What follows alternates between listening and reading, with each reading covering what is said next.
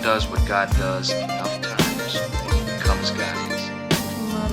You put it together, you get being wanted and desired enough times. He believes he will become one who is wanted and desired and accepted. Because God has power. And if one does what God does enough times, one will become as God is.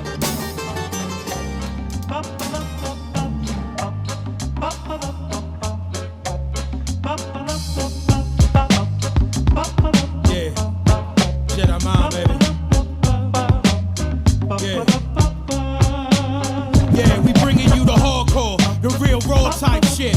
You ain't never seen nothing before like this. It's all real, all ill and all natural. We all kill, all still that blast at you. I like blood, I like tasting your flesh. I like slugs, I like David Koresh. I like anything that's related to death. I like any king that can reign with his fist. Now back to the topic at hand. Steadily shine, shine steadily with my fam. I'm the one who put the nail in the cross. I'm the one who told the world about an alien corpse. I'm the one who brought the truth to the light. If you listening to me, you couldn't lose in the fight. Abusing the mic with the force of 5 lions. Anybody fucking with past can die trying.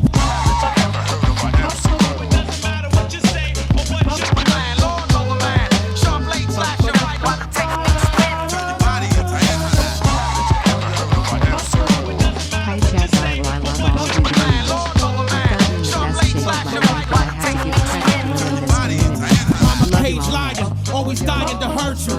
Always a believer that my rhyming a virtue. You just a heathen and you lie like the church do. I can't believe it that Allah has cursed you. You too commercial. You still a disgrace. You like to sit around with women watching Will and Grace. I can't understand your sweetness. You should try to hire a therapist to beat this. I'm being facetious. You should heed this. I'm the one who hammered the first nail in Jesus. I'm the definition of toxic. Anyone who ever got close to me got sick.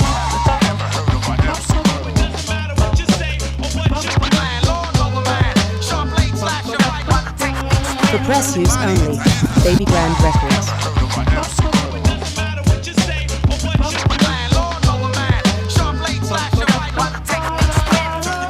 We like heavy metal, listening to Sepultura. Remain calm, study Islam and read Taurus. You can't follow the past, so man chill. You can't study the math, you can't build. You can't understand what I believe. You drown in an ocean of God and can't breathe. It's like I've been involved with beef since the days of the cross motif with the garden reef. I learned how to work Ladies and gentlemen, I learned how to rhyme and to teach it to y'all. I'm speaking to y'all. Just finishing a little dinner. Real rap, real slugs, real clips, and real bats. You real Rare rap, Sunday stream. And that's how I feel. And that's the reason that I got a reason to kill. Yeah, follow me, daddy. Jajangmyeon. One more track. Let's get it warmed up. Ladies and gentlemen, coming to you from parts unknown, I am Will Neff, and I want to wish you a very hearty hey now. Cut. New Rat King. Canal. Stop. Stop. You best stop. My way on the west side. Highway or get high. My way hanging at the left side of a skyscraper. My words had drifted. Sideways migrating in the tri-state. My state. Thinking no violent, thinking that I'm clean. Cause when I spit, you see my veins bulging out. Holding touch from my blades. Then he used to cut cold cuts 5 ways. 5 ways? Then slim, extra slim, large, extra large. My rhyme spectacles, seize time, perpetual. Back before I was ape, I was a vegetable. Life form, try on to be calm, an icon. I once was an ion, now I'm icon. Aim up, I got some ion. Let the pound my brow, make it dog uptown, come down, hustle like a now. What the hustle all about? Sweet kid with a free crab house on his couch. Let the pound my brow, make it dog uptown, come down, hustle like a now. What the hustle all about? Sweet kid with a free crab house on his couch. Rip days, think canines, DK minds, now wake mine. Always gave me the chance, but I stay blind. I live me lots of love. So turn for me to say, promptly this, know what's done, so Lennox. I lay, I'm my guest. Without the stress, let's digress. Sweated 17 summers, so surely you're my nest. Suckle your stoops and your honeycomb coral chest. Hocking the sounds, hover the heights, but you don't have the rest. Feeling trodden talents, cause they tear to your flesh. And trodden all the nectar, neat your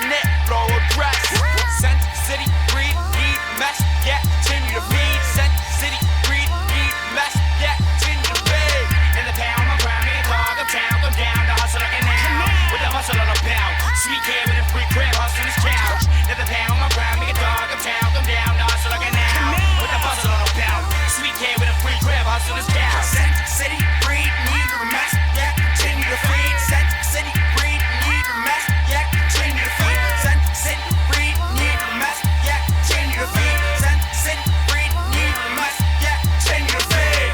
The city gets lit up. Get up, wake up. Open your eyes, wake up. The city gets lit up. Get up, wake up. Open your eyes, wake up. The city gets lit up. Better check up. Ladies and gentlemen. Oh! Asteroid Ninja. Prairie Fairy.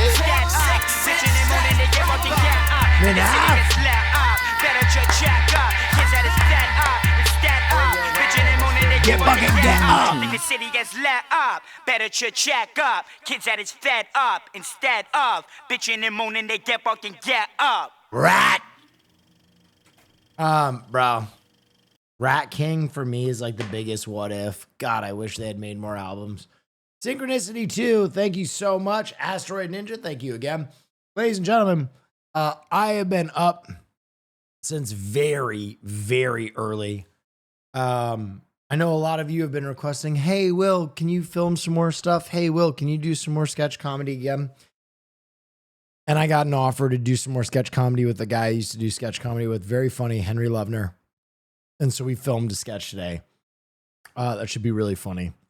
And I don't know when that'll come out. That'll probably come out in like a month or two. Cool. Neff approve. Quasi B, thank you so much. But yeah, I've been up filming all day. Doing a little acting. And now I'm spent. Everything Now show when? Dude, I love Everything Now show. That's when I just got to get on the books, man. I wish there was more time. What do you think of Lazarus? I have smile gripes, but it was good overall. I thought it was phenomenal. Bro, Lazarus was fucking insane. For the first episode of something, just like setting up the plot, it was so fucking good. It was so fun. The whole time I was just like, yeah. Goddamn TikTok making me match cock-sucking shapes. They aim to the armpit so that you cannot use. That's for cool. Neff art neffing. Thank you. Who wants to know? Guns anymore. For the one. Vietnam traps? And then we have the rolling trap. This one, when you get stuck inside, if you want to like pull the soldiers out, cannot also stuck again. For the one. Window trap. Jesus Christ.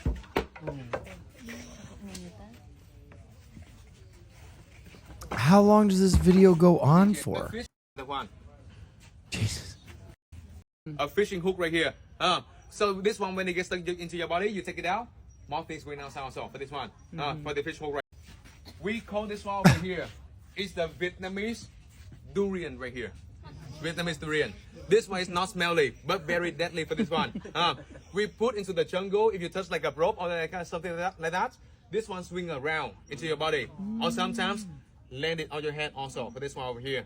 For Jesus the Vietnamese durian. Christ. And the last one that I want to show you, what do we call this one? The door drop right here, right? Yeah, you open a door, it would swing when down. When they go into your body and into your house, they were not like friendly people. They would not like knock the door, but they kick the door. So when they kick the door, this one swing outside, as you say.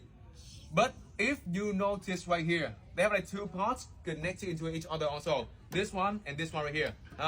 Why did they make the two parts like that? Do you know? So one would hit you Because in the back dick. then, the GIs, they were like professional soldiers also. They knew something would go outside when they kick the door. So they keep the M16 of this to stop this part over here.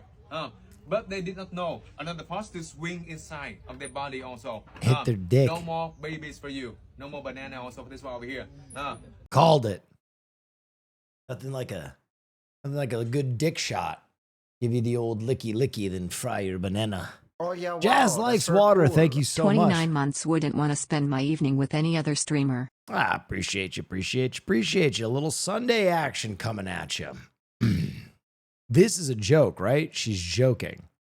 Dude, I saw this. This is so weird. Jennifer Coolidge says Nitwit the Villager is her favorite romantic film partner ever.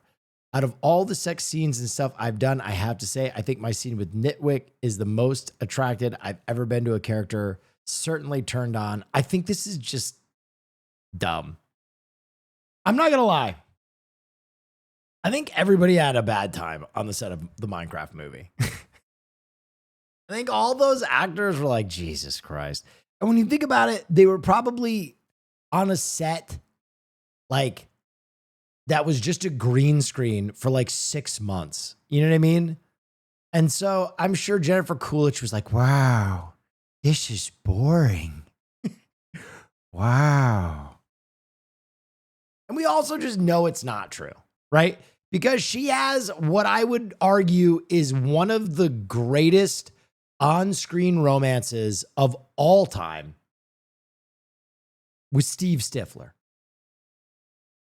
Stifler and Jennifer Coolidge have one of the greatest on-screen romances ever of all time. I had a HS teacher who was a tunnel rat in Vietnam. He would never talk about the war. One time he tried to talk about it and you could tell he was overcome with emotion. Oh shit, I After totally we calmed him down, he said it was insane how effective their strategy was. The strategy of showing whole. Okay, that was a long donation about showing whole. Yeah, who's the guy that seduces Stifler's mom?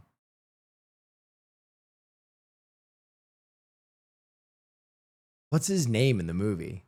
Finch! That's right. It's Finch. Dude, I have not watched American Pie in forever. Yeah, her romance is with Finch. Finch and can't even. That's the romance. Stifler's mom and Finch is like classic. Classico. The Classico. Did Will talk about Lazarus? Not yet. Someone just asked if I liked it. I can talk about Lazarus.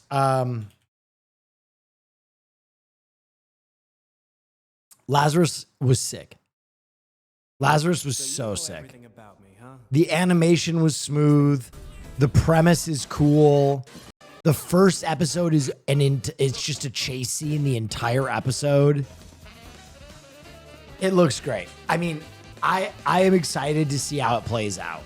Also, the thing that I love is that all the promotional material we've gotten for Lazarus is obviously only from the first episode. It's obviously only from the first episode. So we're going to get a lot more. Not sure how I felt about the dub, but I'll give it time to cook. I thought the voiceovers were really good. How do you feel about the original Aeon Flux anime? Aeon Flux is cool. I like Aeon Flux. It's definitely weird. Give me so much Bebop vibes. It was awesome. Yeah. There's a rumor another American Pie is going to call almost a American year of staying Funeral. dangerous. Oh yeah, wow, that's very cool. Thank you. Love your so streams much. and look forward to the pod every Monday. Thank you. I don't know if another American Pie could ever be what the first one was. The first American Pie was just so like, I don't know. It was interesting because there were so many teen depictions, and American Pie was the first one where I was like, oh, these kids are like kind of, it's funny and it's like blown out and like accelerated, but there's a piece of this that like, oh, I get this. If that makes any sense. I remember they were telling parents at one point that they should watch American Pie to better understand their kids, which is hilarious.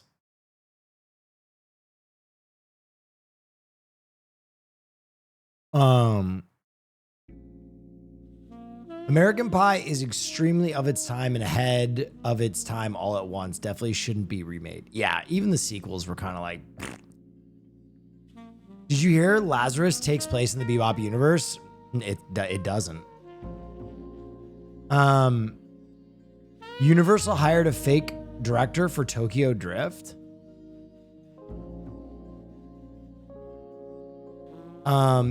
It's not in the Bebop universe. I can almost guarantee that. During the filming of The Fast and the Furious Tokyo Drift, the crew filmed in Tokyo Shibuya district without official permits to avoid legal complication.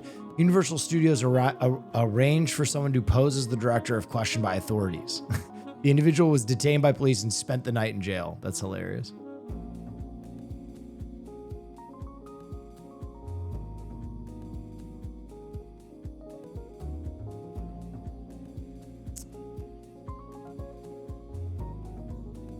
Oh, yes. And the first article that came up is Watanabe said all of his stuff is in the same universe. I mean, I don't think that's true. And Shinichiro Watanabe himself is like, don't compare this show to Bebop. So why would he set a show that he doesn't want to draw a comparison in the same universe?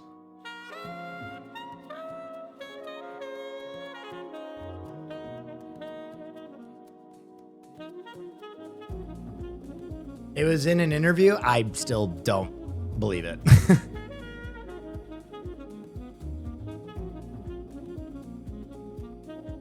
One thing about his son is going to do a little bit.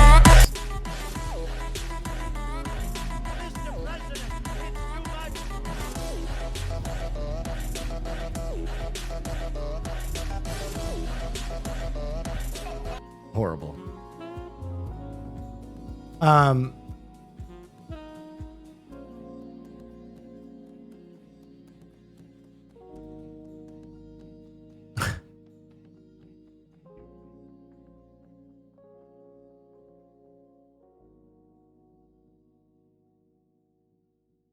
Here's the interview.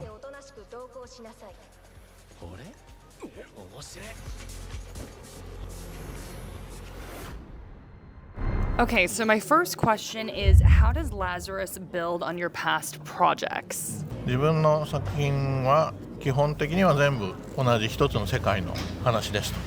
Wait a minute! Carol Tuesday, Space Dandy, all of them? Of course.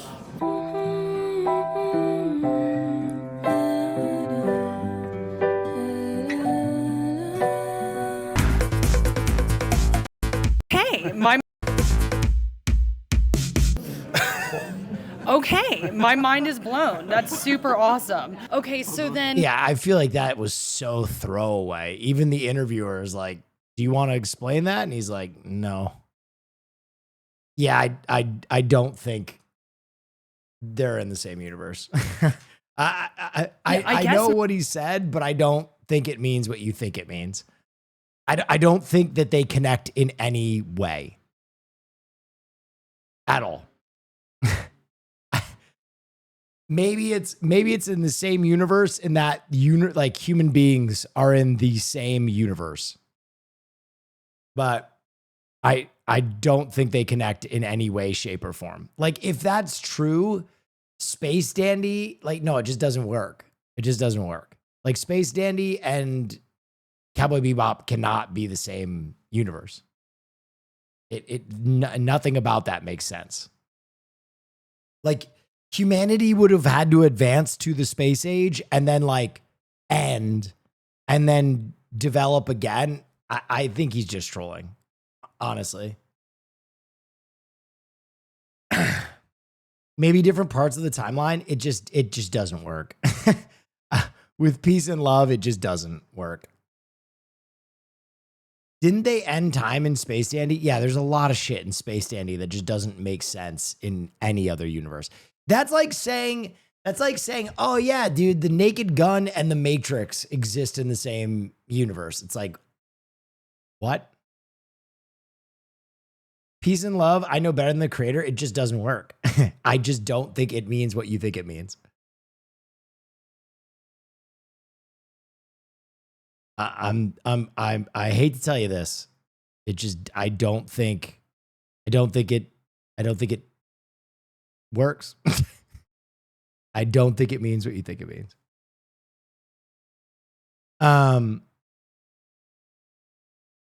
Did you ever watch Terror in Resonance? The name sounds very familiar. I can't remember it though.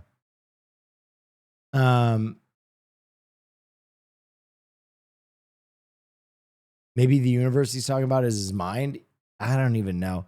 Valkyrie was reportedly cut from the Minecraft movie after announcing she would make a cameo. Fans are speculating she was removed because she claimed Jason Momoa.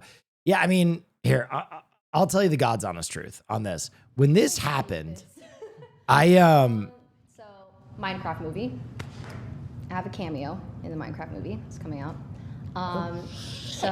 So when this happened, I don't want to play it too much or give it too much attention because I like Ray a lot. And I just don't want her to get any negative attention because when it happened, I went, damn, that's bold because I know Hollywood. And if you talk out against a major star like 2 months before a $200 million movie goes live, like, you know, that could very well have repercussions. But I think she did it for a good reason. You know, she felt like she was protecting the crew and she seemed very genuine about it. But, you know, I don't know if you'll ever get a straight answer on that. I don't think the studio would ever come out and be like, yeah, we cut Ray because she spoke out against Jason Momoa. But beyond that, like, just to make things clear, she could have been cut for any reason, right? People get cut from movies all the time. Like Mac from Always Sunny got cut from the fucking Deadpool movie for time like this year. You know what I mean? So it happens all the time. I think a lot of people are speculating. I don't know if there's any real evidence or there will be any kind of evidence on this, but I thought, you know, that was a big W for Ray speaking up for the cast and crew in the way that she did at possible detriment to herself.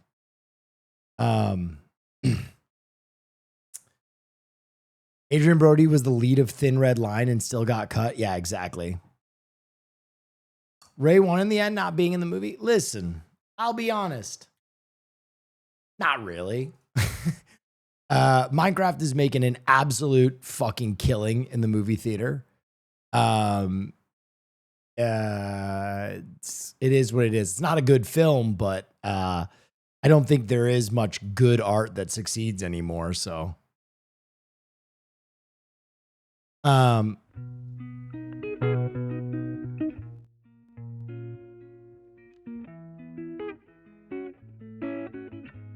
watched Princess Mononoke in theaters today and had such a good time. Good on ya, dude. What a time to go watch that project while the entire internet is fucking grifting that work too. Fear and when Cutie isn't here. Fuck you. Suck my dick. Fear and when Cutie isn't here, it's the majority of the episodes. Oh yeah, wow. Cutie has a cameo at this point.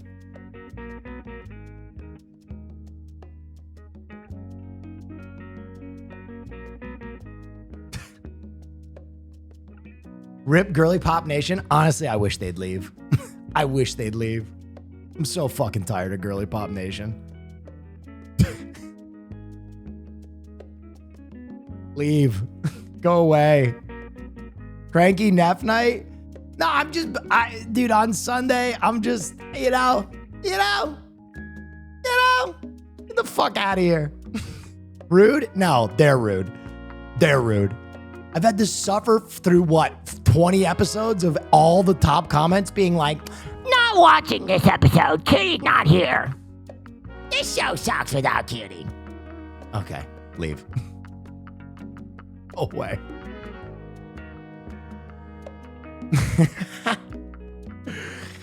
No, I love Girly Pop Nation. I do. I've been up since 9 and with peace and love, I don't want to be called a fucking ape right now. With peace and love, suck my cock. Same energy, right?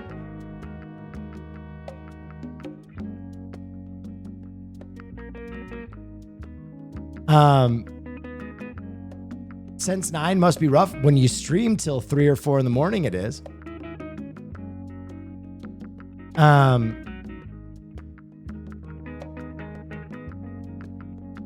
Oh yeah, wow, that's very Never cool. Stop the Pod. Never stop the pod. Who The said show the must pod go is on. stopping? Pod's going on, and Cutie's gonna come back, and the girly pops will rejoice. We will heal. We will be back together, and I won't have to suffer through all the fucking digs that I take in the chat from the Girly Pop Nation all the time.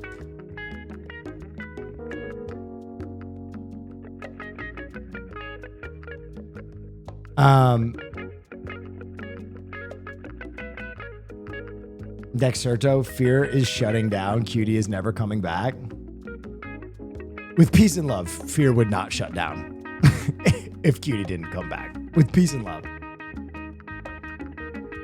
The only member of Fear End needed for Fear End is Hassan. As long as Hassan is on that pod, it'll keep running. The rest of us are disposable. Marsh? Not even.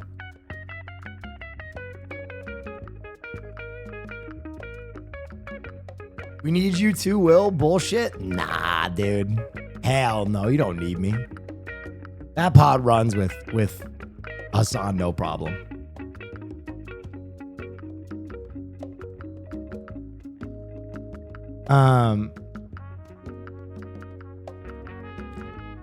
They forgot you did a podcast as a duo for like 2 years. That's true. You're the brains of the pod? God, I hope not.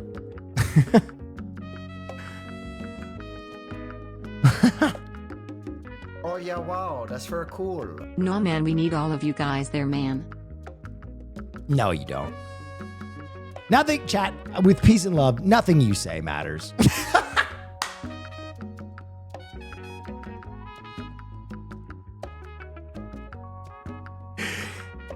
With peace and love, it's just not reality.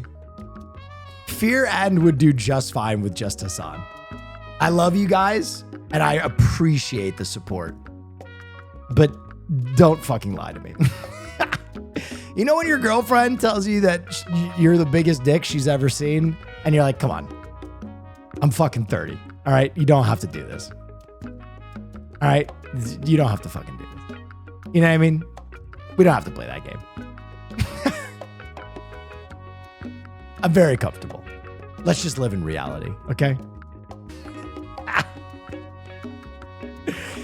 Let's just live in reality.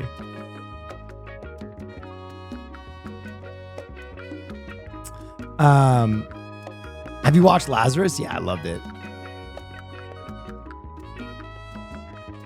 Seems like you're talking from experience. Yeah. Yeah, women be lying to save your ego. And the fact that you don't know means that you still believe the lie, which is crazy. That guy's like, dude, I fucking... I'm the Mac, and I'm the best she's ever had. She says that all the time. You want me to put a fucking nipple on top of it for you? Drink your milky? Wake up. Wake up. You're asleep. Wake up. Not gonna lie, if Austin streamed consistently, he'd be a way bigger streamer. I think you're wrong. I think you're wrong. If you're just talking about CCV, I think Austin is brilliant in terms of like when he does a stream, the entire platform shows up, right? Like his CCV for his events is crazy. Like he gets like 30, 40,000 every time he goes live. There aren't many people that can do that. Like, do I think he'd be like a 10, 12K Andy every day? Absolutely. But if you're talking like pure CCV, I don't think you're right. And Austin agrees with me. It's why he doesn't stream more. He's trying to keep his CCV as high as possible so he can sell his programs for the, or CCV, or CCV, concurrent viewership, as high as possible.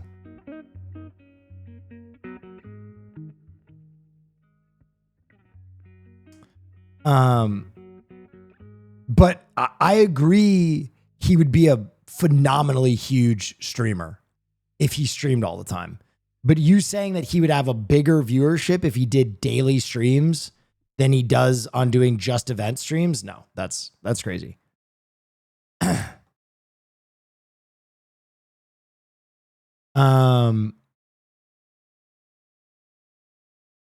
Pacino on cocaine and heat. I don't know if I've ever said it. I might be breaking the law now, but I'll say it. The character I played is a guy. He's been around. He's done a lot of stuff, and he also chips cocaine. Give me all you got. Give me all you got. And I always thought that was a choice we made, but yet not showing it. She got a great ass, and you got your head all the way up it. But there is a scene in it where it goes by really quick, but which we never got into the film. And I've always wanted to say sometimes, just so you know where some of the behavior's coming from. Okay? When I think of asses, woman's ass, something comes out of me. The grossest. Listen, I'm going to tell you right now. Superhero. I'm going to tell you right now. With Peace and Love, fuck off, Al Pacino. You were just doing drugs on set. Come on, man. You're old enough that you can admit it. Like him being like, yeah, there was a secret fucking method acting style part of my character where he's doing cocaine and you just don't know it and you just don't see it. And it's something that it was going to be in there, but we didn't. My man was bumping it. My man was bumping it. There are a few movies where they talk about the production of the films. The other one that they talk about like that is fucking Blues Brothers. Blues Brothers, they talk about that film and how like it was just a absolute fucking debacle how much cocaine they did on that set. Also, I don't know if you guys know this, it set the record and then eclipsed its own record of most cars destroyed in a single place. That was crazy. They like couldn't insure Belushi at a certain point because he would just show up fried. He would show up to set absolutely fried. But yeah. When people are talking more about bumps than lines is a good recession indicator. No, serious people do bumps. Addicts do lines.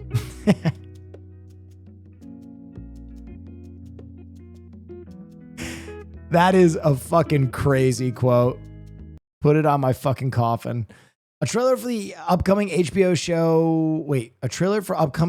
shows has been released, including a new look at Task, Peacemaker Season 2. Oh, fuck. Give it to me. Let's try something different. No matter what it is.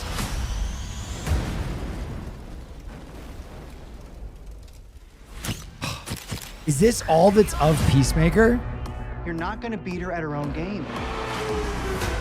How's your brother doing? How's your face doing? You want to keep it? You gotta finish that journey. You gotta win. There are just some things everyone agrees are just wrong.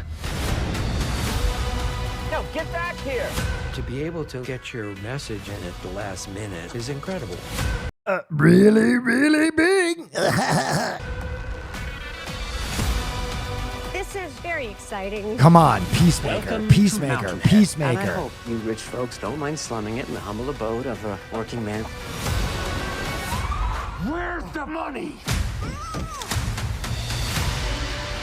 Let the circus begin. I'm so excited.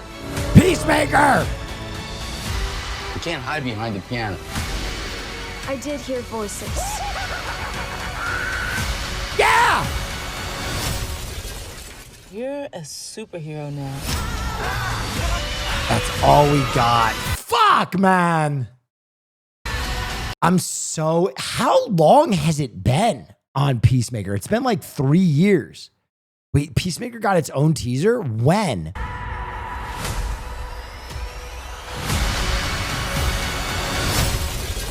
Bro, they're keeping it stingy. They're keeping it stingy. 3 years. haters, man. Golly, it's so unfair.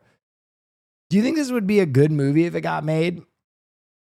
Seth Rogen reveals he once tried really hard to make a Where's Waldo movie. Waldo does nothing. He literally is just hiding. The shit happens around him is more interesting. Everyone's asking, where's Waldo? We're asking who's Waldo. I'm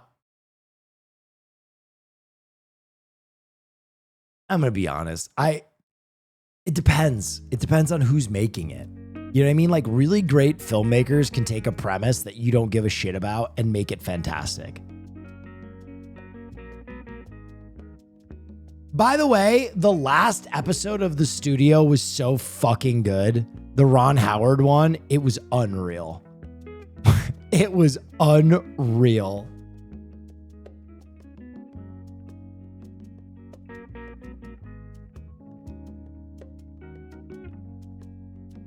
Studio is amazing. It's the best thing on TV right now. It's so good.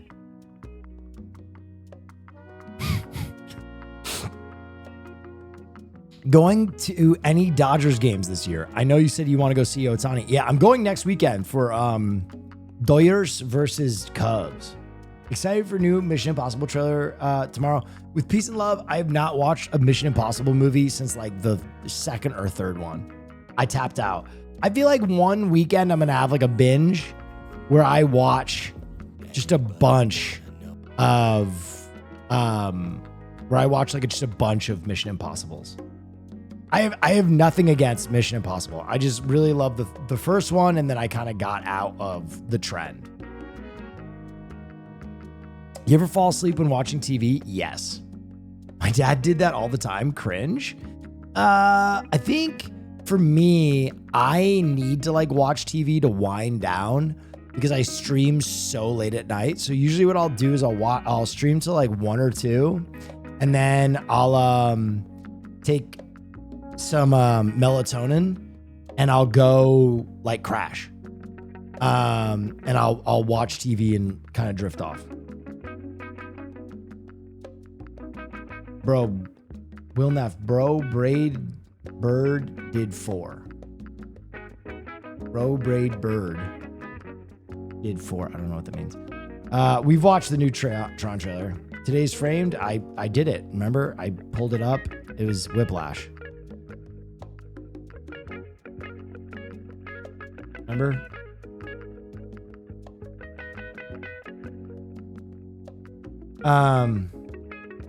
What do you think of the new Survivor season? I don't really watch Survivor. I just watch it on stream. Alfonso Cuarón seemingly confirms he's in talks to direct the next James Bond. I hate James Bond. I don't give a shit about James Bond. Are you going to be playing Schedule? Yeah, I played a little Schedule. Schedule's fun. Capital D : James Bond was never good. The Rock is the only good James Bond movie. The rest are boring.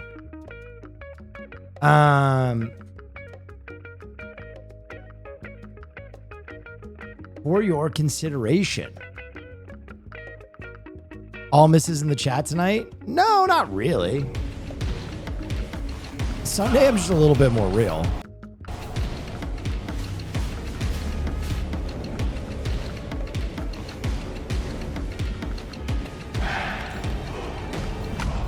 This looks interesting. I mean, this looks crazy.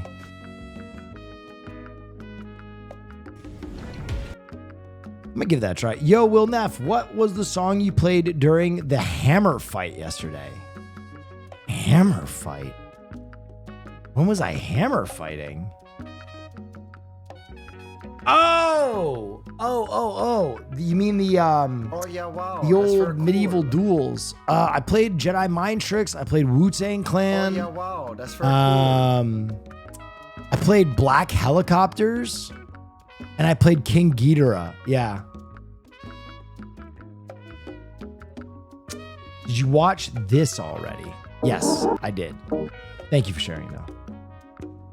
Hey, Will, why do you stream so late anyway? I've just always been the late night streamer, to be honest. I streamed for a long time during the day, and I had no success whatsoever. And then I started streaming at night. and I started doing different stuff, and people started watching. So I just stayed here. These are my people. This is my time slot. High concept TV shows now feature impressive visual effects, sprawling fantasy worlds, and elaborate. This is called Why Severance is So Visually Brilliant. I'll take a look. Costume design We'll see and if we get it. makeup. How does a show that mostly takes place in a white windowless office end up being one of the most visually striking TV shows ever made? Flip through popular shows today and you'll see a lot of the same kind of thing. Vaguely floaty, handheld, and steadicam shots that drift around characters without a lot of clear motivation. The lighting is soft, low Wait, spoilers? No, it's literally called No Spoilers. You're fine. contrast and imprecise. I'm not saying all of this is necessarily bad cinematography. There's a lot of variety and range and quality among the shows shot in this style, but we've seen it countless times, and I want to establish what the baseline is for a lot of current TV so we can see just how stark the contrast is when we go from this to this. Yeah, Severance does look good as fuck. First thing is, it's bright. I don't know if you guys have noticed, but over the last like 15 years, television and movies has gotten so impossibly fucking dark that like sometimes it's not even like registering on your screen if you watch during the daytime. It's crazy. Severance immediately feels distinct in the midst of the crowd. This is even more impressive when you consider the fact that the show could have... Now the glaze is crazy? No, Severance is a head above everything else on TV. ...easily been incredibly visually boring. A lot of the shots are effectively someone speaking in front of a white wall, someone speaking in front of a ceiling, or people walking through a hallway. Even the cinematographer herself almost didn't sign on because she had concerns about shooting a show that takes place almost entirely in a sunless office, but yet it works. So how did they pull this off? How did the creators of Severance transform what could have been bland and mundane into something that isn't just visually unique, but which also tells a compelling visual story? Our first clue is found here, in a photo of an unassuming, empty corporate office. Oh my God, dude. I don't know if you guys have ever worked in a space like that, but nothing will bring you closer to suicide than sitting in a cubicle like that. Subject so mundane and bland that the idea of documenting it feels almost absurd and pointless. But the longer I look, the more I see something unsettling. This is just one of many photos found in... I was a toy cubicle guy.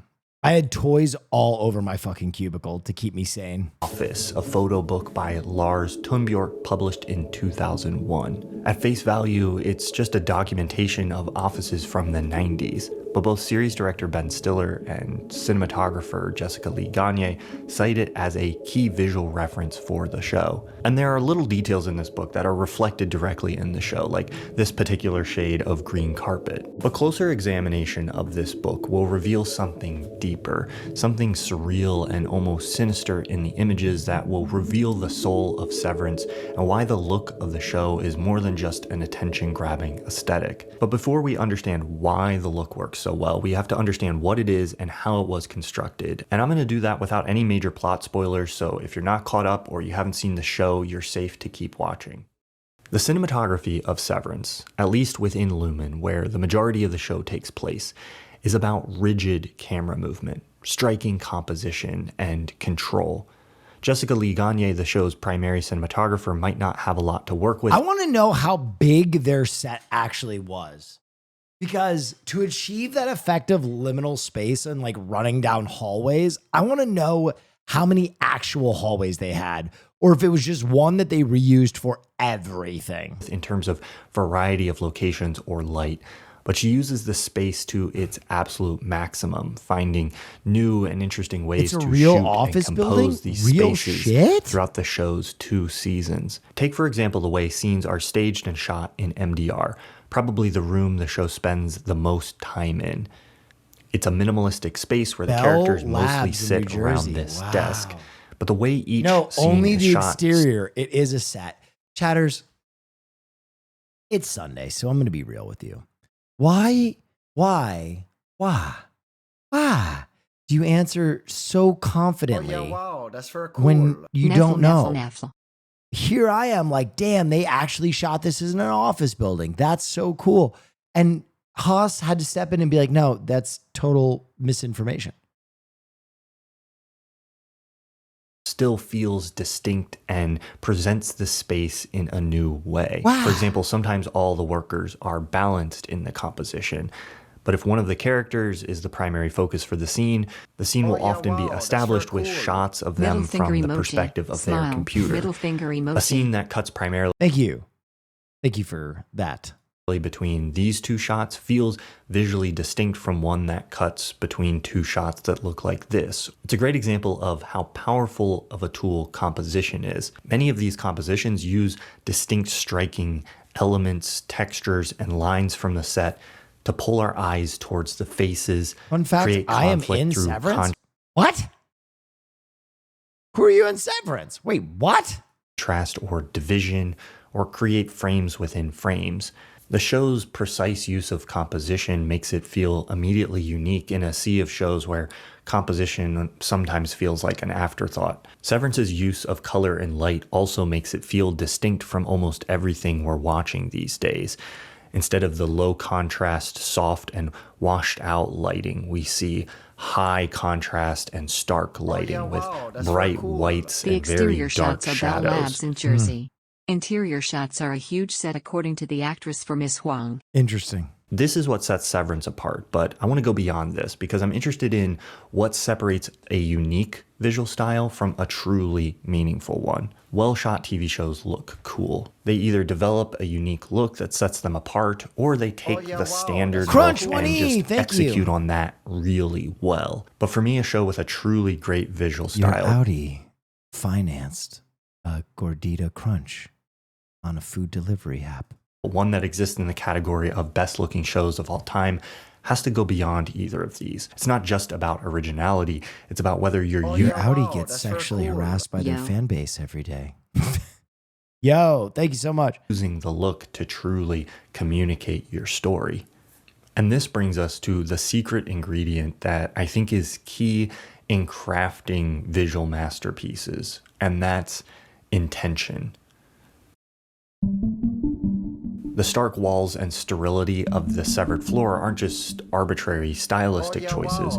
They reflect the inhumanity of Lumen, the blank slate. I love you so much.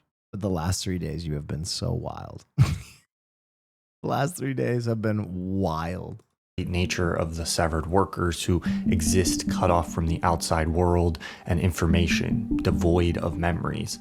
The angular and boxed-in compositions aren't just a cool way to catch your eye, they're a visual expression of the way these characters are trapped and imprisoned by their environment or internally divided by severance.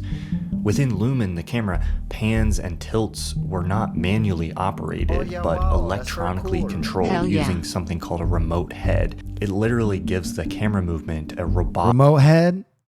That's what's up. Thank you so much for the prime. Inhuman precision. And the only time handheld is used within Lumen is to show a breach in its unrelenting control.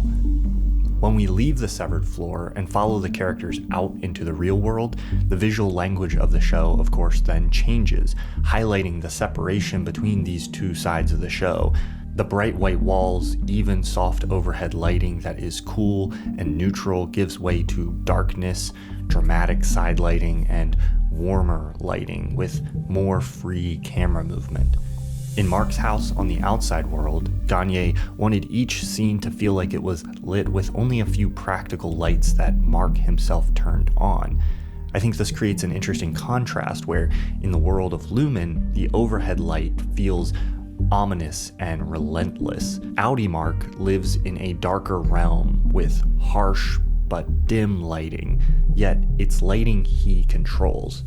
It illustrates how something that's more visually appealing on a technical level can become oppressive when our ability to control that environment is stripped away. Lumen feels like a sterile prison, and the outside world feels much more free, but one isn't obviously better looking than the other.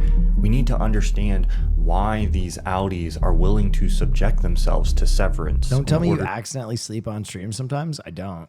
To escape their world. Why did you say don't tell me? This is what I mean by intention.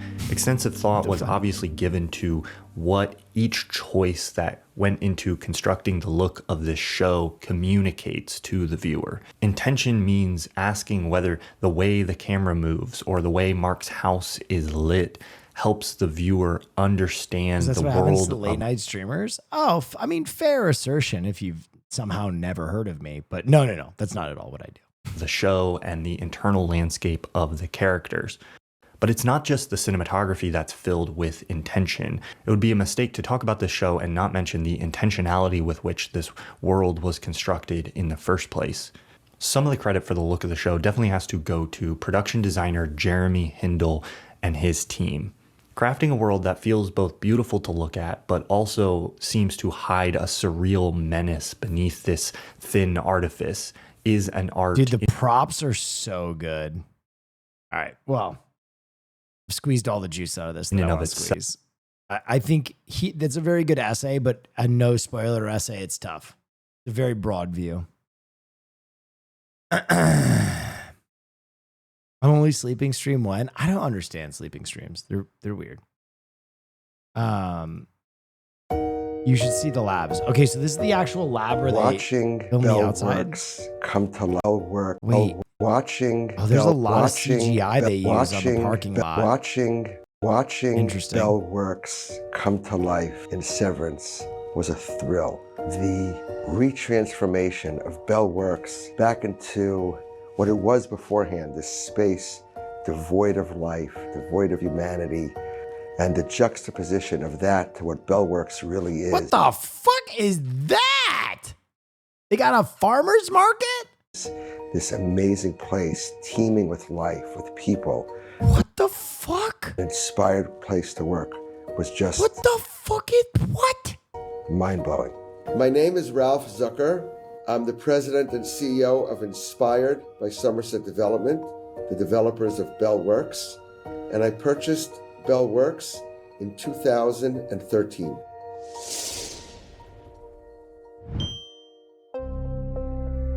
What company is it?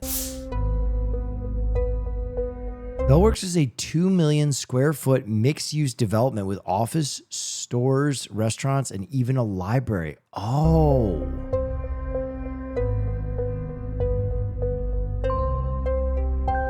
Says this firm bought the property, 27 million.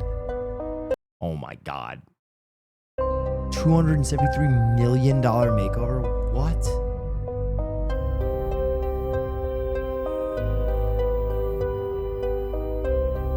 Innies and outies. I knew a little bit of where I wanted to go design-wise. There was a location manager at the time who brought up to me Bell Labs, and we looked at it, and obviously our heads exploded, and we went to see it, and it had been restored. It was cathartic. It's like they just finished it. It was meant to be. What I love about Bell Labs is that it is similar to the show in some ways. Originally, Bell Labs was building a community of all these amazing engineers and technicians to live, to raise their families. They shared everything. Like they had farmers markets. That is so crazy. They just have offices in there. They had all these sort of things, and that was so beautiful and interesting. And it's like, Lumen's sort of the same, just took the wrong path.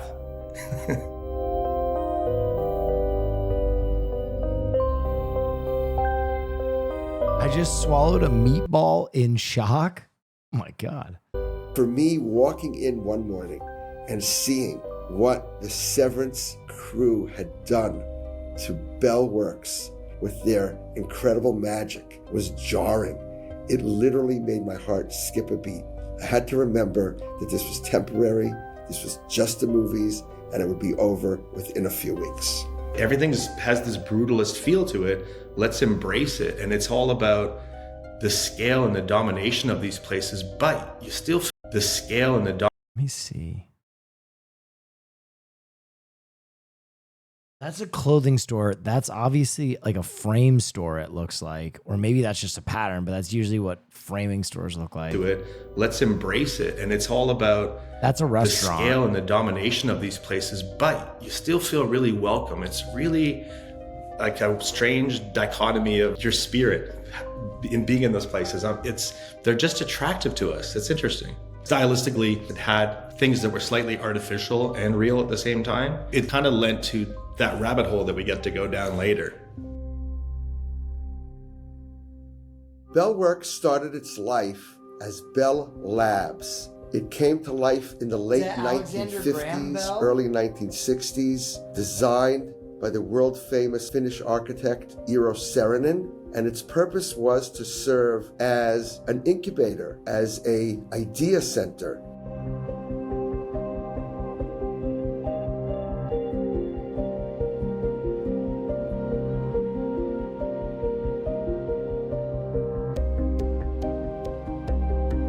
Corporate restructure.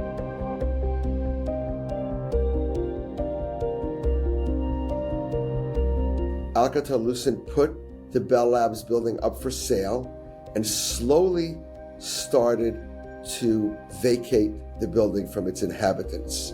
When I first walked into the empty Bell Labs building, I found the building devoid of life.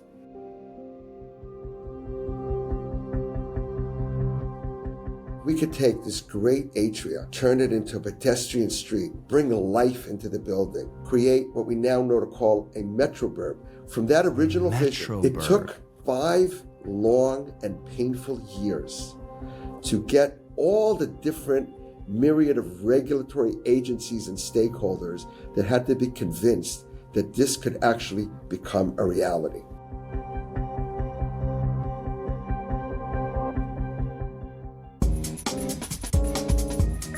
Dude, renovating Bell Labs and turning it into Bell Works took many, many years. It could not all be done at once. We slowly but surely started renovating different spaces. We created 7 model offices. We did each space, interior spaces, as we looking like leased the them up. Severance office building. It is the Severance office building.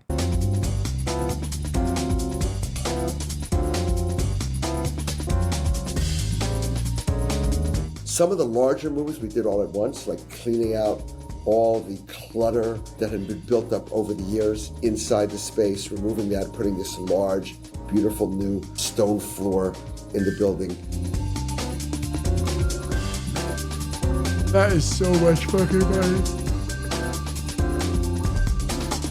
Wow. NVIDIA works out of the Bell building? It's not an office of just one place. They're building a community for everyone to be together. It basically together. has 6 gyms. What? In this day and age, I think is really special. They put a lot of money into it, and they created something that's got a library now. It's got kids nursing. It's got everything. It's like it's the same kind of community-based idea. I really don't find it that dissimilar in a strange sort of way. It just happens to be the nice version. Personally, seeing young people walk around and talk about architecture, be wowed by architecture, by interior design, by art, I don't think there's a better compliment, and some of that is just by going to the space. You don't need to sever somebody's brain to get them back into the office. Bell Works is a canvas. My man came up with that a week ago. Honey, I have that interview coming up about our building. I've been working on something. You don't have to sever your brain to enjoy going back to work. What do you think? I love it. I think I'm going to use it. I don't think there's a better compliment, and some of that is just by going to the space. You don't need to sever somebody's brain to get them back into the office. Bro, he's been sitting on that for a week. He has been sitting on that. Bell Works is a canvas, a blank slate for people to paint the picture of their daily lives. You can paint a gray. I mean, it looks like a cool fucking office building. I'll say that much. Boring, mind-numbing world. You could paint a vibrant, alive space. What you do with this great place is totally up to you. It's like, wait, it looks like all the small businesses outside of the offices, like a tiny mall, there are 6 gyms. What? 6 gyms. I'm not going to lie, that would make me come.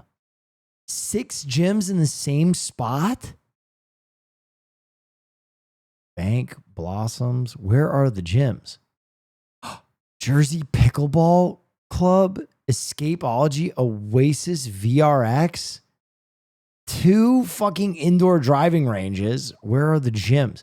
Oh, Armor, Martial Arts Academy, The Bar Method, Performing Arts Academy, F45, Fitness Factory Health Club, Renaissance Pilates and Wellness. Oh, dude, that's so hype. That would literally be my dream office building. Dream.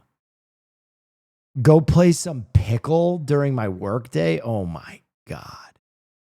Are you kidding me? Okay, he actually sold me. You don't have to sever your brain to want to go back to work. In my opinion, the Phoenicia Diner is the icon. Severance dinner or diner? Behind the scenes at the, what is this? I mean, this food looks good and I'm hungry. Iconic diner of the Catskills. It's a magical mix of the location that we're in, the scenic views, certainly the food, and the people that work here. We serve 160,000 customers. Oh my God, that looks phenomenal. A year.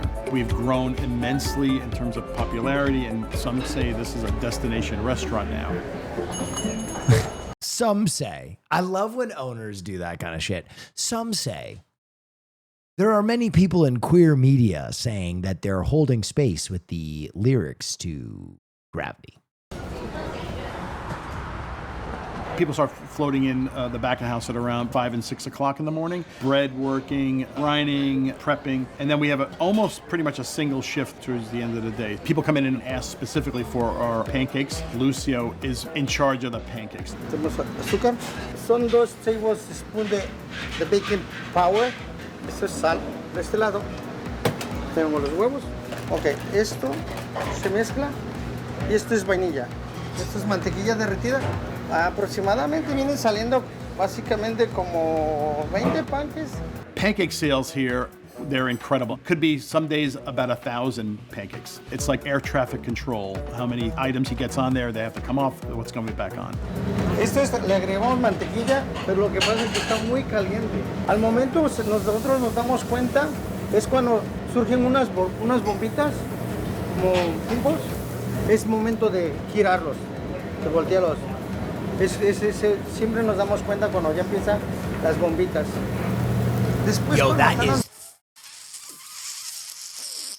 thick pancake batter. Bombitas como estos, solo dura como 30 segundos están listos los pancakes.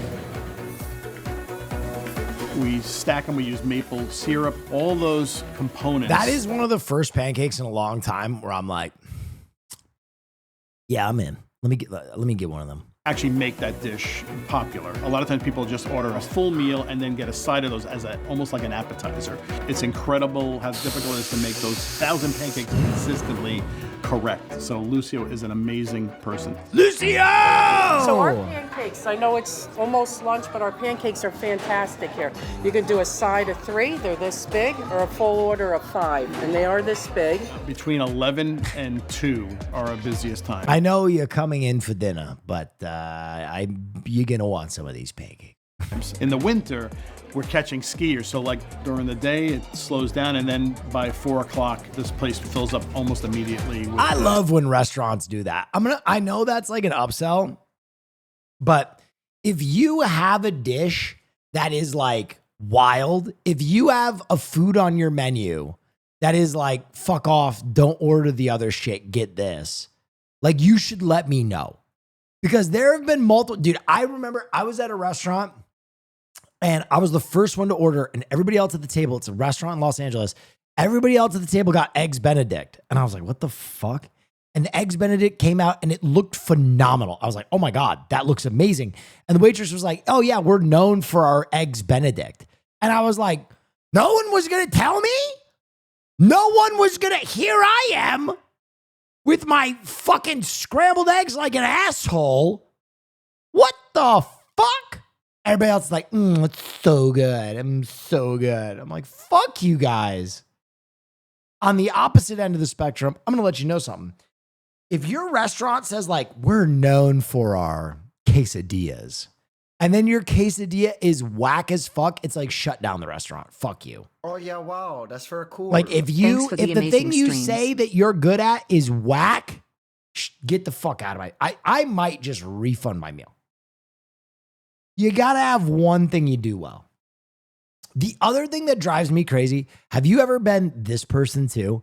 This drives me fucking crazy. If I'm looking at two things on the menu, right?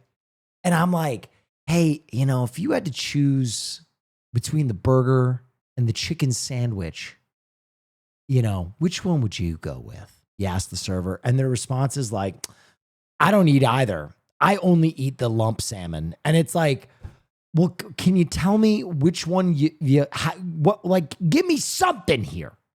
Give me something. I also start to not trust a restaurant if I'm like, what do you eat here? And they're like, I don't eat here. And I'm like, oh, okay. Skiers. One of the other items that is a popular dish is a Reuben, which is, again, one of those diner staples. And Jesus, he's back there brining those for days. Okay, son 4 cuartos de sal. Le echamos 2 libras de azúcar. Le echamos la pink, la sal. Waiters in Turkey tell you I shouldn't let you order that. That's so base. Es para que la carne no salga oscura, para que la carne tenga su color rojo. Esto le vamos a echar unos 20 dientes de ajo. Le vamos a echar 1 taza y cuarto de mostaza, anís, clavo, especias, fennel, pimienta, coriander. Ponemos también azúcar blanca y le echamos también la miel. Eso lo utilizamos para el Reuben, para el corby de ese hash. Y ya nomás echaríamos lo que viene siendo para que hierva. Se tiene que hacer cada... You gotta wonder, how did the guy who literally doesn't speak any English get so good at making Reubens? How the fuck did this guy become the Reuben master? Do you think he was like a Reuben master before he got to the restaurant? Or do you think they taught him the technique? Did he bring his own Kaizen Reuben technique? That's interesting to me.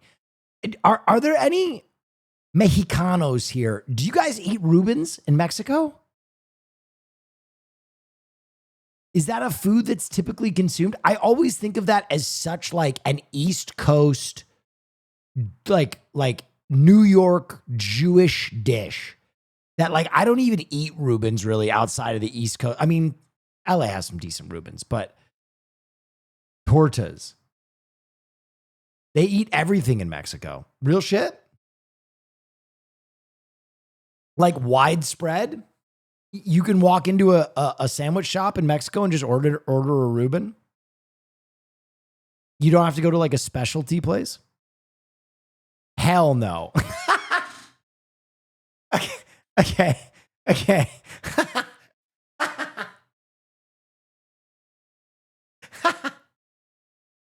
That response was so funny. I was just wondering. My question was more as like, does Mexico have a bunch of Reubens? And I guess the answer is no. Para que hierva, se tiene que hacer cada semana, porque tenemos que estar marinados por lo menos. Tortas of gas? Oh, do not denigrate the quality or deliciousness of tortas at all. I was just more wondering if that's a food that's like commonplace in Mexico.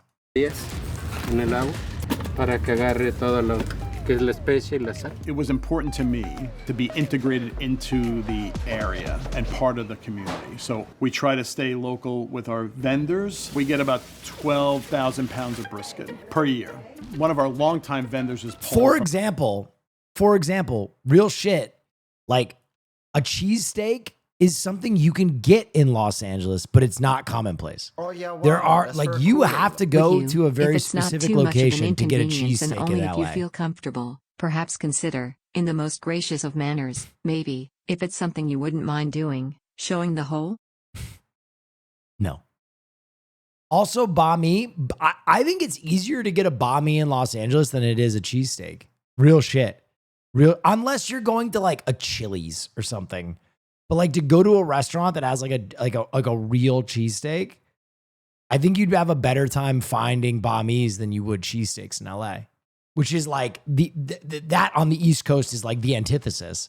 That's more what I was saying. From Veritas, and he's been with us basically from the first day we've opened. And he supplies the meat for our corned beef. We have a new chef here. Wallen handles most of the ordering and taking the deliveries in. Thursdays, we get a lot of our big deliveries in. We're ordering about 160 pounds of brisket a week. Anytime you're in San Pedro, you have to go to Busy Bee Subs. Busy Bee Subs. Okay, I actually want to look that up. I'm out here checking everything, produce and meat and everything like that. Mexican sandwiches are hitting for. Tortas. Busy Bee Subs. What's good with it?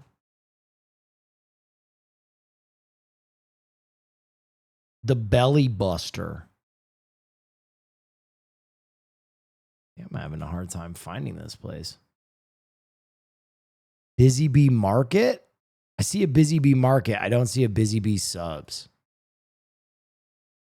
Just to make sure that there wasn't an issue. Reubens here are mostly get sold more of a lunch item, about 200 to 250 a week. That's crazy. The diner over the years has become a staple. The Reuben, in my mind, is the king of the do you want to share a sandwich food items or share a food item. The Reuben, to eat a Reuben by yourself is almost inexcusably gluttonous. The Reuben is always, hey, do you want a little Reuben? I'll have half, you get something. Turkey Reuben, one thing, but a normal Reuben, just, you got to take a nap after that. And on the cusp of becoming a destination restaurant, guests come here and take incredible love some onion rings. Photos, and it's just the location. Those look very good too. Is unique and very special, and I think people recognize that often. But it's fire? Didn't say it wasn't fire. Tenemos que esperar hasta que se enfríe la carne porque no la podemos cortar ahorita porque se desmoronaría. Ahorita vamos a meterla ya al cooler para que esté lista para mañana. Hot take, I can't stand Reubens. I don't like the taste or smell. You're not a kraut guy. Kraut is the last barrier. When you learn to love the kraut, that's when the Reuben really starts to hit. Aquí ya tenemos ya la carne ya lista. Aquí ya le vamos a cortar lo gordo para que no. Same thing with a pulled pork sandwich. The secret to a pulled pork sandwich is covering it in slaw. Oh my God. A Carolina pulled pork vinegar base with a bunch of slaw on it. Just slop that up. Lleve mucha grasa. Hay que también ver cómo cortarlo, porque si tú lo cortas así para comerlo, no se puede. Es como si estuvieras comiendo chicle. Tienes que buscarle la forma. Quitamos lo gordo y vamos a cortar así. Esto viene siendo para el Reuben. Oh my God, that looks good. One of the other popular dishes is corned beef hash, which is also the same corned beef that Jesus works on for the Reuben gets used for that hash too. So he's got a role in a lot of the popular dishes here. Primero lo que se hace es sartenearse lo que es okay, let's see los what's chiles, happening la here. cebolla, la papa, se sartenea y ya después se pone en un skillet, se mete dentro del Yo, horno. he put big meat in the hash. Caliente y ya de ahí es como vaya queriendo el cliente si quiere unos huevos. Yo, that is absolutely unfathomable. How much meat is in that hash? I've never seen a ratio like that. Unos scramble, unos ovejas. Les gusta mucho a la gente, viene de la ciudad, de varios, que les gusta mucho la comida de aquí. Sure, small is this and a large is like that. Okay. So on a staffing standpoint, I'm very proud of the fact that pretty much everybody who's 10% potato hash? Yeah, that was a little unruly. Now was here almost on day one. One person who works here that stands out sometimes to me is Mona, who's a server here. And she's just an amazingly warm person, very genuine. The staff is hyper local. We pride ourselves as being ambassadors to the rest of the cats. What the fuck? Hyper local? You're a diner, I hope so. What the fuck? Hyper local. We may be your first stop, and we wanted to make sure that you're enjoying that trip, because that ensures that you're going to come back, not only just to us, but to the area. We have a bread program here that's run by Nelson. He makes our rye bread, our sourdough, rolls, and brioche. Para empezar, vamos a poner 9 libras de agua. 9 libras de harina regular. It's near a ski mountain, so there's a ton of tourism. Oh, okay, that makes sense. That makes sense, I suppose. Harina todo uso. También le agregamos 3 I mean, not libras really de... with the staff, not really. Not really, but like I guess maybe they bring in seasonal help at like ski runs is like I don't know. That still to me is like harina semolina y también 3 libras y media de harina rye. Ahora agregamos aproximadamente como unas 4 onzas de Monty G. Tweaked, geeked and locked TFN. Yep. Good shit, my brother. Good stream. Ah, thank you so much. de chocolate en polvo. Este ingrediente es para dar el color, porque el rye ocupamos que salga un color como cafecito, no ocupamos un color blanco. They live in en the el rye. Baco in 27 Luego months. Thank you for the agregamos 27 months. una libra de caraway seed. Yes. Judging by their accents, the cooks are deaf hyper-local. Okay, y That doesn't mean that they don't live near there. They might be Guatemalan in origin, but they live near the diner now. agregamos 9 onzas y media. Esto es long stick. A la cantidad que estoy haciendo ahorita se le agregan 8 onzas de azúcar. Y también le agregamos lo que es 8 onzas de levadura. Nope, they commute. Oh no. Haciendo pan yo trabajo aproximadamente como unos... Best stream ever, in my opinion. Are you new here? Are you having laughs for the first time on this platform? You know what's interesting? I think that's like a lot of people's reaction when they watch me for the first time. They're like, oh, this guy is pretty funny. Monty G, thank you so much. Yes, surprisingly, not surprising. Oh, Monty G!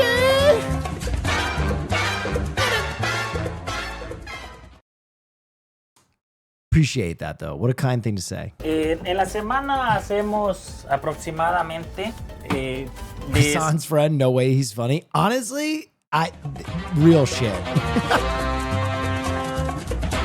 Roms, thank you so much. Roms _ thank you so much. Jotblot, thank you. Dude, dude, you know what's crazy? I do think that there is a percentage of my audience that are like Hassan haters that come in and they're like, man, this guy's gonna suck. And then they come in and they're like, okay, wait a minute. Wait a minute. Why I'm laughing. Wait a minute. What's happening? Wait, hold on.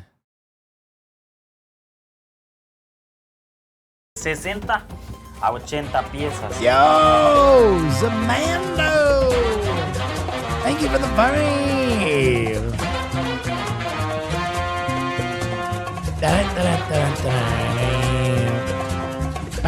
See, someone in chat said I really dislike Hassan. That's fair. On the right day, I dislike him too. If you catch me on the right day, I dislike that piece of shit also. But he's also my best friend. So there are a lot of days that I love him. But no, I do. I think a lot of people think that like we have a very similar product, and then they come in and they're like, oh, this is so different. So the recipes that we're using today are the ones that we had developed in the early stages before we opened. I also want to say the ethos of this place is, from a chef standpoint, we also want the chef to have some flexibility. So we always leave room for each chef that's come through to kind of leave their mark on the place. If somebody has Is it really your best friend if you're not disgusted by them twice a month? True. Southern background, there may be a few more Southern dishes. Half the kitchen is... Hassan is like very flighty, and that's like when I get like, I need you to lock the fuck in. And then on the opposite end of the spectrum, I'm super emo sometimes, and I can tell I burn him out. I know Hassan hates me when I get crazy emo. Like if I get really depressed, I'm like, what's the point, man? maybe I should just fucking blow my brains out. And he'll be like, oh, shut the fuck up. Oh yeah, wow, that's very cool. That's like, we've known each other long enough. I think that like we can have that relationship now. Thank you so much for the subscription. From Puebla, those menu items and flavors make their way onto the menu. Ok, ya tenemos los fry cocinados. Oh, that's some good looking bread. This diner originally was in Long Island, and it was relocated in 1982 to this spot. I bought it in 2012. When I bought it, we implemented... Don't look at my Hassan hours. You've been subbed to Hassan for 54 months. Sniped. A few changes, and not a 40-page menu, but have it down to a placemat. It was me going through all my childhood diner favorites. So you would see pancakes, you would see... Okay. Real shit, the menu here looks fucking outrageous.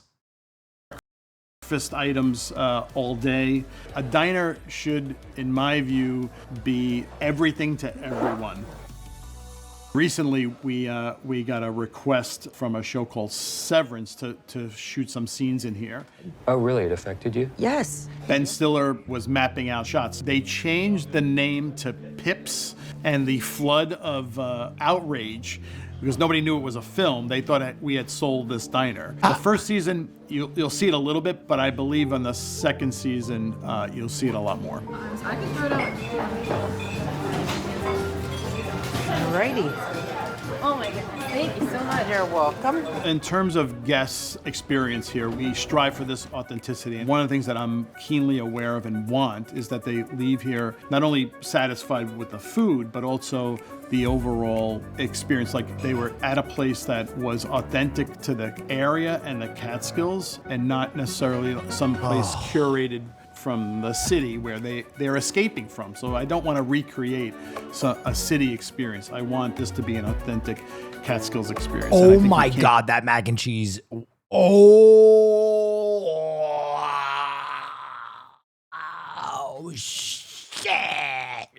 Catskills experience. And I think you can't get any better Creamy. than a diner in the middle of literally nowhere.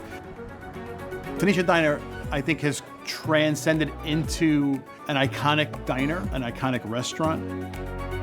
We're authentic and authentic to the Catskills. It's been my goal from day one, and I think people feel that, guests feel that when they get here. That'll be $60.99, please. Oh, come on. You're being a cynic. We can look this up. We can look this up. Let's look at their prices. I'm sure they have them online. How much do you think that sandwich and mac and cheese is? I think no more than $17. Come on. Make me a hero. Oh! Did I hit it on the fucking... Where is it? Where is it? Where is it? It was a sandwich.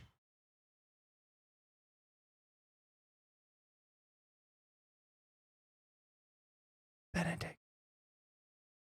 Breakfast burrito. Lunch. Come on. Come on. Where is it? Reuben. Yes! Woo!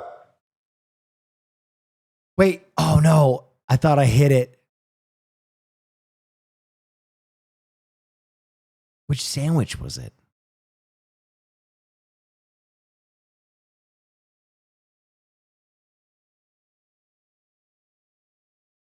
Oh, it's got to be this.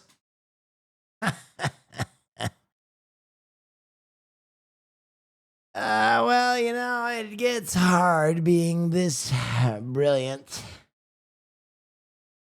It gets hard. Chinatown's favorite sponge Spanish cakes. Cafe opened during the pandemic, 2020. We just sell sponge cake, coffee, tea, and that's all what we do for a living. Dude, I would suck some butt for a fucking sponge cake and coffee right now. I've been baking for the last 32 years in Chinatown. Baxter is my home. That's good.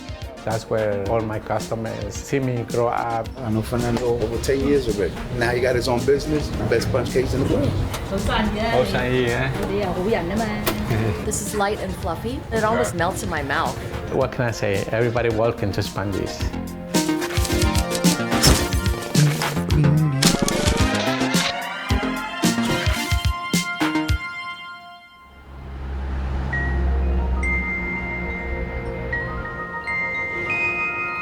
Sponges.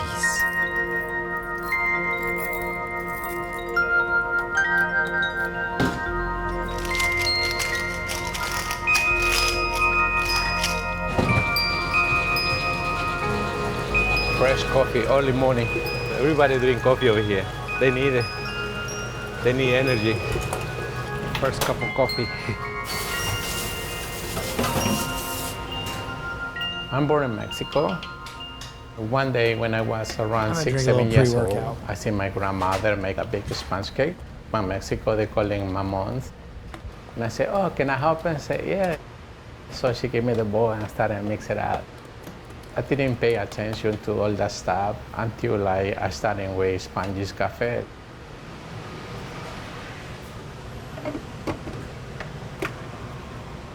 I find a way how to mix the Asian style and the Mexican style to make a full flavor.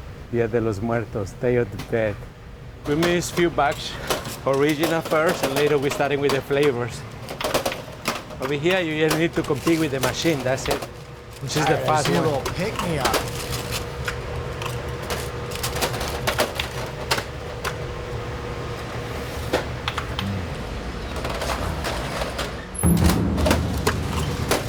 Okay, that. Teletubby custard.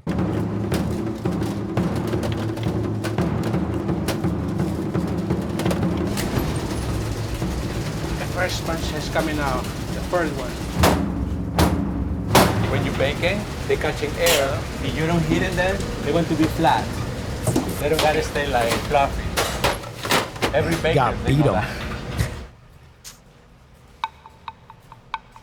that. Dude, now this is a morning routine. He immediately goes over and soaks his face in Saratoga spring water. Don't. Ciérrale, don. La queda.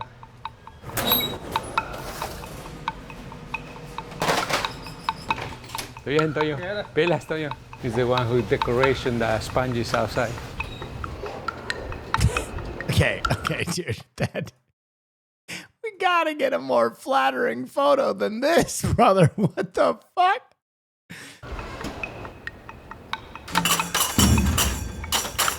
How many sponge cakes do you make daily? Daily? Oh, on summer, around 1,500. Winter, around like 3,000 to 4,000 maybe a day. What?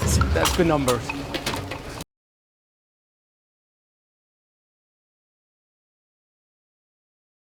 $4,000? This guy's richer than I am. What the fuck? 4,000 a day? What does he charge for a sponge cake? Hold on.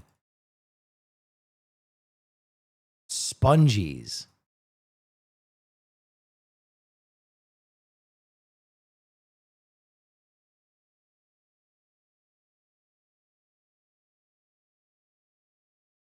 Wait, how do you spell spongies?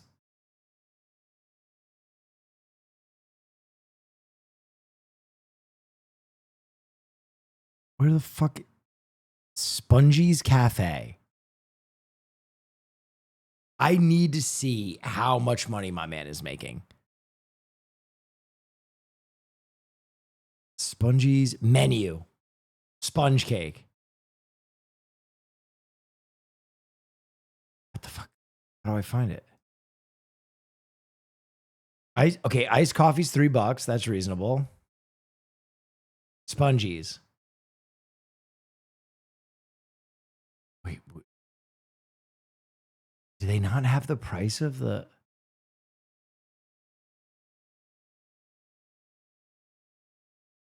What the fuck? $1.50? I don't see that anywhere.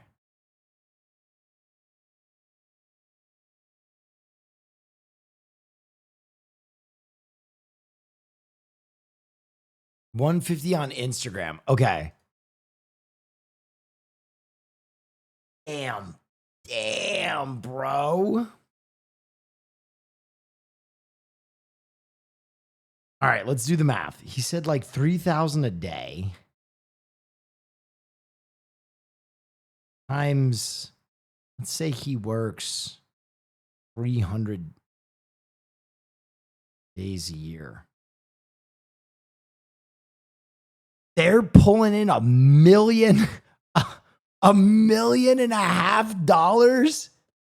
year at Spongies. That's crazy. 325. Thank you so much. Take care. 540. 550. Sponge Empire. Because they know we open at 6 here. Yeah, that's Officially. just on the sponge cake. When they see And that's only if he works 300 days a year. it's open, they just come in and we take it in. We helping them. Estamos ahí. Con cuidado. Morning. My name is Sasini, and I help me everything to the spongy cafes. Hello. Mexicans are OP, too many dollars. Dude, Spongies is crushing it. Morning. Small coffee. Mexicans are off too many dollars. Thank you so much. See you later. See you. Thank you Have so a nice much. day. I love to talk. Sometimes Fernando like, hey, come on, it's fast. Because I like to say hi, you know, before they go to work. Everything good? Yeah, of course. Like a family. They have a line out the door Every day at 6 a.m. we see each other more than family, you know? Love you. Bye-bye. 85 years old. Love you. They have a line out the door before the sun is up. Dude, okay, that's crazy. Yeah, 83. 83. Wow, very strong. Yeah. Oh, this place makes money. To buy coffee every day for my son. Thank you so much. Have a nice Thank day. you. Thank you.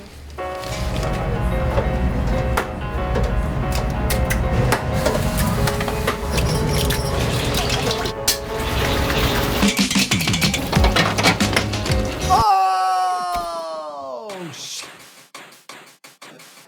Thank you for the bits. They're open 7 days a Take it week. back, Asians too up. That means that they're probably making like, oh my God, that's crazy. I create my own flavors by myself. Everything I create myself. A lot of bosses, they just pay their people, but they never do the job. I bet this restaurant makes like $5 million a year. And rent in New York is crazy, but this is not a big space. Thank you. Bye-bye. The most Oh, that looks insane. popular is cappuccino, pandan. They don't sell 3K a day, but they don't just sell the Spongies. They also sell coffee. Oh, yeah, wow. The that's Spongie very is cool. almost a This place lost took leader over for from the an old coffee. Chinatown staple. He Iced used to work there tea. before My the old owner favorite, taught him and gave him cappuccino. blessing. Really? And pandan coconut. Oh, that's pistachio. That looks bomb fire. When I come to America, I was 14 years.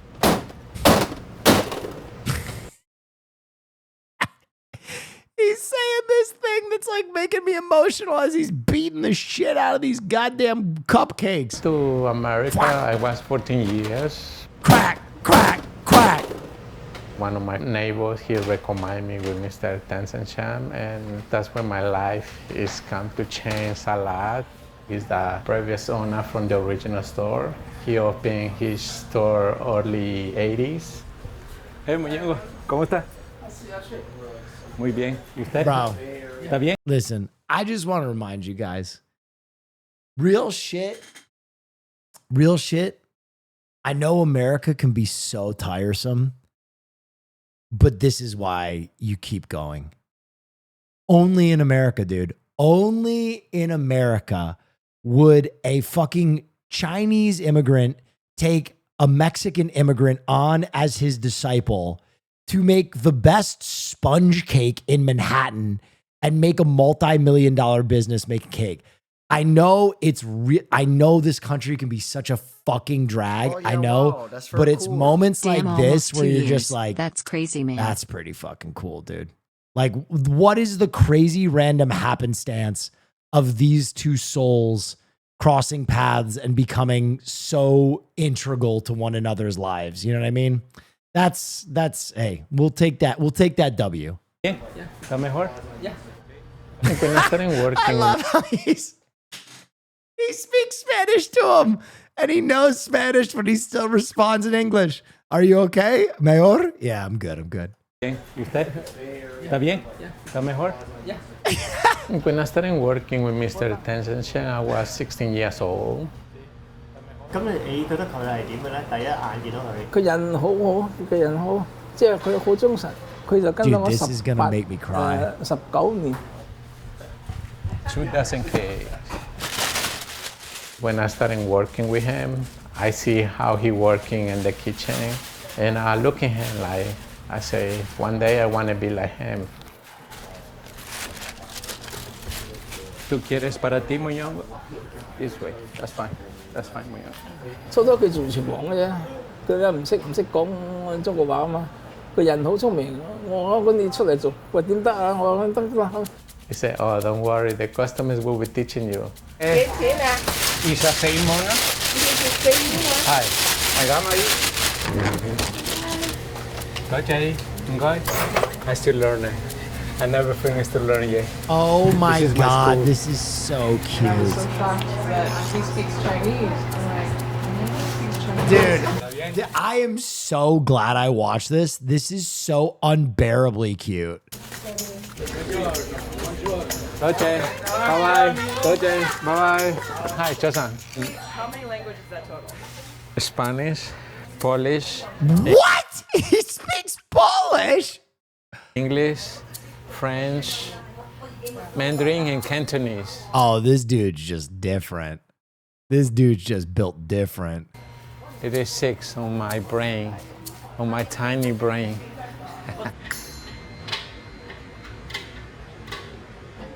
Dude, again, the art of Kaizen, though. I know I'm a white person. I know white people love Kaizen, but you think about it, you devote yourself to something tiny and you become the best at it, and then your life gets better. During the pandemic, it's hard. He get unemployed, I get unemployed. So we just think about what we're gonna do next. I see my customers, my neighbors, they see me walking in the street. They always told me, Fernando, why you don't open your own shop? If you open, we support you. We don't have a bunch of money, but I believe in him. He worked hard because he loved to do this. I never see the fears before we started Sponges because I trust myself and I trust my wife because she always support me. Tell me about where you grew up, a little bit about your childhood before you moved here. Oh my God, am I gonna cry? Okay, we go. Okay, I'm born in Mexico. I come from a big family, like I think 13 members from my own family, brothers and sisters. I grew up in a poor family and we always working hard, helping my mother. It's hard, sorry.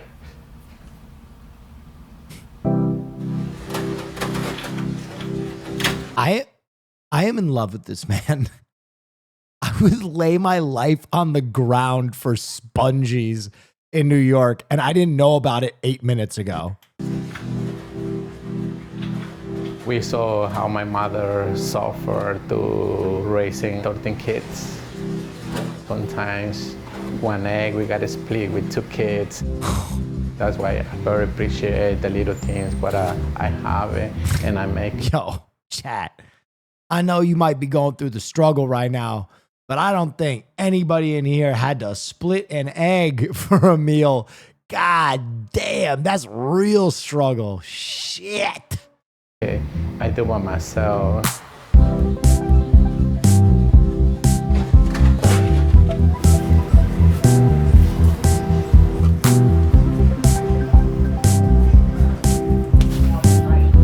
That's it? You got it. Thank you so much. All right, take care.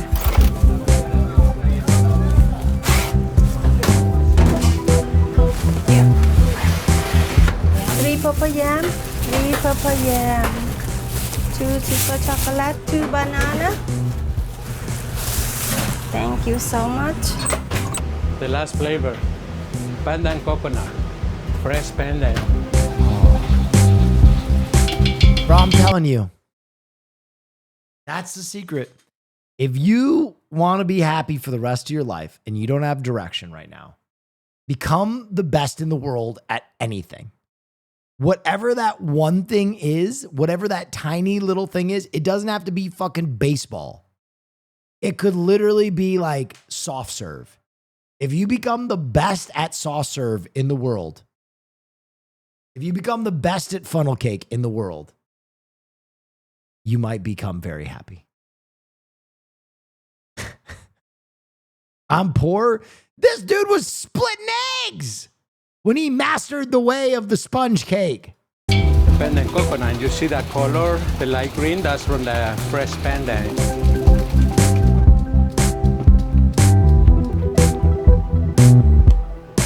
You got to spend hours. That's it. You got to spend the hours. That is it. You got to put in the 10,000. 你點樣覺？你覺得佢嗰啲紙包蛋糕點啊？可以啊，可以。可能或者仲好過我嘅都唔定嘅嘢。我即係佢又改良下嘅。佢舊時我哋 Ballsy. I don't take no shit from anyone. How do I master the way of the whole? Okay.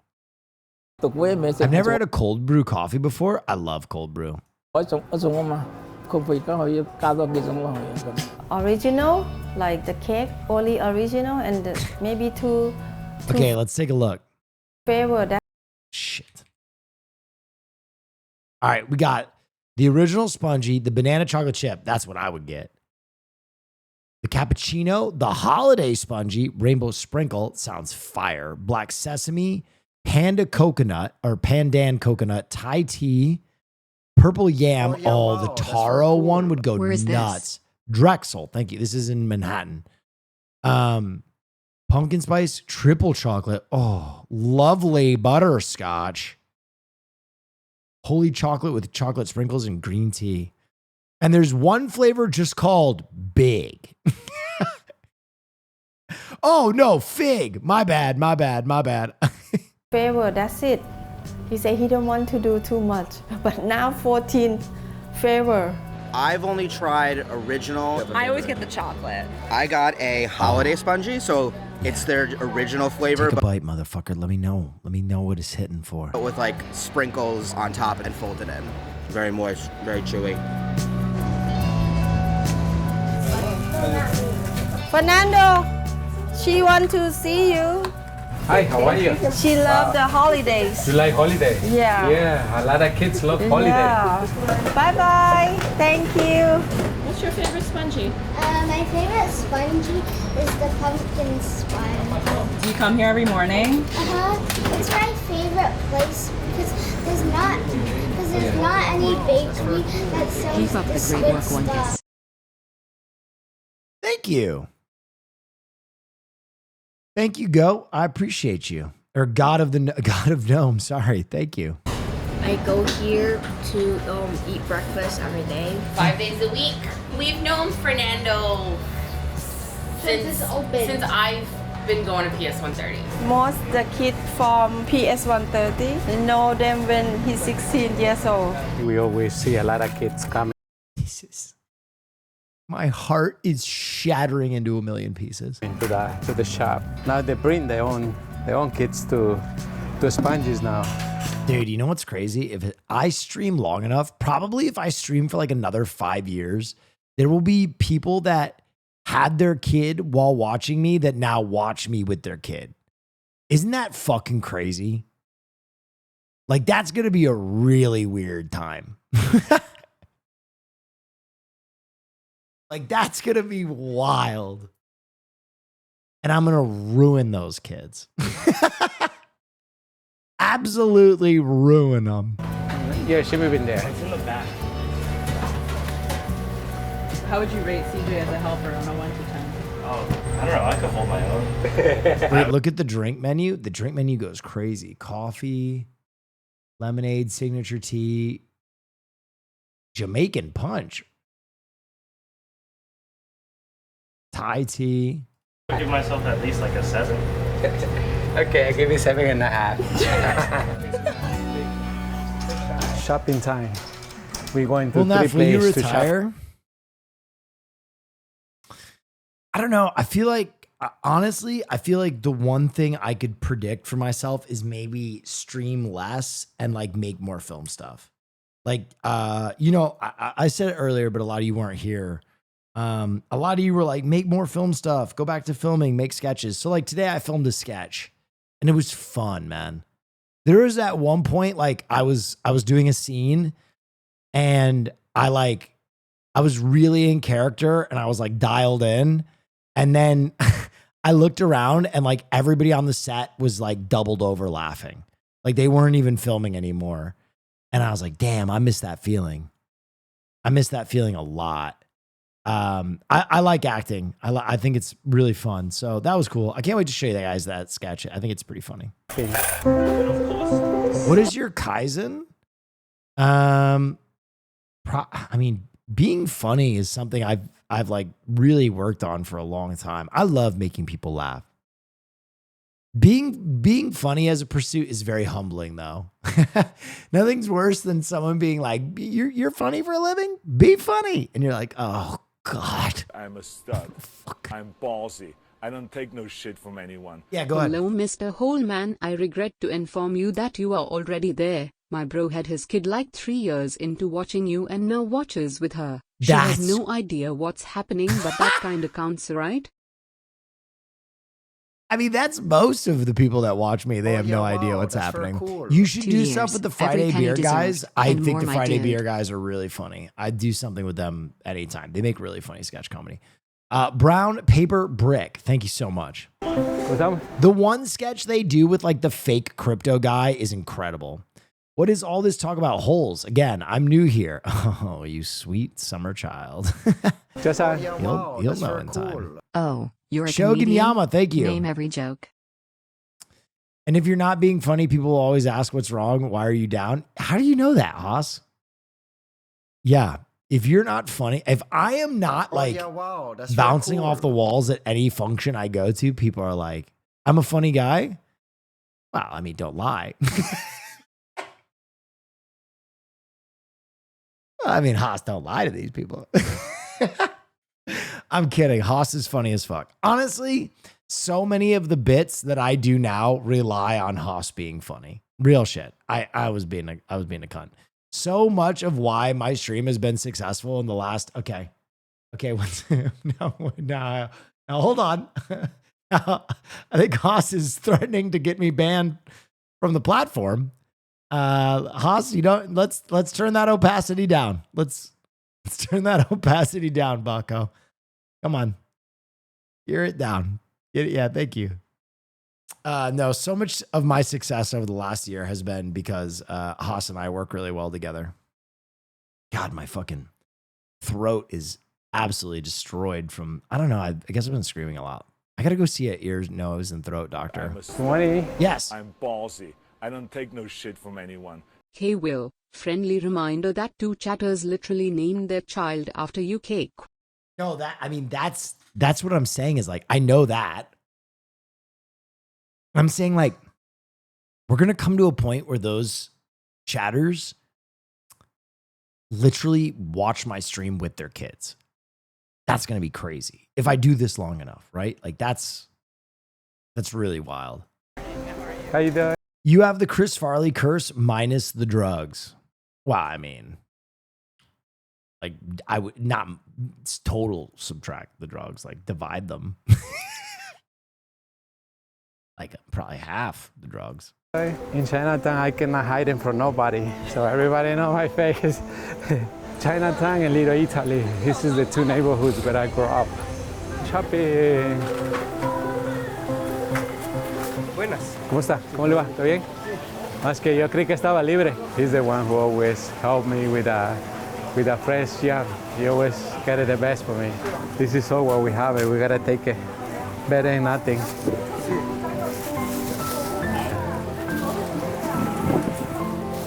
Good enough. Gracias. Cuídense. Sí. Gracias. To our second location. Hey, what's up? Dude, this guy is the king of New York. Okay, now we go heavy. Heavy, high. Oh, yeah, man. No, not anymore. Ready to go. We go to the third spot. It's right across the street. How are you? Good. Everything good? Yeah. Yeah? This is what we got it for the banana chocolate. Hi. Hi. Okay. Ready to go back to the shop.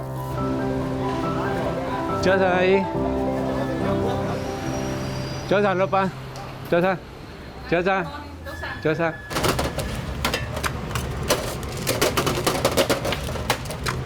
That's that holiday.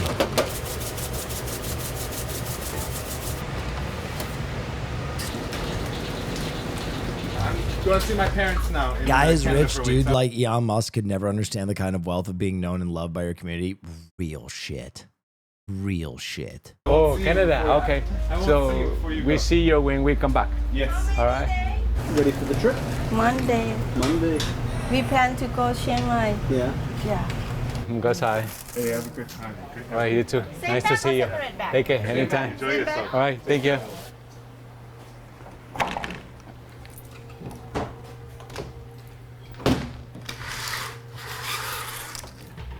Where do you think the pursuit of trying to be funny comes from? A lot of tragedy in my family early on. And I think I worked really hard to make my mom and my aunt laugh. My aunt had a super stressful job. My mom was always tired, and like I just kind of played the clown. And that's where I found like my value in my family. And that just never went away. There are a lot of people like that. I remember Howard Stern saying something like almost to the exact same effect, where he started being funny. Same thing with Chris Rock, where like they would just perform for their families, right? They would just make their families laugh all the time, and like that became so important to my family to be the humorist. You know what I mean?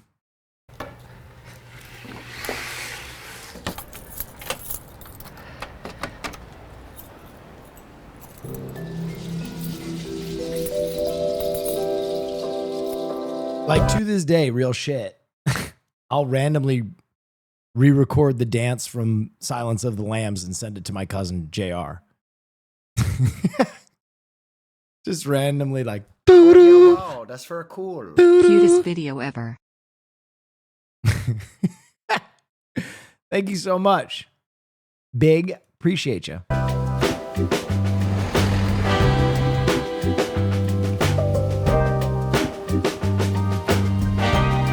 Do the talk? Yeah, I do the talk.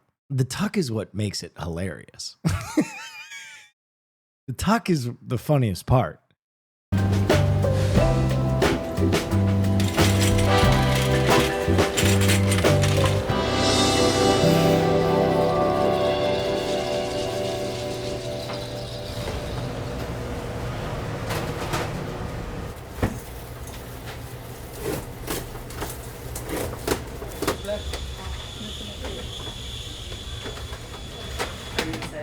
Yes. Always excited every day when I wake up. Sends to me make a video of sponge people cake. getting germs in their butts. Okay, that's not true. That's my motivation and my I'm pretty sure that's not true. You are our sponges. Much love. Thank you, Seymour Buns. My customers. Yeah, everybody missed you. So. You hear the customer said, "Oh, I'm worried. I'm worried." I said, "No worries. Did not leave you anymore." You feel refreshed. Yeah, refresh over there and come back. Jet lag. Jet lag. 3 weeks too long? For you too long or for me? For you. For me, yeah. Yes, see you tomorrow. Happy to have you back. Thank you so much. Sponges is not just make a business, just give me you that and get out of here. It's not like that way. You gotta put an extra love from your heart. You gotta love what are you doing. That's very important. Fuck yeah. For Fernando, he loved the cake. For me, I love to see his dream come true. I feel like, oh my God, we did it. Whatever you Give do, me a do laugh. well, and may success attend your efforts. I always told him, this is your legacy, it's not mine. 佢做得比我更加好，我就更加歡迎。 This is my home. Now, Sponges. Can you imagine living in one of these apartments? I bet it smells so fucking good all day. Jesus Christ.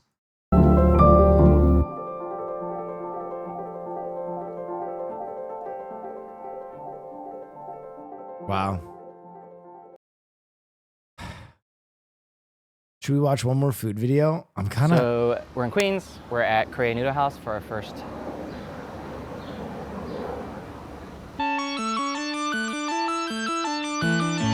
Today's episode is really exciting. It is Jajangmyeon. Jajang is black bean paste. You're Myeon telling me means you're noodle. already tired? Zeke? Is it Zeke? I know you're new, but like suspiciously, you're kind of the guy who's like, oh, dude, make sure you don't fart in the mic. Don't do that. I would hate that. Don't do it. Don't fart in the mic, man. That's gross. Stop. Don't do it. Don't fart. Okay. That is a comedy sketch of a guy putting a gerbil in his butt, Haas. And I was thinking of you. You keep mentioning that you're worried that I'm tired. I feel like you want me to be tired. Sketch? Wait. Haas, find the video online so I can play it for him. It's pretty good. Noodles. Oh! It's a rich dish, truly like deep fried usually. It's a mixture of so many different experiences and cultures. I think I would describe it as Korea's take on Chinese takeout. It's not an everyday food, it's celebration food, it's Friday food. This is a video about finding New York City's best jajangmyeon. I don't really have a go-to jajangmyeon. I've never had this dish. Jajangmyeon.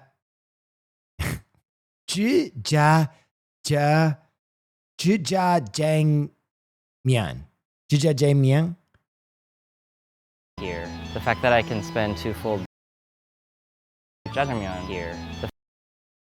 Jajangmyeon here. Jajangmyeon. The fact that I can spend 2 full days just traveling around New York City and eating jajangmyeon is a real dream. Instagram video? Yeah, this is what I sent Haas. It says POV, you do magic trips for kids.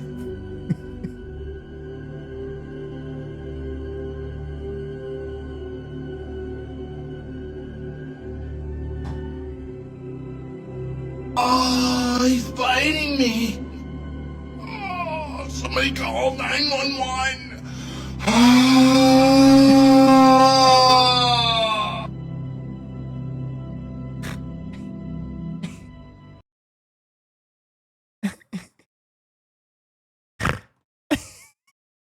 Okay, come on. That's funny. Haas, if you didn't laugh, that's on you. I'll be right back. Our first stop of the day is Korean Noodle House. So let's go.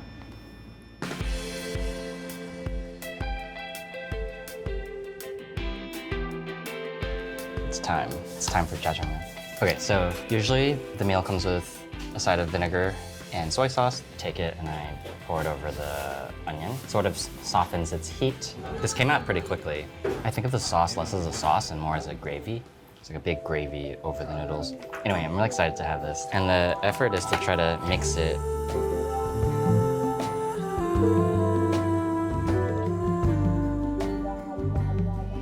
Look at that.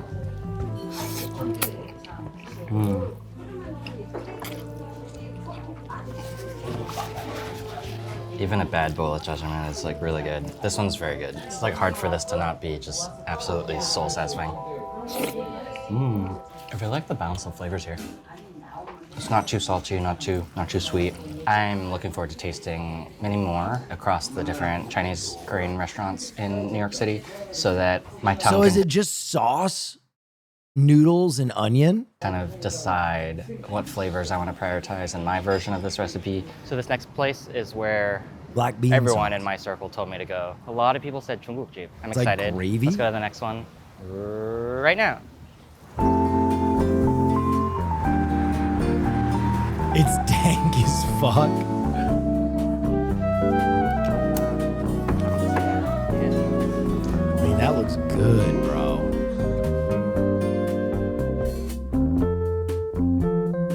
What's really special about this one is John the Barbarian, thank you. If you are You were frying gooning over vegetables food in for it, hours, riding the might as well lightning. throw in a potato. This is more savory than the last place, for sure. Fewer onions, actually. So it's interesting, like, this one has greater variety of vegetables sort of filling it up, and the last place was all onion, which is more often how I've had it. So I love the idea of adding as many vegetables as you want. This dish is making me think about how I want the meat to taste. The last place was super crispy, which is interesting. The meat is less present. It's more about the vegetables in this one. That's cool. I learned a lot with this bowl.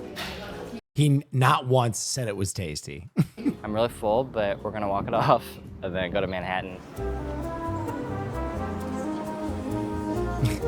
He's like, I learned a lot with this one. So we are on 32nd Street, which is arguably the busiest street in New York City, in my opinion, Koreatown. And this is Jajangmyeon. This is a restaurant that I've been coming to for maybe a decade. And This place I'm gonna meet my friend slaps? Maddie, who's a food content creator and recipe developer. I'm excited for her Did to he say I'm we're gonna gonna- meet my friend Maddie, who's Oh, a I thought he said we're gonna meet a baddie. I was like, God damn. food content creator and recipe developer. I'm excited for her to taste this jajangmyeon. Hi. How are you? Good to see you. Thanks for coming. I'm here since like NYU days. Really? Okay. All I'm right. excited to try this.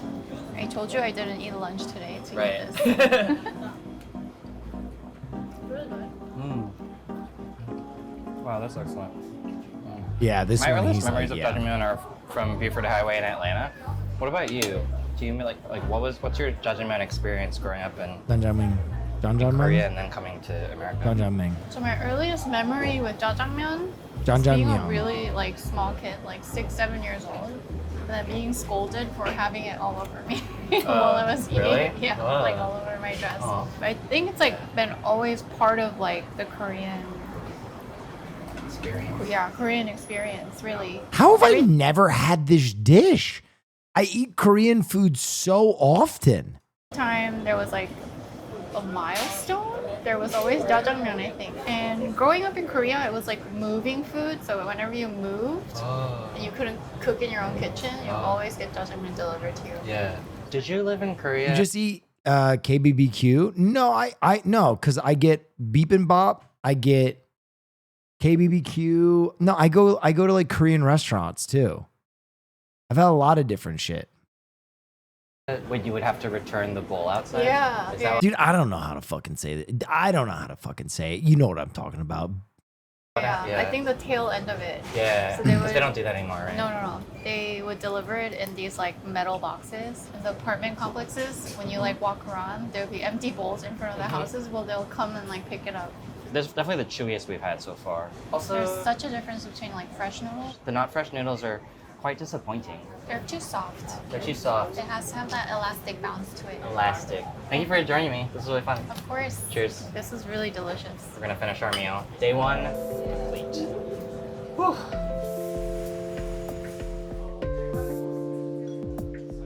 This is making me want to go to a fucking Korean spa and just chill and eat Korean food. We're at Hyeodong-gak. We're at Korean Word in Manhattan. In Manhattan, and we're picking up where we left off. It's been a few days. I've been digesting, and now I'm looking forward to eating more jajangmyeon all day. And we have Christine joining us. Christine is my colleague at the New York Times. She's on the travel desk. So have you been here? I don't think I've ever been here actually. I've been to the one on 32 that's pretty popular. Yeah. But for me, jajangmyeon is like the thing my parents order in Queens and bring back the sauce, and we eat it in Connecticut, which is where I'm from. So it's more You of know like who I had some real motherfucking Korean with? I had some real motherfucking Korean with Cook Sucks. Cook took me to a place and he was like, man, like, you know the Korean is legit when every other person in the restaurant is a Korean grandmother. And it was just us with all Korean grandmothers. And he ordered me some wild shit. He ordered me one dish and he was like, yo, I hate this. It sucks. But if you don't eat this, you don't understand Korean food. And I'm like, what is it? He's like, they just burn some rice in a pan and then they put it in a cup of water and you drink it. And I was like, what? He's like, yeah, I fucking hate this, man, but you'll like it. And I was like, okay. And I was like, it's pretty good. Oh, okay. So there are some Korean aficionados that know what I'm talking about. Nurungi. Yeah. I thought it was good, but he was like, I hate that shit. But he's like, you can't say you've had Korean food till you have this. And I swear it was like a teacup full of hot water with just burnt rice in it. And you like chew the rice. a nostalgia thing I eat at home with my family. Is it good? Mm-hmm. Wow, super creamy. Super, not in a bad way, but emulsified with a lot of oil. And the noodles are like extremely al dente in a way that is really delightful. A pretty messy food. Mm-hmm. Not a food to order on a first date. Mm-mm. Date like 10. Mm-hmm. We're on like friend date 10. Right? I thought the flavors in this were lovely. It was almost a creamy sauce in feeling, not flavor. And it wasn't like a gloopy, cornstarchy thing. Wow, delicious. We're gonna digest and then head over. I'm Korean, born and raised in LA, living in Colorado without any Asian food. They don't have any Asian food in Colorado? That's crazy to me. A couple of bowls. Wow, Jersey is known for Korean food. Jersey is Korean food town. The epicenter. The epicenter. Of Korean food. Jersey is? Where?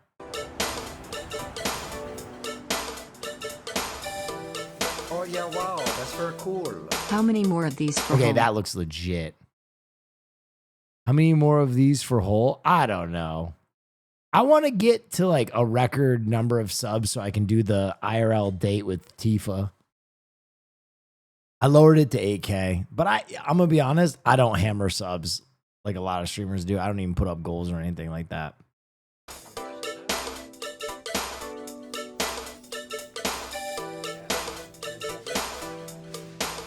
짜장면은 몇 년 동안 만들고 있었어요? 저는 이제 여기 와서 배웠거든요. 그래서 한 12년 정도. Bunch of good Korean food in Edison. Oh. 짜장면은 이제 그 양파랑 이제 뭐 고기 같은 거 볶고 물을 부어서 이제 끓여요. Okay. Dude. Some people don't know that Haas controls my monitor and I don't. So I'll say things like, yeah, I don't push for subs much. And then he'll do this. And people will be like, oh, Will's selling out.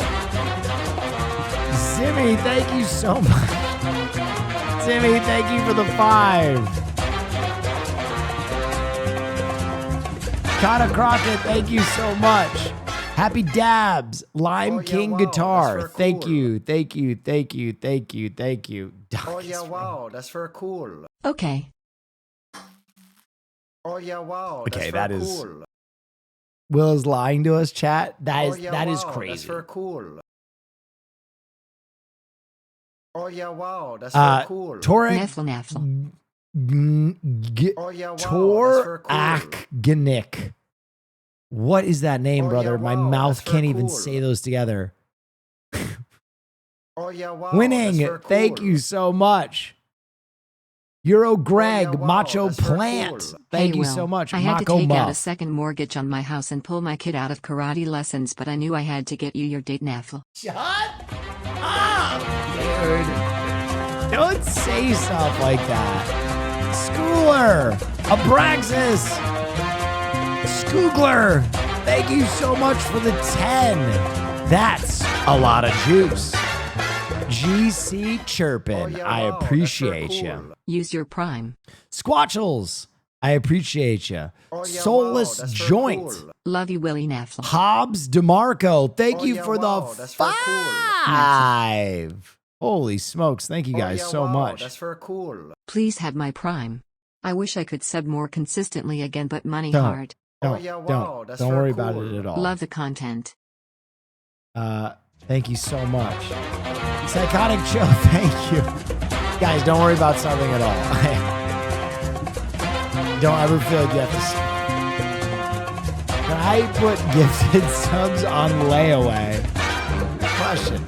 J Grace 1217, Gunner Whirl, 15 months and still Zach no Valentino. Hull. Maybe the Hull is the friends we made along the way. Yes. Neff. Insane Hobo 22, Squabbles. Psychotis Cho gifted a tier 1 sub to Just Jerry. Thank you so much. Young Christeezy, I'm worried about subbing here. I thought this was a Knight versus Samurai set to hip hop channel. That's very cool. It's off the rails. Joe Chungus, thank you for the prime. Airspeed is Korean food is more alive. comforting. New York Jets losing postseason. Thank you for the and 10 and the preseason. refrigerator. But what's Thank the most you. comforting? Will Neff. Sub to Will Neff. Thank you, thank you, thank I'm you. worried about subbing here. Zimmy, thank you. We need that damn Tifa date. Tars, Leon, thank you. Okay, but I cooked today with this American flag overlay on Hassan's stream. That is cooked. That is. And I proudly stand up next to you. Don't sub to Will Nephew Puppets Zimmy and know gifted a that's tier not 1 a sub sub to Keith and badge. Cinderella. They have given 31 gift subs in the channel. That's very cool. Troslian gifted a tier 1 sub to Whole Hunt. They have given 9 gift subs in the channel. That's very cool. Quaddy, thank you for the prime. Thank you, everybody. We're going to get back to this video now. I really appreciate it. I really appreciate you guys. 오랫동안 끓여야지 이제 양파가 이렇게 좀 물이 나오면서 그게 이제 더 맛있어지는 거고. 근데 이 집은 보통 짜장면 만들죠. 짜장은 만들어 놓고 그건 만들어 놓고 팔아야지 더 맛있어요. 또 양파를 오랫동안 볶는 게 제일 중요한 것 같은데 이거는 뭐 말해줘도 그 시간을 투자 못한 사람들이 있기 때문에 그거를 그냥 오래 만드는 그 식당들이 제일 맛있는 짜장면 만들 수 있다고 생각해요. Man, house-made noodles. That looks fire.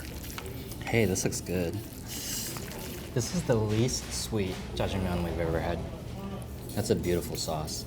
That's what dreams are made of. Look at that. Yeah, the flavor though, it's sort of like a cleaner flavor than the others. Feels like it comes from the vegetables. Whoa. This is like the kind of jajangmyeon I would come to eat. Whoa. Once a week. It feels like homemade, you know, in a good way. You have to come to Jersey for jajangmyeon. No more words. I'm just gonna eat, I think.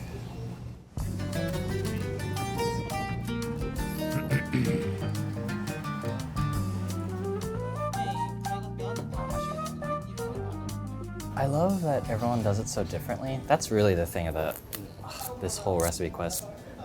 Honestly, when we were talking about this episode, we were kind of worried that they would all bleed into each other and taste the same, but they all just look so different. Okay, we got the... well, I wouldn't say so. The house, like kind of regular jajangmyeon, and it has kabocha squash in the gravy. Okay, I'm gonna go for it. Here's a piece of squash. That's lovely. And the meat is ground, actually. That's cool. That's different. Jajangmyeon's really like 50%. I low-key don't think this guy fucks with any of it. I don't know why. No, I think that's real just... sub lol. Oh, Love thank to you, support. Quaddy. I think that's just his demeanor. Onion is a really primary ingredient, and I think it's really fun that it's so Korean to serve the raw version of it. Not just the raw onion, but also the raw chunjang, the black bean paste that the sauce is made out of. As a kid, that was always on the table, and I was always like, why is that there? Dude, Korean restaurants, they give you so much like little just sampler food that like the first time you're a gringo and you go in a Korean restaurant, you don't know what the fuck you're supposed to do with it. I mean, they got like 30 little dishes in front of you and you're like, what the fuck am I? What the fuck is this one?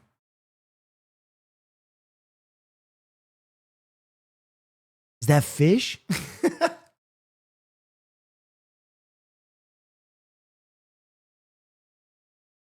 It's like that gross thing that adults eat. But now as an adult, I'm kind of like, this dish, it's so delicious, but it's so rich.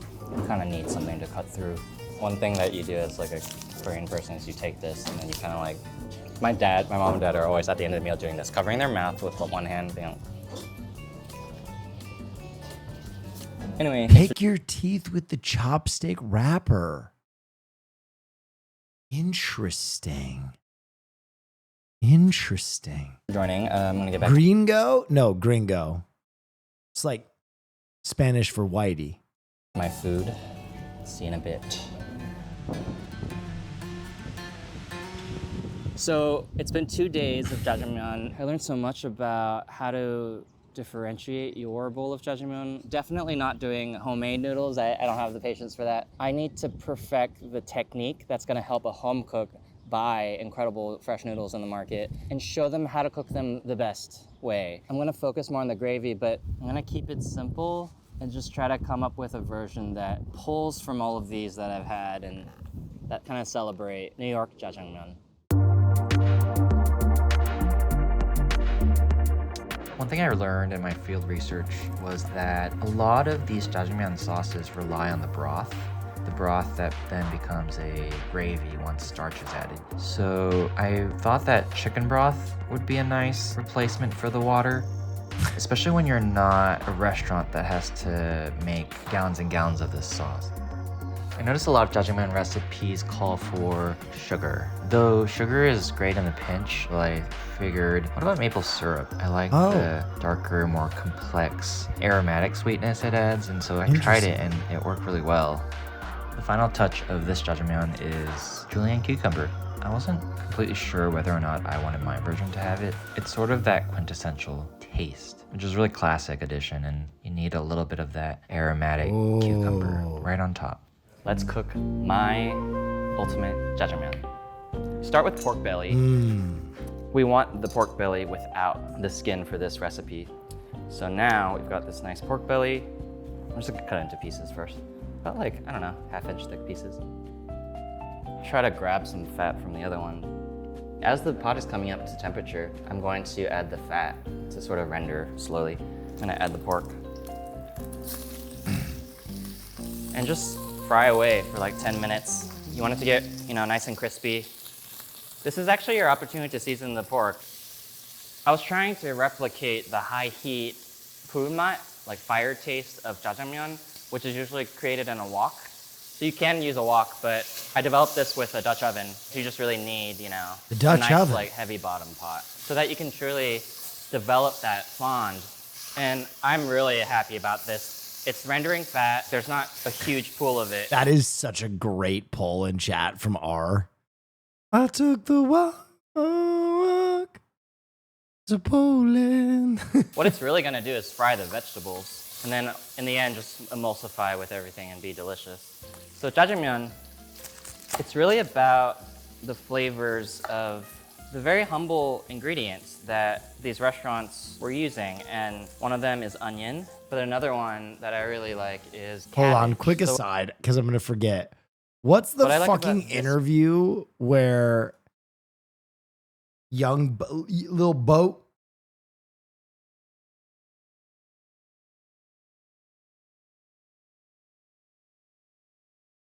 The James Blake interview? Oh my God. This is the funniest fucking... Dude, I watched this when it happened no less than like 100 times. This is how the song you so play during sex. fucking funny. If you went through and analysed the pitch of Otis Redding in that song, it's going to be way less like on the exact notes as, I don't know, take a modern pop record now, it's like... God, I was hoping you had the balls to call someone out. That's fine. Let's move on, actually. Do you know what? It's not that I don't have the balls, it's that I'm scared. No. I'm joking. The last song that made you cry.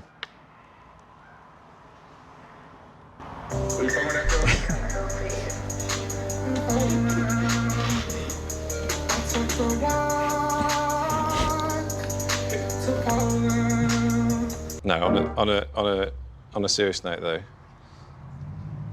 you do actually have songs that make me emotional. But it's not the last song that made me cry. Okay. You're full of shit, bro. This is the song that which is the last song that made me cry. It's by Monica Martin, who is actually on our album. There's no secret, special code. Just accept we'll never know.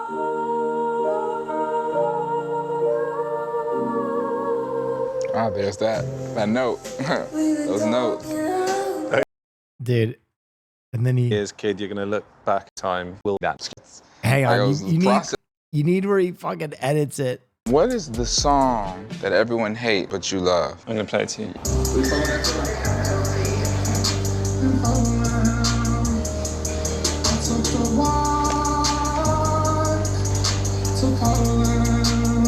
What purpose for that? Just love it. The last song that made you cry.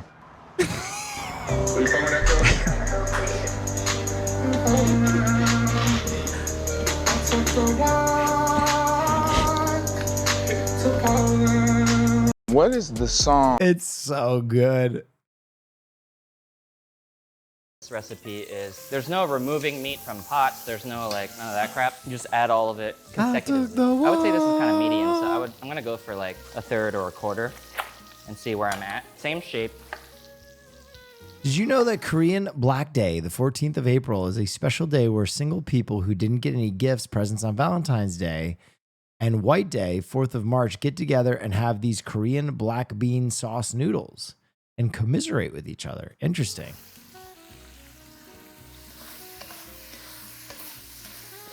I'm just gonna leave it. This gets cooked down. Like those vegetables are gonna kind of be melty and really lovely in the final gravy. Yes. Do you see this? It's like sticking. When your vegetables start sticking to the bottom of the pot, that's your signal to add the chunjang. Chunjang is the fermented black bean paste that forms the foundation of jajangmyeon. What's really confusing is it's not often labeled as chunjang, it's labeled as jajang. I don't take no shit from anyone. New Mandarin Garden restaurant on Vermont in Cape Town. My family's favorite spot growing up. Jajangmyeon and Jompong if you like spicy seafood soup noodles. Put that shit in chat so I can look at it. It always confused me because jajang is the I'll check it out. sauce that we're making. I think of the chunjang as like tomato paste, and then the jajang. Let me see this. Take a look here. I took the walk to Poland. New Mandarin Garden restaurant. Huh.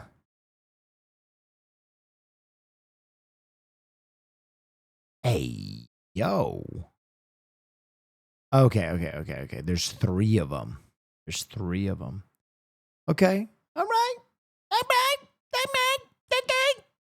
Might take a look.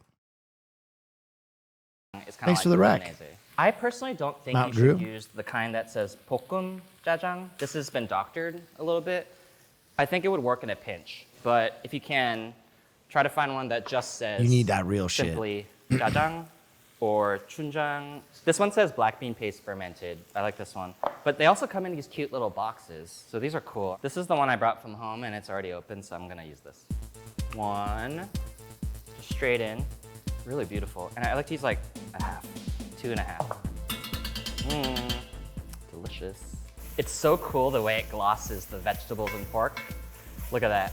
You see how shiny it got? You ever The see Midnight chunjang is Diner on starting to, Netflix? like, No. interact with the vegetables and meat, and frankly, this would be so delicious, like by itself. It's like a stir fry right now. But you see where the black bean paste is sort of separated from the oil, kind of like they don't want to be together. But what we're gonna do is simmer this pot for about like 20 minutes. Not only does that get the pork luxuriously tender, the broth is also gonna gain so much flavor from all that amazing stuff in the pot, right? Jajangmyeon has sugar. It just does. And it's the balance of salty sweet. I tried sugar, it was fine. I love maple syrup. Like, I think it's the best sweetener in the world. 2 tablespoons of maple syrup really go a long way. You should watch it with Caroline. We're watching White Lotus tonight. Okay, so this just comes to a boil. I'm gonna lower the heat and then simmer this for 20 minutes. See you later. It's been simmering for 20 minutes. It's not 100% done yet. What we're gonna do now is raise the heat to high, but also we're gonna add some starch in the form of a potato. More Look Outside tonight? No, I finished it. I finished the good ending. I might do another ending another time, but I'll probably play through again. I only need a little bit of it. Check Discord DMs. I made a retro gaming server. Don't leak the IP. I love Okay. this step because it gives you Thank the you. thickness you want. I might. Yeah, I want to do some more gaming. Kind of gloopiness, which for some people is the taste of nostalgia, but I kind of grew up Gloopiness. with potato thickening the sauce.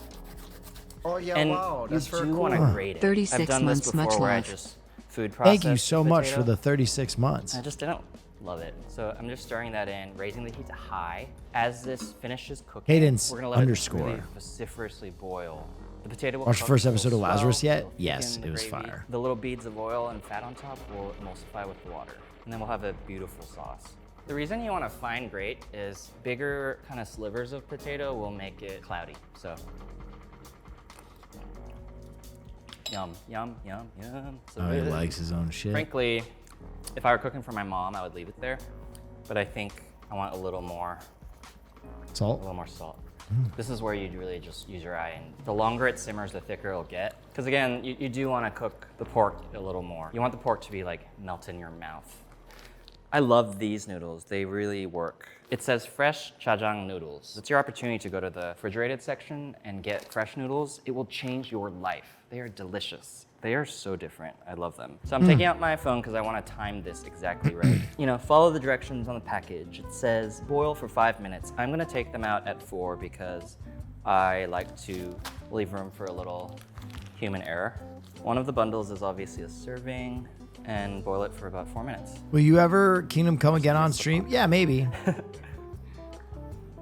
Kingdom Come is just long. I put like 40 hours in that game. So I caught it all in one go, rushing to the sink. Just rinse it until cold. Honestly, like, just really get in there. Right, you're rinsing out the starch, you know what I mean? Like, really, until it's like no longer slippery. Okay, so that's my portion of noodles. Okay, this is gonna go quick. 1 dunk. That's it. And so it doesn't have as much starch on it as before we rinsed it, but now they're hot again. Look at those. Noodle people say this all the time. Noodles die. Like, you need to eat this right now, or quickly. Now the gravy. Noodles die. Oh, baby.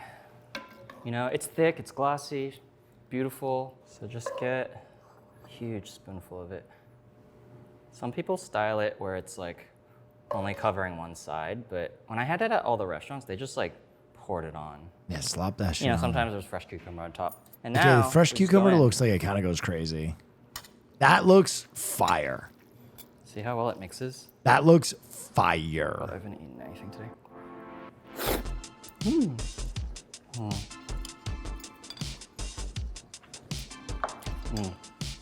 Really hits the spot, you know? I love these noodles. Oh, yeah, Makes me wow, think that's about very cool. how far Yo, I've did come you in my ever judging end up journey, playing how Schedule much I've 1? learned Yeah. From Neff. other people. 3 or 4 and they've times. helped me arrive at the version that I really enjoy. The building of flavor, it happens from very humble ingredients, and I think that's why this bowl is so special. Go forth, enjoy making jajangmyeon at home. Remember to taste as you go, but for me, this is the ultimate jajangmyeon. You can find this recipe and many more at nytcooking.com. That was fun. nytcooking.com, right? Yeah. Now that was something everybody could enjoy. Yes. Well, 23 years my sub hasn't quite fully finished developing its frontal lobe, but it's been well educated with Neff news. Yep. I know you're tapped out of food videos, but can I get you woke on Lucasin? He's a renowned chef who tours Kaizen restaurants in New York? We just got here early, sun's still up, people aren't quite here yet, but the kitchen just started cranking, so let's see what they're cooking at Orban-san. All right. Sifu ho. This is what we call a dai pai dong, which literally translates to big licensed stall. They make this thing big licensed stall. We call siu chao, small. Oh my God. All stir fries. They specialize. Oh my God, that looks delicious. In fresh seafood, huge amounts of seasoning, big aromatics, high octane cooking, always absorbing new cultural influences, serving a huge amount of people. So we're in the district, a neighborhood called Shamshepo. Shamshepo is known for a lot of manufacturing, a lot of textiles, and this type of eating was sort of blue collar and democratic and all over the place. Everyone from every sector of society, all over Hong Kong will descend on places like this because you get to drink cold beer, eat hot food, all 4 seasons. Because of the history, the push and pull, there aren't that many Dai Pai Dongs left. In Hong Kong, there are probably only around about 20 of these guys left. Why? Bring them back. Different stories. Some people might say there used to be 700, there used to be 2,000, there used to be 3,000. Point is, as wonderful as this place is, a little bit of a rare sight. These are really traditional, old school types of restaurants in Hong Kong, where government gave people licenses to cook on the street. Now, the government doesn't issue these licenses anymore, which means that the only way to keep cooking at a place like this Neff approve. Neff approve. Thank you, Panda Man 05. Is to transfer that license from a friend to like a liquor license. Fuck yeah. Friend, or from one generation to the next generation.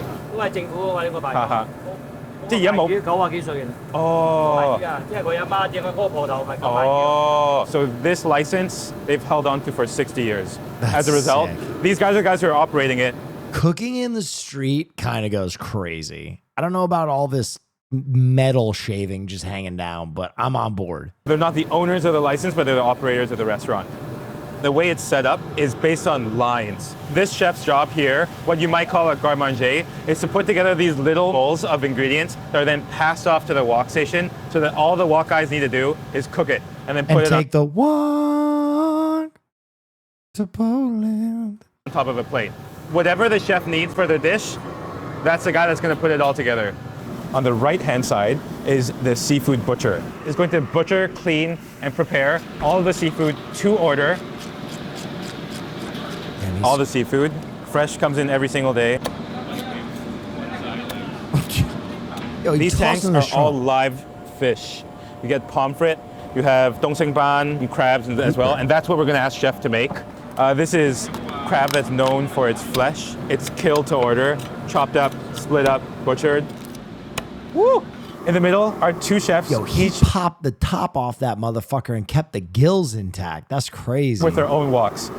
They specialize in their own dishes. Right-hand side tends to be the slightly more complicated, oftentimes seafood dishes. Left-hand side, a lot more sauces and vegetables, stir-fries. Everything they need is an exact arm's reach. They share a seasoning station in the middle that has fire. All the things they need: oyster sauce, salt, sugar, MSG, chili oil, chili paste. The chefs don't even need to see the order. Once they see the ingredient hit the table, they know what dish they have to make. All the chef needs to focus on is cooking. Flip. That shit is roaring hot. Flip, flip, flip, flip. Only needs a couple of tosses to bring everything together. Oh my God. That was like 4 or 5 tosses, 15, 20 seconds. No joke. When you're stir frying, if you toss something into the air, then when it's in the air, because of how hot that wok is, it stops cooking. When it touches that wok again, it's hot again. So it's cooking only by conduction. So as it tosses and tosses and tosses, it's like tss, tss, tss, tss, and just gets seared and seared and seared all over again. That temperature reaches 400 plus degrees. It goes through the Maillard reaction, and all those sugars inside of those ingredients starts to caramelize. There's sweetness, umami, all of that starts to be expressed. Oh, fucking razor clams. The wok cooks will finish the cook in a matter of minutes, if not seconds. Oh, beef what with the, oh, shit. Once that hot food is done, it's going to come out right in the middle where the servers will pick those plates up and bus them directly to the tables. Oh, she busted it all right. 大排檔最出名嘅食鑊氣啦，你哋係咪特別熱㗎隻鑊，定係特別熱㗎？呢啲咧就少火水嘅，而家冇㗎啦，而家政府係 The government stopped giving out the license for that. Oh, now because this is a Dai Pai Dong, this is not a regular Chinese restaurant inside. The government gives them a license that's been grandfathered in to cook with kerosene. Kerosene. Oh my God. Okay. Oh shit. That's the secret. Kerosene makes this extra, extra, extra hot. You can't get stovetops this hot in Hong Kong anymore. Cooking with napalm. Cooking with jet fuel. 真係好熱啊！爛晒㗎啦，燒到，依家都燒到爛晒㗎爛。嗰啲磚啊甩晒出嚟嘅。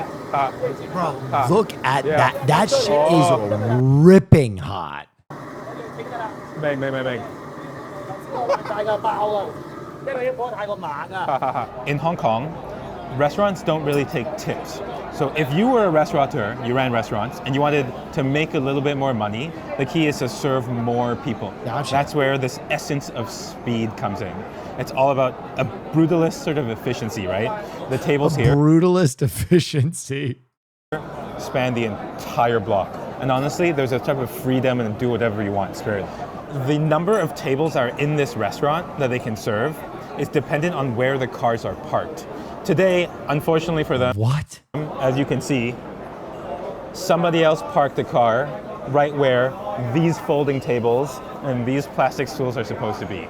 So, sat down for dinner. A bunch of friends came with us. We're gonna get some Dai Pai Dong food. 哥哥，叫嘢好。豉椒炒聖子、豬手、避風塘炒蟹。呢個黑椒牛柳粒。椒鹽魷魚。炒個菜啦，同埋。I like this guy. She said, that's enough, right? And he went, let me order 2 more things. What the fuck? 唔同嘅，兩回事嚟嘅。 We're doing this on camera, girl. 一係整豆苗啦，蒜蓉蝦。Boss lady said, I think they do at least 3 or 4 turns here a night. The funny thing is, she has no idea how many people she serves a night, but I'm sure she knows how much money she's making. This is my favorite dish. This is the dish you order to test the wok technique of the chef. Stir fry cake. Very familiar clay pot. Oh my goodness, you can't stop. Pigeon. When you get to describe food in studio, I can talk through all the ingredients if you have time. But here, everything happens so fast. It's like sports casting. You have to start. Pigeon? Yeah, pigeon is actually delicious. Real shit. On God. I've actually had it at a Michelin restaurant before. It's very good. Okay, typhoon shelter crab. Look at this. Are you joking? Are you joking? That's a whole claw. No joke. So hot. You want those like earthy, almost burnt chili crisp cones right at the end, but at the top, you want that bright sparks of that small dried bird's eye chili. And the fresh pepper, don't really taste that much, but that's mostly there for color. I think so much about Dai Pai Dong cooking is about style. And here, chef is trying to address all those layers of heat. I'm just sitting here, and for the next 2 minutes, I'm going to be tasting that crab.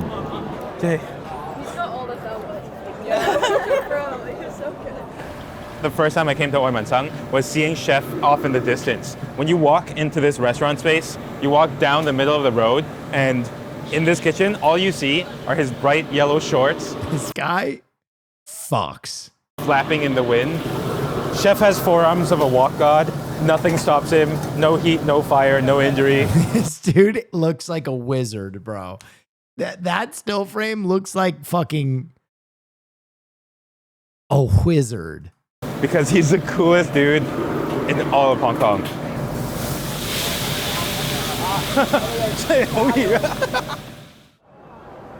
Cheers. Thank you for coming. Thanks for having us.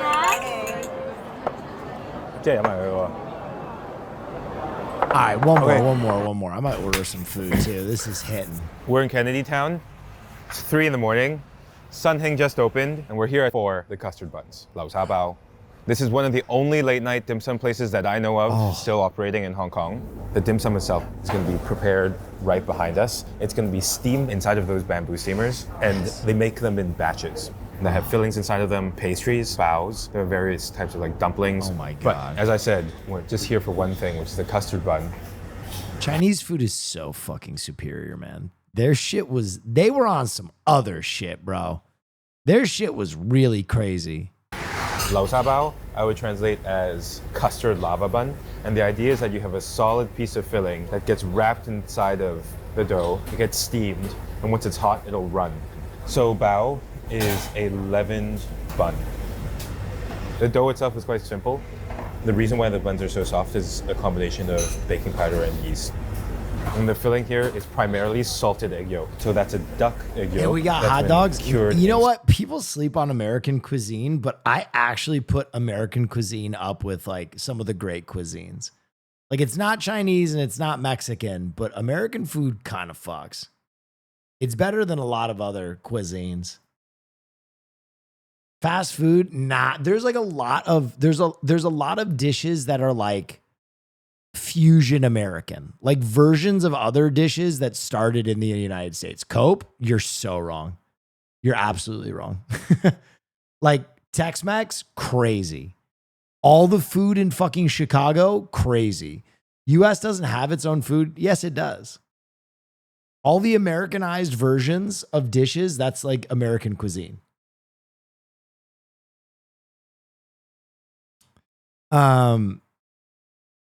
If you think America just has bad food, you're wholly wrong. You are so wrong. There is so much good food in the United States. Listen, it's not Japan, it's not China, it's not Mexico, but it's got some fire food. Salt. It becomes runny, delicious lava. 整幾多有冇話整幾多咁？哇，犀利！ So when they're completed, they just look like plain old white baos. There's no fancy folding, but it's all about craftsmanship, and it's some of the most delicate handiwork ever. American food is hit or miss? Disagree. If you can't find something you like in the United States, that's crazy. Like you just don't like all of barbecue? That's bullshit. Thank you for the raid, Captain. A little bit of water over the top to stop that skin from forming, and they're gonna let it rest for probably just a little bit. You mean food or fast food? I mean food. What are we talking about? 呢度使唔使擺一陣咁㗎？要擺一陣先蒸，定係直接落去蒸？因為裏面有點講，即係 Do you guys not understand that the United States has a bunch of dishes that they like basically created? There's a bunch of food that was basically created in the United States. Name one. Pulled pork sandwich.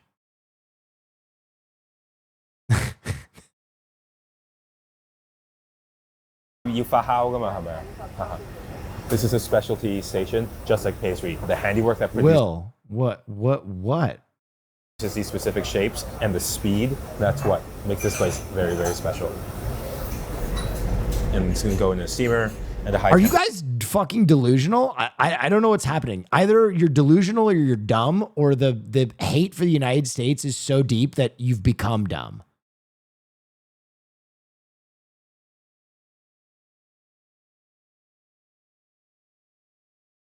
What are we talking about? GG, thank you so much for the raid. I appreciate you. I hope you had a wonderful stream. For sure. For a couple of minutes. Yeah, soul food. Like, you guys are like delegitimizing so many different types of food. It's crazy. A bunch of brave friends are coming to join us for dim sum first thing in the morning. Actually, the original crew of people who brought me here the first time. Did Elton convince you to come?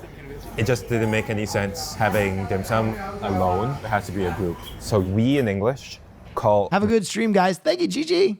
This whole genre of food, dim sum. But in Hong Kong, we call it yum cha. And historically, those are two concepts that have kind of merged into one.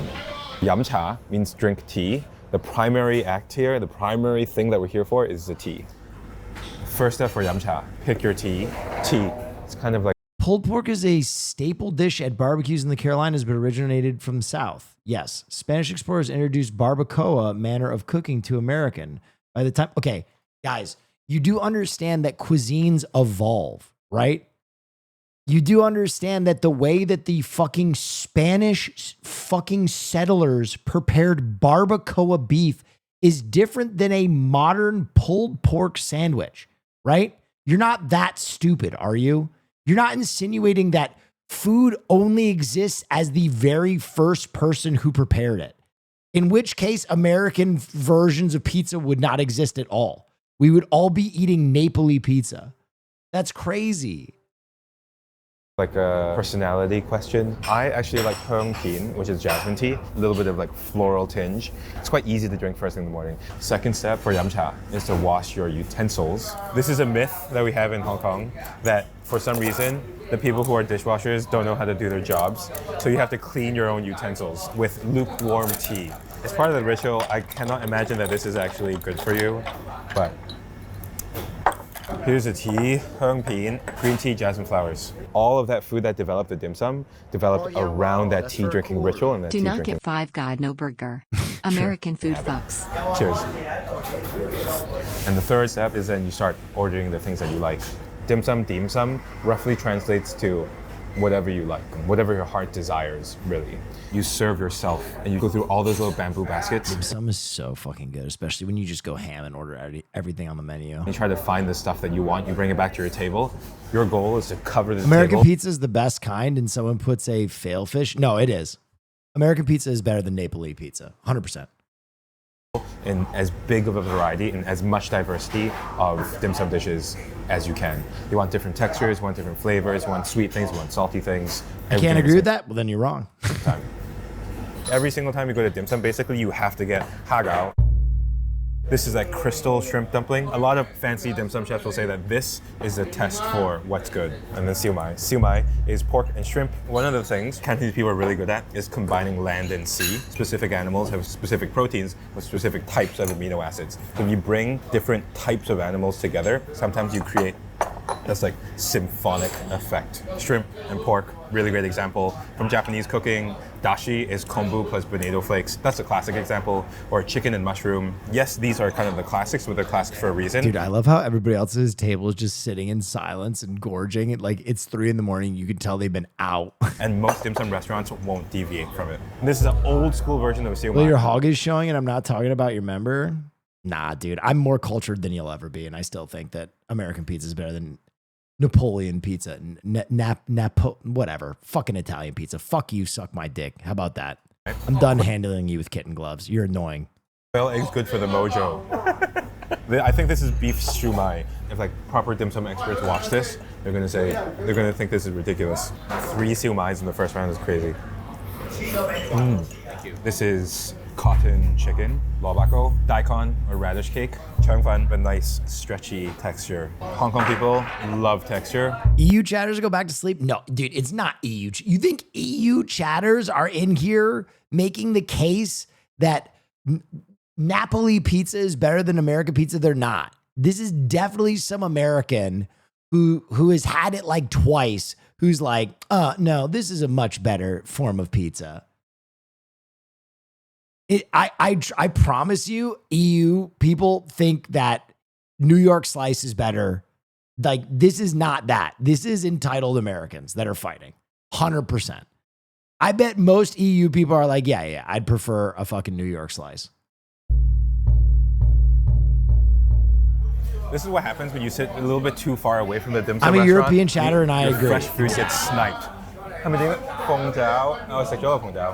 Latino, all pizzas taste the same. That's so, what are you even talking about? Okay, Latino chatter, you basically have one dish just made different ways. Okay, you want to get in the fucking mud like that? It's all cheese, meat, and some kind of tortilla, okay? I'm not saying it all tastes the same, but you want to get crazy, we can get crazy. No, I'm going. So after it's steamed, the food just physically moves through the restaurant space. She pushes that cart all the way up to the steamer in the front where things are kept warm. It's like a spotlight. Everyone just turns and looks. You might grab it off the cart, like literally just snag it. Or usually they'll shout. They'll say what's being made.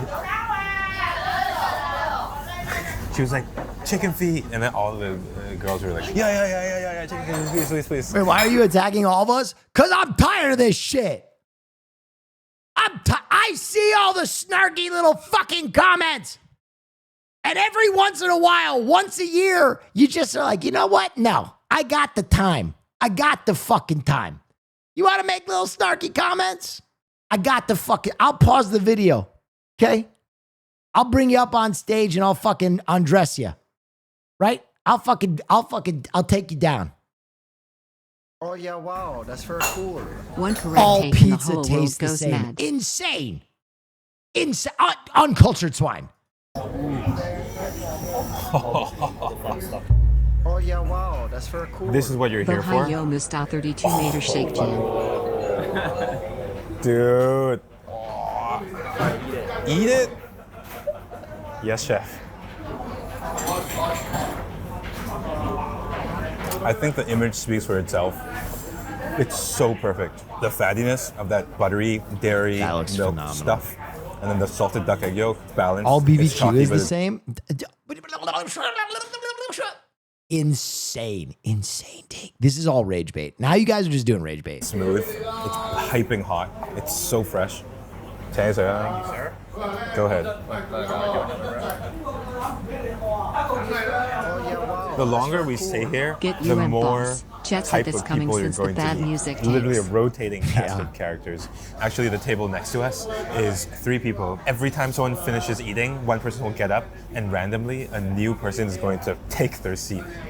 This is the only way that they can keep track of what you've ordered. This is the size of the dim sum, but really, it's a pricing category.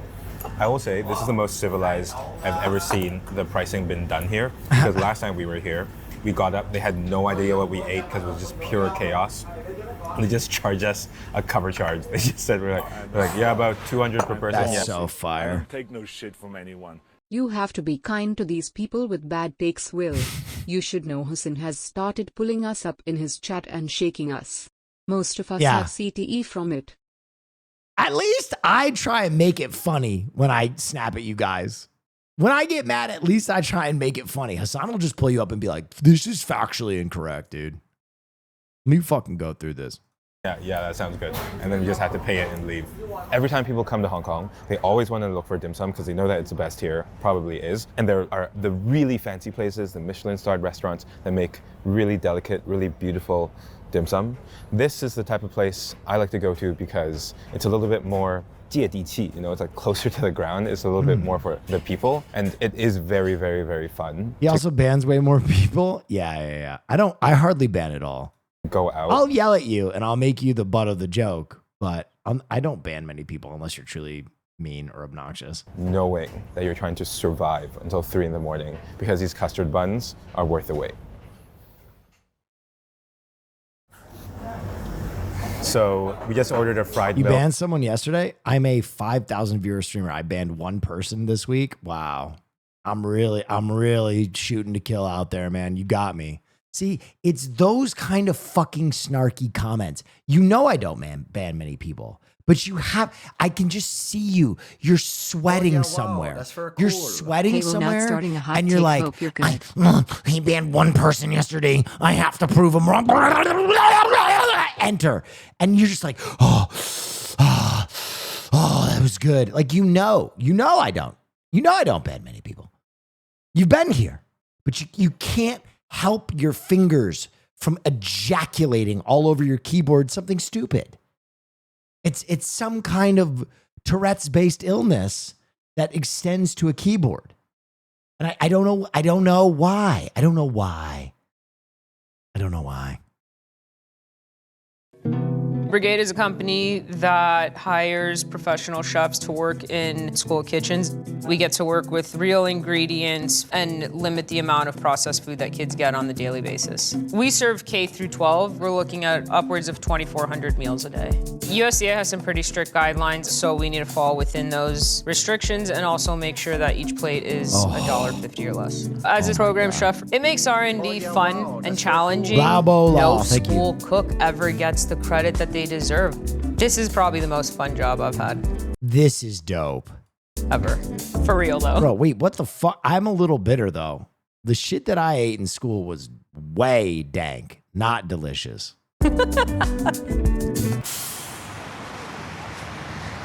Hey, good morning. Welcome to Dream Charter Schools. My name is Percy. I'm the Brigade program chef for this school. We got a lot of charter school. Thank you for the hype train, by the way, guys. kids to feed, so let's get going.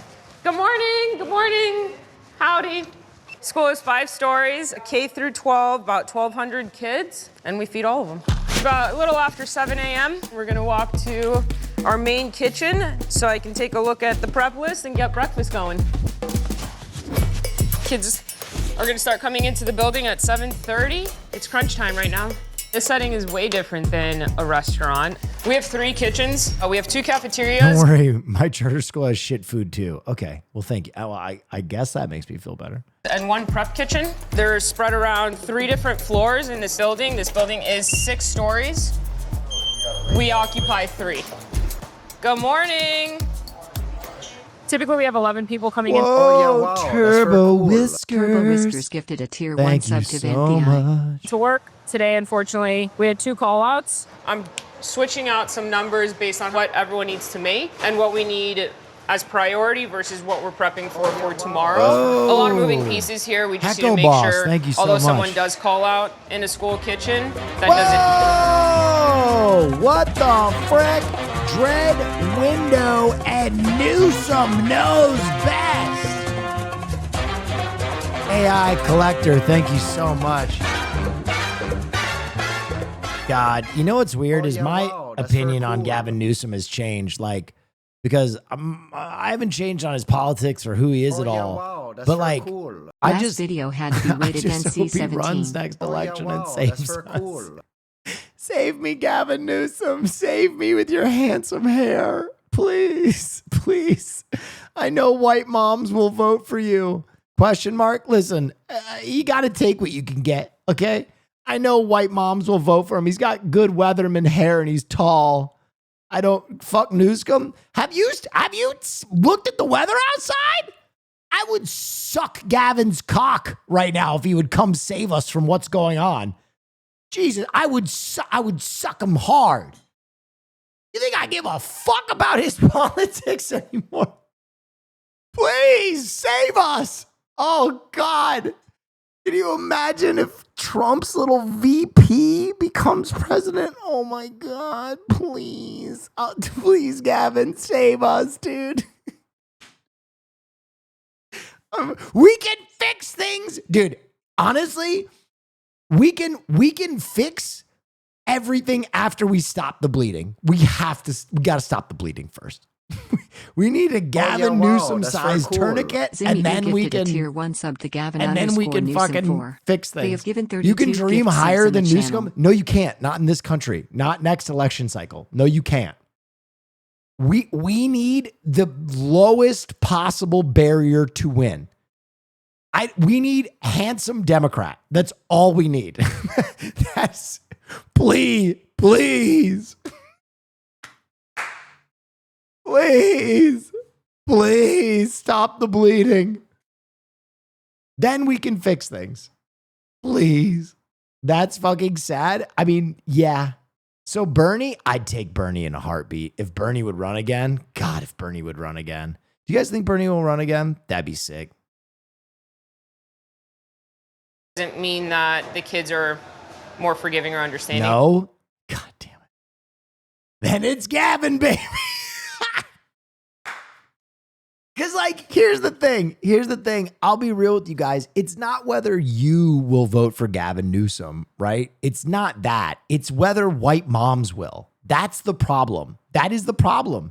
You just need a candidate that white moms will vote for. That is the great barrier that we need to overcome. I don't know. Yeah. I don't know. Gavin Newsom hates trans people, by the way. I mean, I think Trump is trying to kill trans people. So, I don't know. I would rather take a guy that's shitty about trans people than someone who's trying to kill them, honestly. Listen, we don't have to get into it, but dude, I'm just like, this next election cycle, I'm just so worried. You just have to win. Next cycle, you just have to win. It's the lesser of two evils, but I hope it's someone fantastic. I hope it's someone with great policy. But oh my God, can you imagine fucking the little Trump toady as president? Jesus Christ. They all still come to school and they all still deserve and expect breakfast, lunch, and snacks. So we can't be short on that. Tim Waltz, I love Tim Waltz. I would vote for Tim Waltz in a heartbeat. Right now I'm getting all of my numbers and cars ready for middle school breakfast. So when kids come in, they grab a bag lunch. They have the option of cereal or a turkey, bacon, egg, and cheese sandwich on a whole grain. Why you? He's good. English muffin, and they take it and eat it in their classrooms. So everything in a kitchen, a school kitchen, which is different from a restaurant kitchen, is pretty much counted for. Okay, yeah, all right. You know what? Let's just run fucking Pablo Noriega. You guys are right. Get 10 votes, lose. Newsom knows best. Thank you so much. We count what we served, and that's how we pretty much make our money back. That's how we claim our meals. So it's really important that we have the right counts for everything. Is the overlay muted? No, it's not. Awesome. It's what America needs.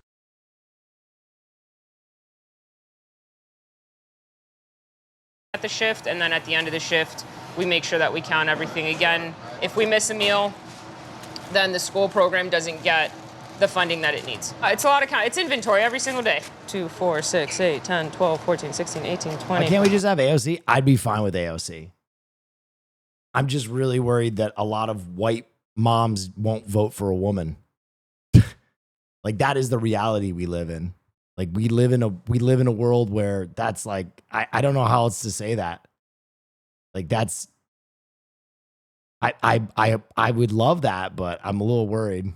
Every day we're slated to serve about combined hot and cold 600 breakfasts. All right, we're gonna go upstairs, y'all. Politics are so tiring nowadays. Yeah, I agree. I listen, I don't want to get grim. I was just being funny. Gavin Newsom sucks. He's got good hair though. And all I was saying is, I wasn't saying I like his policies. I wasn't saying he's a good guy. I was saying that we live in a reality. We live in a reality right now where good hair wins an election. That's all I was trying to say. This is not an endorsement. I'm just saying that, like, that is what people vote based on right now, is like tall white guy, good hair, which is like, we have to fix that. Young Stinky, thank you so much. All right. It is a lot of heavy lifting here. A restaurant requirement is you have to be able to lift like 50 pounds. Here I'd probably say like you have to be able to lift like 100 pounds. So it's pretty nice. It's a nice gym membership. You guys are probably wondering, after seeing like that state-of-the-art cafeteria that we have, why we do breakfast. But you're endorsing his hair? Yes, I will go out on a limb and say Gavin Newsom has good hair. We did see that participation rates weren't that high, and there was a lot of food waste, which is something that we also need to take into account, because whatever food is wasted that we don't serve, we just don't get our money back. Good morning. Breakfast sandwich or cereal? Breakfast This is sandwich? your campaign announcement, right? Guys, if I ever ran for politics, I would lose. First of all, policy, office, whatever. Fuck you. I don't know what I'm saying. If I ever ran for anything, they would kill me if I won in a heartbeat. I'd be dead before the ballots were dry. I'm definitely someone they kill. Right here, I got you. So when thinking about what we serve in a school, we also have to think about what the requirements are to make it a reimbursable meal. For breakfast, we have 4 components: juice, fruit, grain, and milk. Breakfast sandwich? Yeah. You got it. There you go. Breakfast sandwich? All right, have a good day. This is crazy what these guys have. We need a And these are the jungle mic- president. They aren't really bigoted. They're chill. They're fun. And will hit a motherfucker if they need to. Customers, super nice. So any child that comes in late will go to the second floor cafeteria and can grab a breakfast all the way up until lunch is served. We don't deny any late kids any breakfast or punish them for being tardy. Every kid deserves food. We create a pretty safe space for them. Good morning. Breakfast sandwich or cereal? This looks fire. You would take cereal over that breakfast sandwich? What is this kid, brain damaged? You would have to fucking scrape me off that table to not eat one of those fucking sandwiches when I was 12 years old. Woo, it's gonna be a good day. You got the last one. They pretty much cleared me out of the hot breakfast. So when I hear that bell, I know, okay, cool. School started, now I can pack up. Everyone else after this is gonna be Thanks late. for the huge hype train, by the way, guys. That's crazy. Thank you. And I'm building some late bags. I'll count what I have and we're gonna roll downstairs and get the day started for a little R&D and for lunch.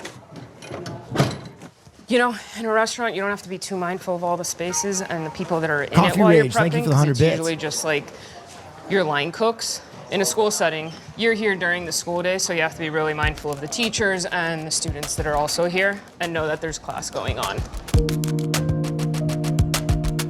Chicken prep. Welcome to the prep kitchen. This is gonna be Darts DiBiase, thank you so much. Appreciate you. Typical Panic, thank you as well. Thank you for the Prime Gaming. Darts DiBiase with the 5 the gifted. kitchen that we have on the first floor. This is where the majority of the prep happens, where we receive all of our deliveries. There are 4 walk-ins. We've labeled all of our Bro, walk-ins. even when I went to boarding school for high school, our food wasn't even near what this is. This is crazy. And have designated spots for a lot of our Yeah, products. even my college food wasn't this good. So by organizing it this way, we definitely streamline the process and become more efficient.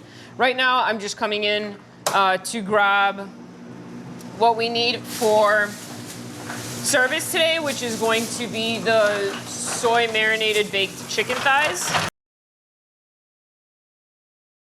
What? Jenny 12 gauge, thank you so much. Fred Hampton basically got executed for doing this. Oh yeah, wow, that's very cool. Darts DBS We have about gifted a 500 tier 1 sub to Assistant Carp 41. They have given 189 gift subs in the channel.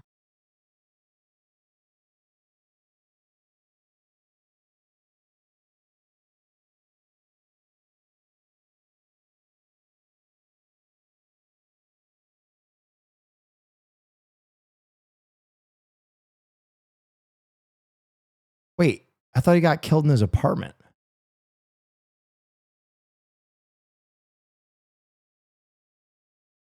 Oh, because you're saying because I'm a radical threat. I thought you said he was killed for trying to make good school lunches. I was like, what the fuck? Jenny, what are you talking about? I literally was combing through the wiki article and I was like, when did this black revolutionary go on a tangent about school lunch? Same. Okay, I'm not the only one. I was like, oh, she's saying I'm a... pieces to cook No, off. he did? He got killed for school lunches? So about, I'd say 21 to 22 sheet trays. Wait, what happened? 1 second, if I can't pull. Oh yeah, wow, Breakfast for that's very children. cool. Oh. Oh yeah, wow, that's very cool. Oh my gosh.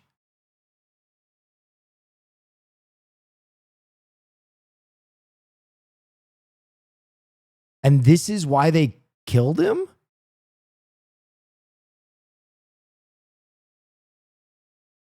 Interesting. Partly, yes. Well, pretty sure. Partially.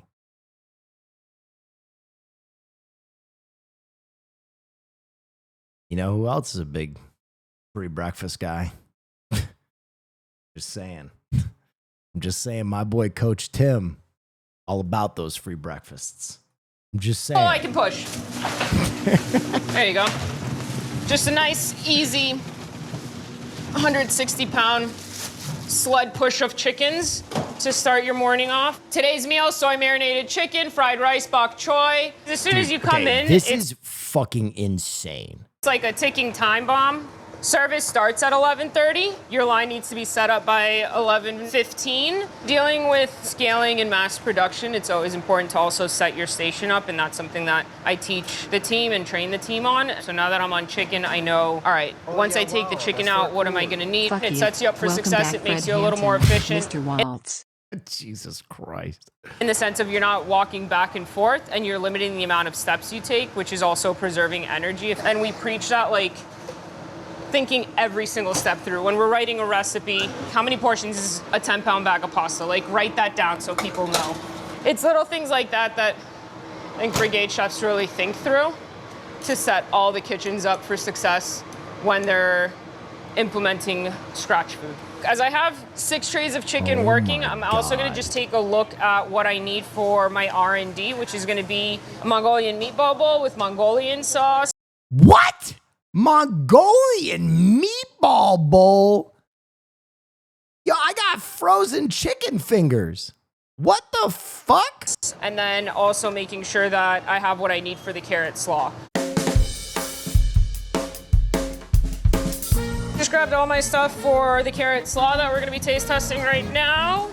It's the first time I'm making this recipe. We're gonna see how it tastes. I got Gabe right here helping me out as well. Things when we develop recipes that are really important to take note of. Log pizza. Are you talking about French bread pizza? I've never heard French bread pizza called log pizza.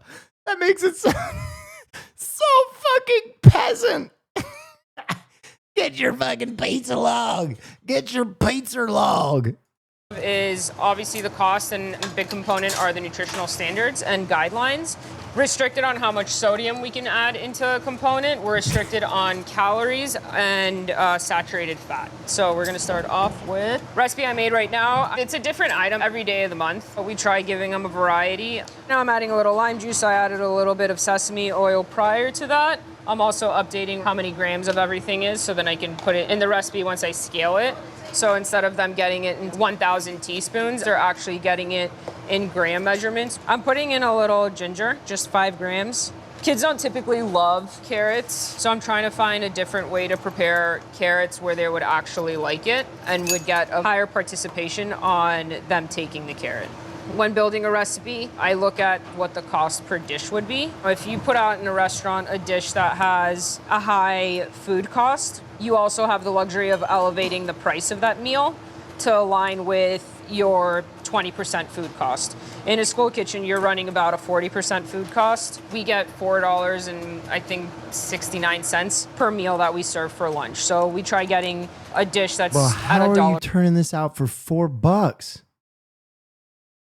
150 or lower? When it comes to she's making these dishes for 150 a pop. That's crazy. vegetables, there's 5 subcategories. On a 5-day week, we're required to serve all of them. So you have a dark green, starchy vegetable, red-orange vegetable, legume, and then you have an other. Other will be like your green beans, your bok choy, cucumber, you can do bell peppers. So carrot slaw, this would credit for the red-orange vegetable. All of this I need to just have a month ahead when I submit my menus for the following month. R&D in a school kitchen is completely different. What?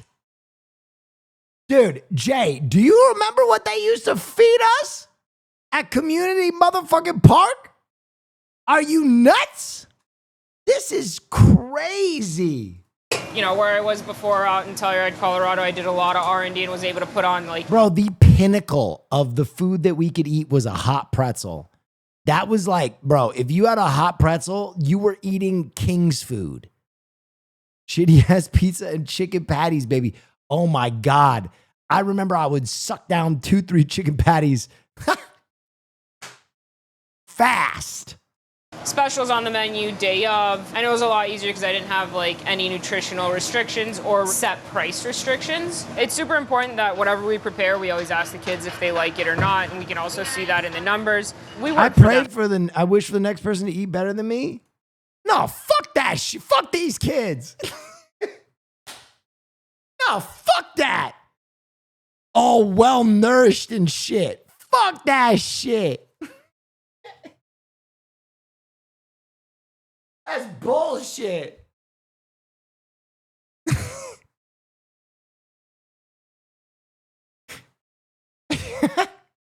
They're not getting the Authentico school experience.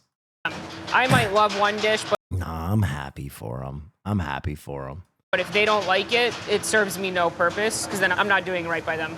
That needs salt. You know, if I add in small increments, I'll be within my limit. The Brigade founding fathers, they created a pretty awesome template where we had all of our ingredients in it. So as I'm making recipes on the spreadsheet on the corner, I can see how many calories there are for the whole recipe and then per portion. Well, not only do I see like the nutritional information, but I also see the cost per serving.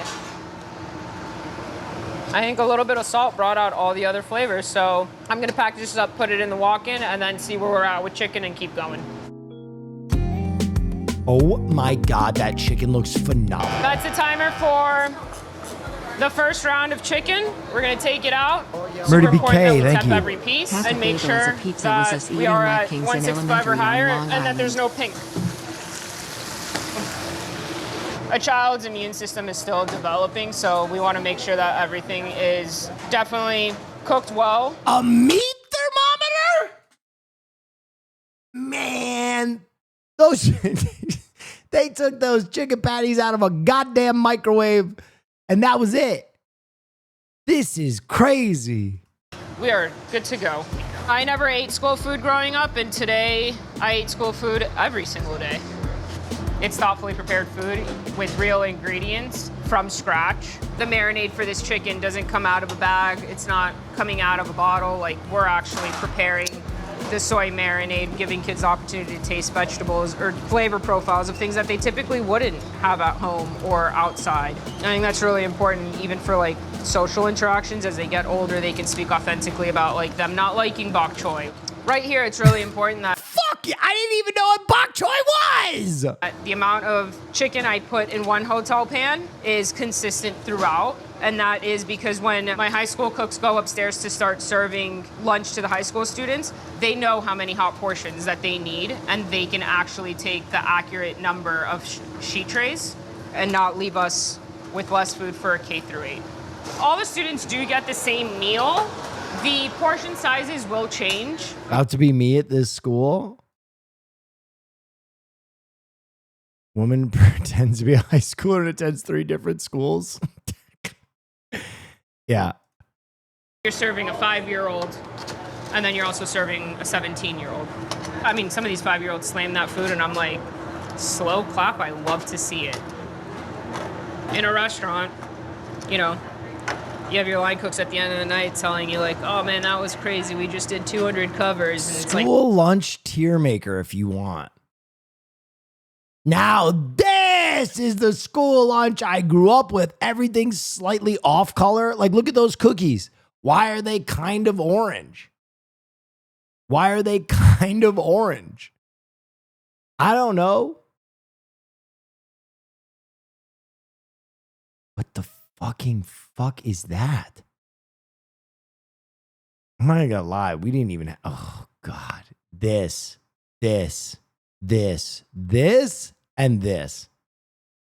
Dude, this and this was a huge part of my diet.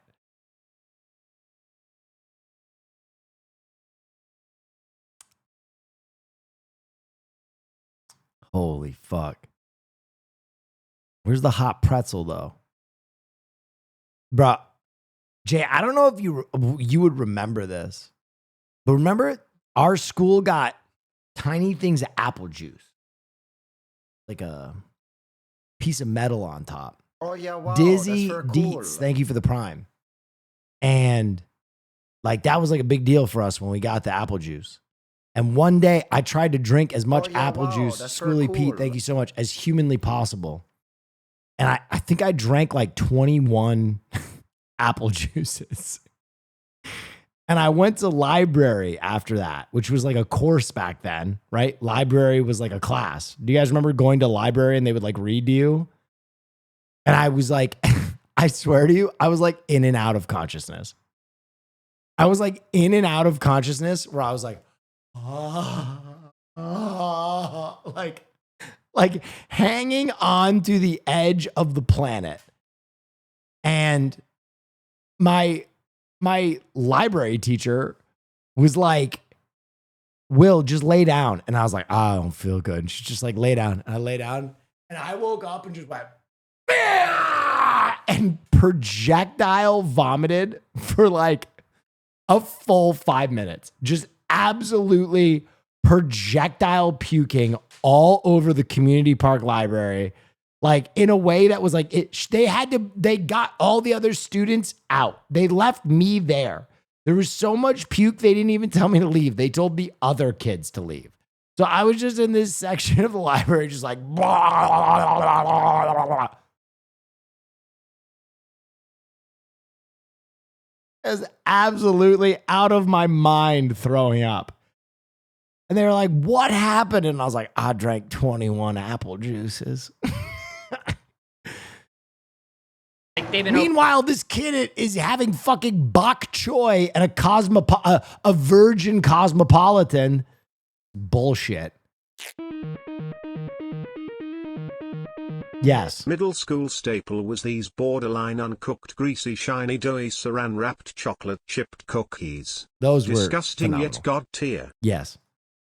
Open for 6 hours.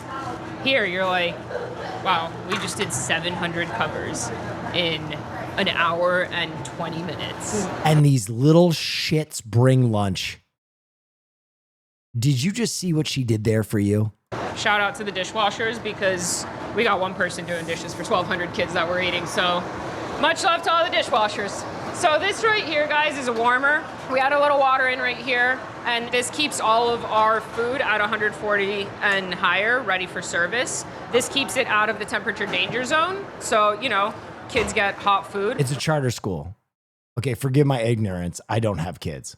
It's a vital piece of equipment. What does that have to do with bringing lunches? Every school kitchen. As soon as I take this out, then it's going to be 10 a.m., which means that the whole team is going to come upstairs and gather, and we're going to talk about serving sizes for all the kids upstairs, downstairs, and what they need to work on after service.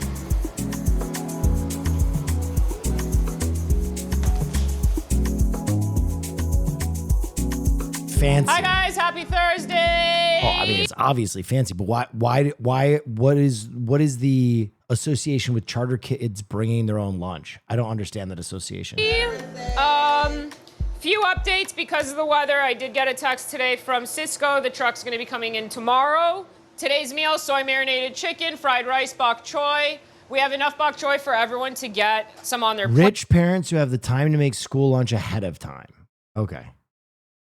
plate. Fried rice upstairs, downstairs is the same. It's going to be an 8-ounce portion. Chicken is going to be 1 each.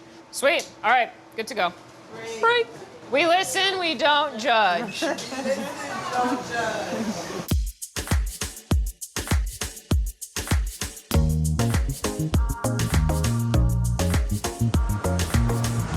So it's 11 o'clock right now. I'm just going to do a little walkthrough on the line, make sure that majority of the stuff is pretty much set up. The way it works is we have kids coming in on both sides. So they come in, we offer hot food first, then they have their cold food options, and then they break off in the middle. So we need to make sure all of our wells are on, so we have hot water in here and the hot food stays hot. And then this is all of our cold food options. If kids don't want the hot plate... Is that a motherfucking parfait? Then they have the option of 5 other items. All together, we have 6 services per day. We're gonna have 4 services down here, and then we have 2 services upstairs on our 4th floor cafeteria. Each lunch period is 30 minutes long.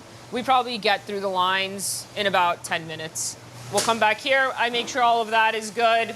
Do a little service check. Make sure our water fountains are clear. We have some red trays for the kids to grab what they need. Making sure we have the forks, apple spoons, juice. knives. 21 we of always those. post all of our menus right by the cafeteria. Kids can come in here as they're getting water. They can see what they're going to have for breakfast on the day or lunch. All of these items are determined a month in advance. The menu's created based on things that I know have worked well in the past, higher participation numbers. All right, now that I've already kind of done my walkthrough, I feel comfortable with where we're at with timing and setup for lunch. Let's just go back in and continue the R&D.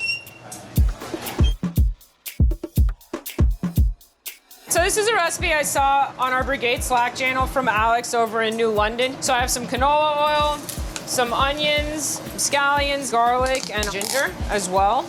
Alex told me that the kids really liked it over in New London, so we're gonna give it a go and see if the kids in the Bronx like it as much. Gabe right now is gonna be putting in the rice that we're gonna serve with the meatballs, and then in 20 minutes, we're actually gonna throw the meatballs in, so the rice and the meatballs come out at the same time. Right now, I'm just getting the slurry ready.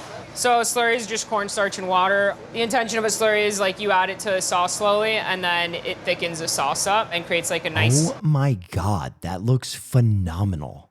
glaze. So like all of these like cooking terms and, you know, techniques I've learned from working in like different restaurant kitchens, never in a school setting, and applying them to school food has been very pivotal and important to the quality and success of this program. Until recently was out in Telluride, Colorado as an executive chef. And I think that really prepped me for this position because we had a lot of weddings. Cooking at scale and being efficient, making sure that you can plate 100 hot items and get it out on time. All right, now I'm adding a little brown sugar to the mix. With sugar, you gotta work quick because you don't want it to melt and be a caramel sauce. This is gonna be a mixture of soy sauce and water. And now I just want to bring this mixture up to a boil so that I can add the slurry. That's super important. If you don't add the slurry while the liquid is really hot or boiling, then it just doesn't get the consistency that you want. So now we just wait and let physics do its thing. Chemistry, I don't know. Science. Pour it in. Ooh, that's the slurry. As I'm doing this, I'm also kind of looking over my shoulder. The first period already started. It's K through 2. You can see a lot of teachers in the back. That lunch looks fucking nominal. You can see a lot of teachers in the back right now on the other side of the line helping push these kids through. All right, so here are the meatballs. And you're gonna be like, oh, wait, hold up, wait a minute. These are pre-made cooked meatballs. I have no feelings about that in a school lunch, but I'm sure you're going to tell me. We always try doing things that make sense in a scalable kitchen. If there is good quality food out there that's already pre-made, which makes it way more efficient, then we can also do that. All right, let's add the meatballs in and let's add 20 minutes. First period of lunch already is underway, so I'm probably just gonna go out and see if the kids are liking their food.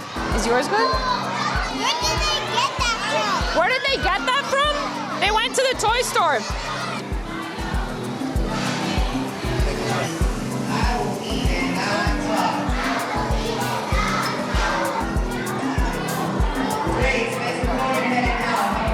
Yeah, that's the coolest lunch lady ever. All right, so the rice is ready and the meatballs are ready. The rice looks good. Look at that, grain for grain. The best way to really cook rice at mass scale is gonna be through a hotel pan with water. So we're also gonna add chopped scallion. It's important in recipes, if we can't add Is this like the best school lunch? Like, what is happening? More salt. It's like, what else can we add to add some more flavor? I'm just gonna mix the meatballs and it looks nice. I don't think Ivy League schools have fucking lunches this good. Like, what am I looking at? Saucy. I think each meatball is half an ounce, so giving them 4, that gives us that 2-ounce meat ultra. A day with the chef making NYC's best school lunch. Credit that we need to make it a reimbursable meal. Plating also is something that we always worry about. You think about school food and you think about a lunch tray with all of its squares. That's not how kids eat outside of the cafeteria. Every school should have this. Dude, agreed. If every kid ate like this, they would be just better for life. That kids do eat on a regular plate and what a portion should look like as far as grains, fruit, protein is super important. Will this dish look better on a plate or is it gonna look really cool on a bowl? Will it eat well? These are all little things that we think about and take into account. We'll plate 2 ways, and I'm gonna do a 4-ounce portion to see what it would look like for K through 8, and then I'm gonna go with an 8-ounce portion of rice on this big plate and see what it would look like from 9 through 12. Prego. It's actually really good. A lot of people are like, oh, this is good food for a school. I just think this is just good food. No, that's just good food. Holy shit. I plated a couple now for the staff to try, and we're just gonna get their opinion. Dude, that is the crazy thing is she went through the process too. Cause you're like, there's no way this is scalable. And then you're like, holy fuck, she made that for $1.50 a serving. You know what I mean? It's not some pipe dream. You would just need to basically hire and employ knowledgeable people that cared enough to take care of kids. That's crazy. So service down here is coming to an end. We have one more period, but I'm gonna go check upstairs for high school. They are gonna be going into their second lunch period right now. Shay, you good? Yes, chef. Money? No, she literally showed you that everything she prepared is at $1.50 a portion. That's nuts. Lunch is pretty much done. K through 8, what we do right now is we put everything in this table, and I just take account of what we have left over. And then from there, I will put it on a production record so we can have an accurate count of all of our reimbursable meals to file a claim. And this is just a nice time for like the team to regroup, get ready for the next day, clean up. That pretty much wraps up majority of the day. Stop in the name of love. Okay, Wow. Kids are gonna be going home soon, which means y'all need to go home soon. And we get to do it all over again tomorrow. Cut. That's crazy. That was a wild video. Even though it kicked chat into an absolute beehive frenzy, I could not look away. I could not look away. I was so mesmerized by what I was looking at. I saw the chat descending into full-blown primal madness, and I was like, I can't stop myself. For students at Schur High School in Montebello, a rat infestation forced the school to shut down just as students were getting ready to come back. Now, students have spent the past month doing remote learning. That's right. Culinary's Rick Montanez shows you what's been going on at the school during that time. Yeah, he's in there. He's moving. A rat infestation delayed the start of school at Schur High in Montebello for nearly a month. Teachers showed us these pictures of their books, markers, and other classroom items destroyed by the rodents. Last month, we also showed you the cleanup work taking place on campus the very day students were scheduled to start the fall semester. Jesus Christ.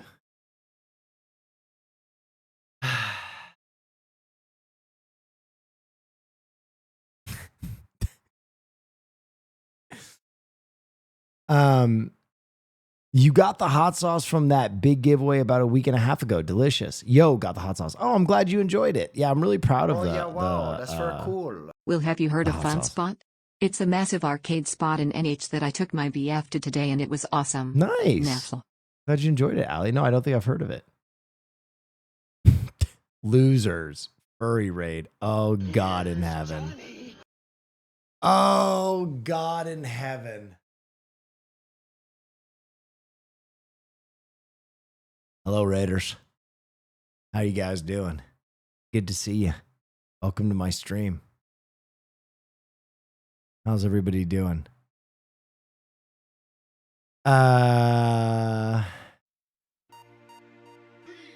You missed the Rats Raiders? Yeah, we were watching a bunch of food videos. This is the perfect song for a raid. You guys can stick around or whatever, but don't leave.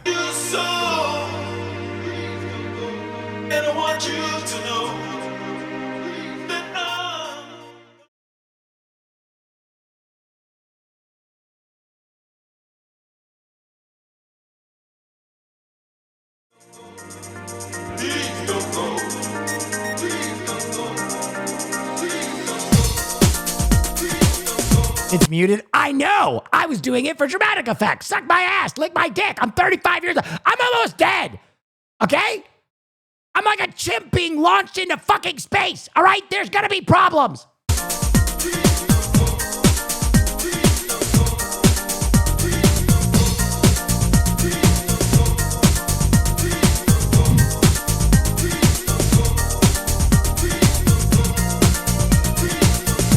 I'm almost dead is crazy. Nah, I'm probably almost dead. I feel it.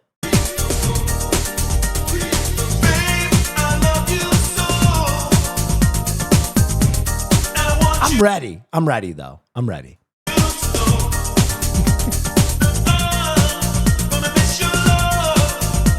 The minute you walk in that door.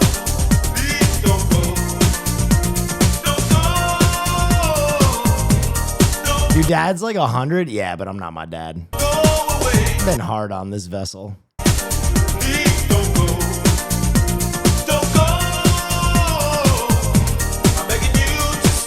Well, keeping it light and fun. Love to see it. Yeah, I'm ready to die. Right, chat? You know what I'm talking about? Hey, Raiders, how you doing? You want to fucking watch me paint the wall with my goddamn brain?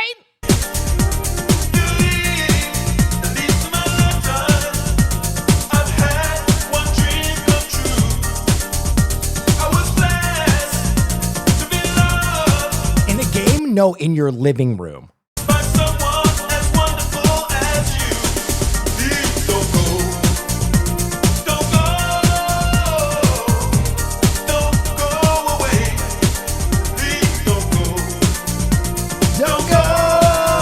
Thank you for the Prime. Hell yeah, this dude gets it. I love that there's someone who just saw me for the first time, and the first thing they saw of me was me threatening to blow my brains out.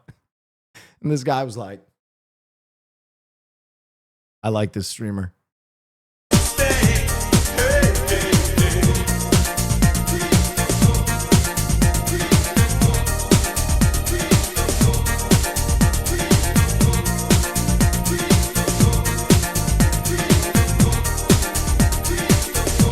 Anyway, welcome, Raiders. I hope you had a wonderful stream. Guys, if somehow you've never heard of Emmy Rue, I suggest you go follow her. She's fantastic. She's an amazing streamer and a better person. And I really appreciate the raid. I hope you had a wonderful stream. If you're still here, I doubt you are. Have you been to this place before? Why is this video so quiet? This video is so impossibly quiet. Afternoon in LA, where would you go for lunch? Oh, the first place that came to mind was Hangari Kalguksu. Probably because if I... Okay, this white lady wanted to let us know that she can pronounce the name of this restaurant. Okay, don't rub it in our faces, all right? Someone commented today asking, if you had just one afternoon in LA, where would you go for lunch? The first place that came to mind was Hangari Kalguksu. Probably because if I only had one day in LA, I would be very sad. And this is the ultimate Korean comfort food. The dish consists of knife-cut noodles in hot, savory broths, and Hangari Kalguksu has perfected it. They make 6 different versions. I like the spicy seafood. My husband prefers the chicken, which has a whole Cornish game hen in there. They give you a small variety of banchan, which are of course complimentary and refillable. My favorite is the yeolmu kimchi. I don't think you can go wrong with ordering here, but the seafood kalguksu is life-changing. The soup is packed with clam. That looks delicious. I'm going to be honest. I don't know about that ASMR voice. I think if someone gets too whispery, it feels like they're assaulting me. You know what I mean? Like someone's uncle is like whispering to him on Christmas. Like, it's okay. It's okay. We're just going to play a game down in the basement. Okay? We're going to play naked Nerf guns. Don't tell your parents. I'm just like, I don't like this. I don't like this. I don't want to play naked Nerf guns.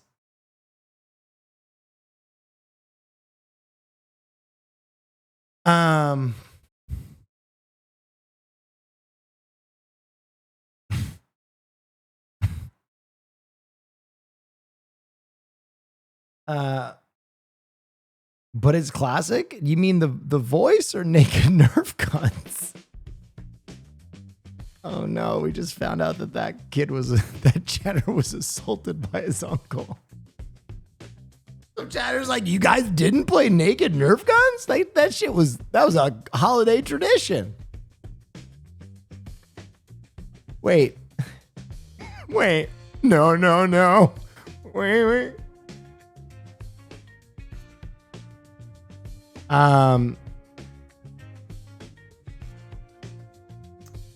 Chefs and their secret weapon ingredient. Ooh, I kind of fuck with this.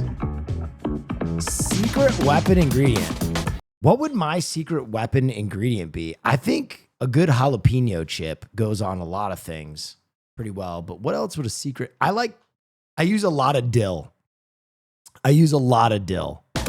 And Will Neff sauce. In fact, we got a bunch of Raiders here. We got a lot of new faces. I'm having a fun stream. I'm laughing a lot. I hope you guys are laughing a lot as well. It brings me a lot of joy to be able to get to make people laugh for a living. So why don't I give you guys some of my hot sauce for free? Shall we? There you go. Someone as wonderful as you. Please don't go. All right, I'm giving away $100 of free hot sauce, including shipping. If you win one of these, it'll ship to you anywhere in the world for free. Just put ! Enter in chat. to try my hot sauce. One's in chat if you've tried my hot sauce before for free. It's very good. It's one of the best sauce, folks. Very good sauce. Secret ingredient. There you go. Get the tingers out of it. My secret weapon ingredient and chomoco is cilantro vinegar. So cilantro vinegar is basically all the stems, and we infuse them with apple cider vinegar and white vinegar. And we use this vinegar to season basically everything, sauces, purees, just like anything that needs acidity and the that sounds actually fire. Freshness of the cilantro. The longer you leave it, the I'm a cilantro person. There are people that are not cilantro people. more flavor it will have. My secret weapon ingredient is these Thai chilies. Fire. This is definitely one of my favorite things to cook with. It adds a ton of flavor. It's not just heat, it adds like a whole lot of fruitiness as Dude, I love food with an abundance of chilies. Like Szechuan, give it to me. well. As you can tell, I'm super, super into Thai chilies. My secret ingredient is MSG because it makes stuff taste good. Based. Really have it. Oh, there are our winners. Faint Path, U1. Pad Rag 87, U1 16 Prismo. U1, go to neffsauce.com/redeem to get your free sauce right now. Everywhere. There are first out MSG or MSG, you got backup MSG, you got more backup MSG, all right next to our salt because that's how important it is when it comes to seasoning our food. I always say salt, sugar, MSG is like the Chinese trinity of seasoning, and I think that really helps balance dishes out when you use it properly. We put MSG in almost everything we make here. You find it in our desserts, not just our savory foods, you'll find it in our drinks as well. The desserts and the drinks. All right, listen, I'm an MSG guy, but that's a lot of MSG. That guy is that's crazy.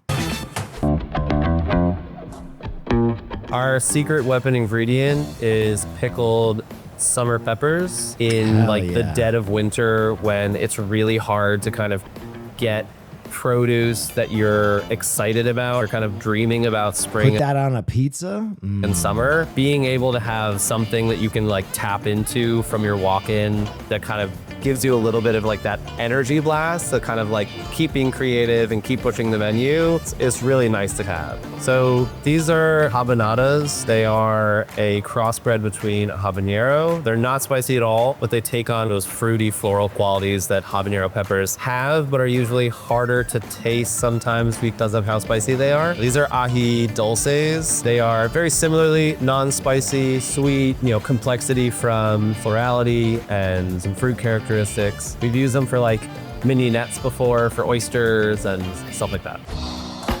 Our secret weapon ingredient here at Illis is our wall of fermentation that we use on a daily basis. Everything here is kind of an active item in our larder. It's fermented, it could be pickled, it could be some type of sauce. And so okay, this is buddy, if you're selling your restaurant, give us one ingredient. You didn't understand the task, so I'm skipping you. Our secret weapon ingredient at D&D are pickles. We put pickled things, acidic things with our fatty foods, and it balances it out. So we make a pepper jam that is going on as a drizzle over our root vegetable pancakes, and we also drizzle Over your what? Over your what pancakes? Root vegetable pancakes, and we also drizzle some shallot aioli, so like the fatty and the acidic and the sweetness all kind of goes well together with a fried pancake. The secret ingredient weapon at sobremasa is corn. It's the back.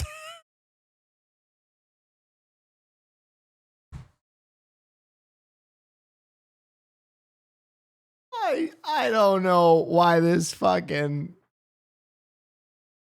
this this fucking K-Kona looking ass motherfucker coming out and going, our secret ingredient is corn. Is so funny to me, but that shit hit me so funny. Secret ingredient weapon at sobremasa is corn. It's the backbone of Mexican cuisine. We like to celebrate. We had another sauce giveaway winner. Let's go. Anonymous gave away another bottle of sauce.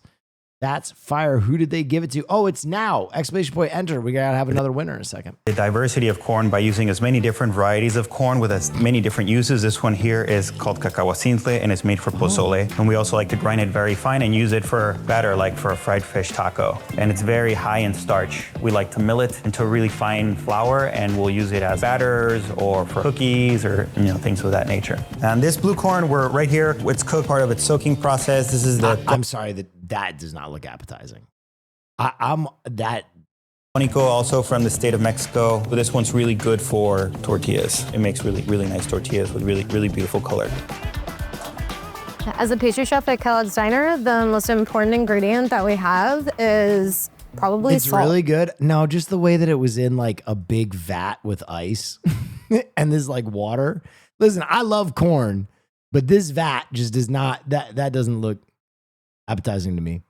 Odd-ish wild. Thank you so much.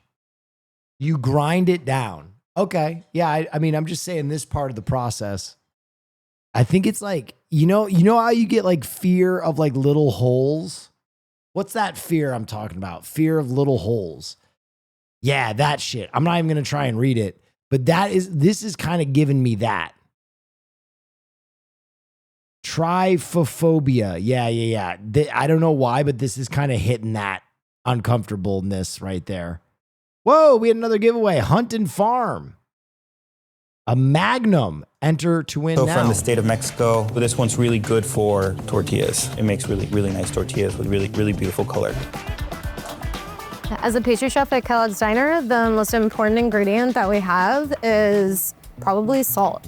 We use salt pretty liberally here. We use a pretty typical salt that most restaurants use. We use diamond kosher. A lot of times I feel like when you eat diner food, you're pretty full, so it's... That's not a secret weapon, really. It's difficult to indulge in like dessert that might be too decadent. The balance of salt is super important, especially in desserts, because I think it gives you the bandwidth to... Our secret weapon at our restaurant is heat.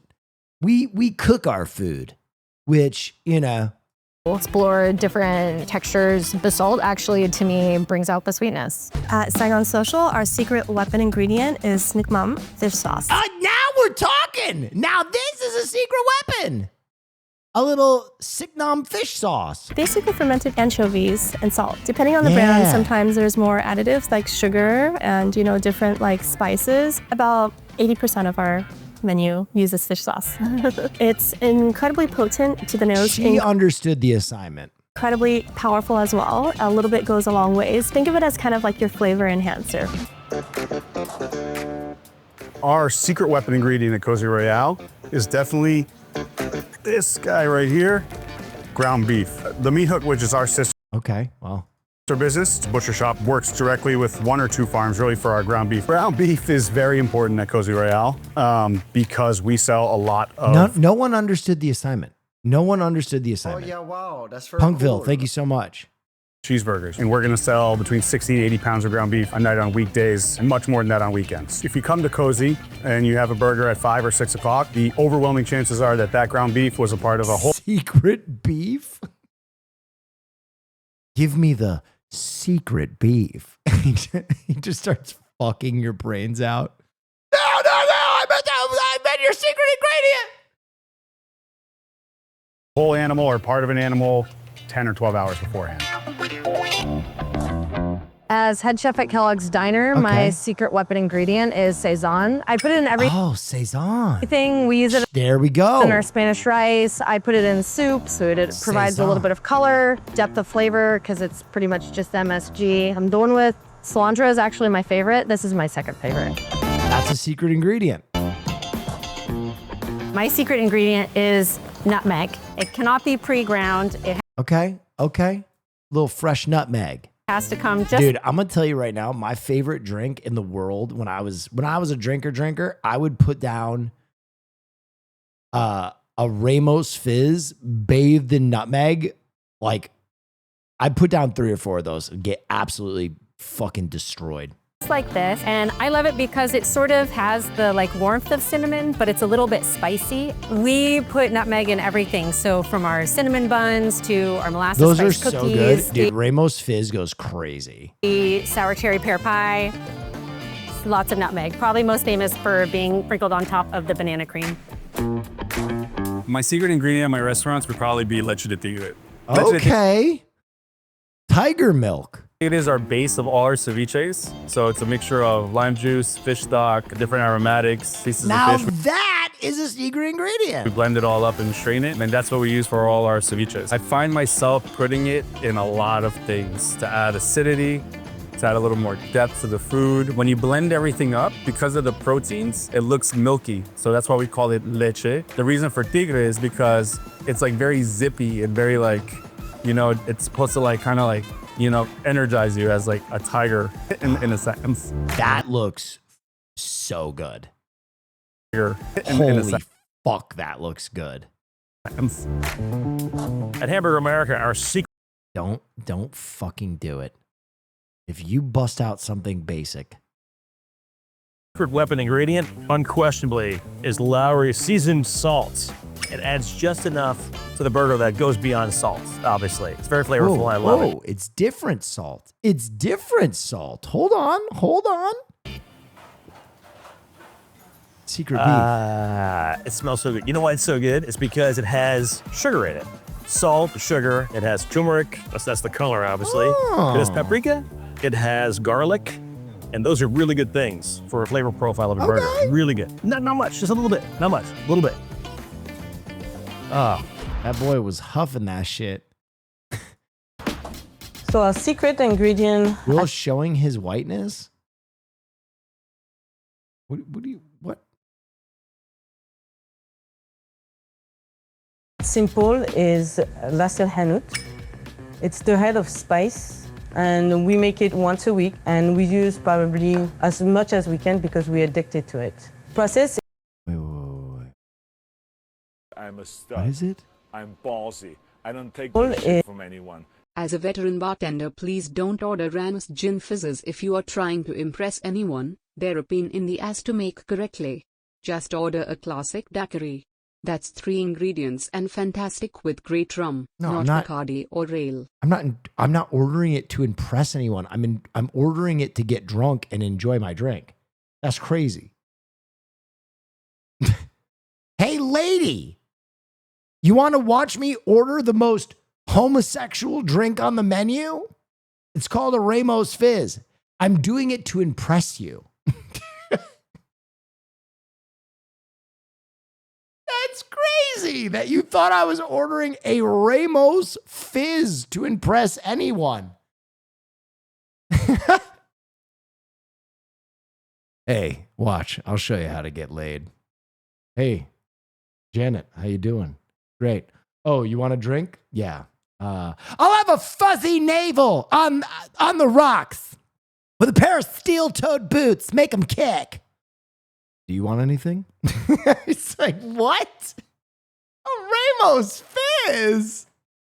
Who the fuck am I impressing with a red? No, they're delicious.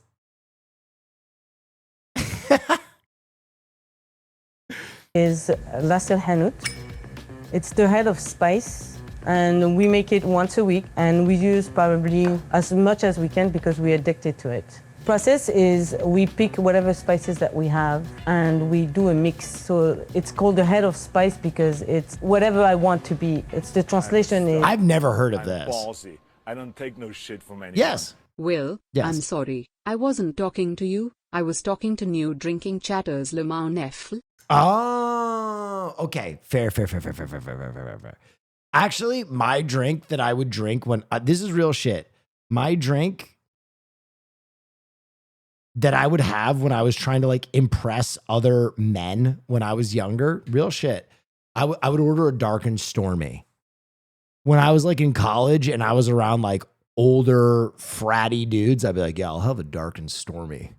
Your most expensive top shelf booze. Ew, no, dark and stormies are good. But I just remember that was like when I was trying to frat it up. I'd have a dark and stormy. Yeah, I'll have a dark and stormy and a rainbow fizz. What's in it? It's like ginger beer, rum, lime. Is it ginger beer? It's ginger beer. Bitters. It's very good. Is the head of the shop. We use Ras El Hanout for probably about 10 dishes. One of our secret It's basically a Moscow Mule, but different. ingredients here at Golden Diner is the nutritional yeast. It provides lots of umami, some nuttiness, and it's really good for making nacho cheese. Dude, you know what drink is really interesting? Is an old fashioned. And here's why. Because the old fashioned is the cacio pepe. Oh yeah, wow. Of that's like very cool. bar My drinks. wife just gave birth to our firstborn daughter this weekend. Just wanted you to know she's going to grow up on your streams, rolling on the floor laughing emoji. Thank you. No, what I mean by that is like cacio e pepe is like the most simple pasta dish there is. But like depending on who makes it and how much love they put in it, it can either be the best pasta you've ever had or the worst. And old fashioned is the same way. It's amazing to me that the same ingredients can taste so differently. An old fashioned, when done right, is like, oh my God, this dude or dudette or non-binary drink artist, ood, really cooked on this. But if they don't know what they're doing, that shit is slop. A bad old fashioned tastes really bad. Our secret weapons at Chino Grande are our homemade spice blends. I really like what I just invented, though. Calling non-binary people oods. There's dudes, dudettes, and oods. I don't know why I like that. I'm rolling it around in my head. I like it quite a bit. What's up, ood? So Chino Grande is a fusion restaurant between Chinese and Latino food. The adobo is used for the Latino side. We use it in our chicken mix and a bunch of other dishes. It has a lot of oregano, thyme, garlic, onion. It's really nice. So we use a Saison for... Laughing my ass off when I was a bartender at Will Neff. I'll take oods. I like it. a lot of our sauces. I don't buy the pre-made Saison. It's because of salt. They're mainly very salty. We can control the salt when we make these. Yes. Last donation, I swear. Dark and Stormy is the only drink that has copyright laws. Legally, to be called a dark and stormy has to be Gosling's dark rum or you're open to litigation. Also, if you see someone muddling your old-fashioned, it's bad. Neff. Real shit?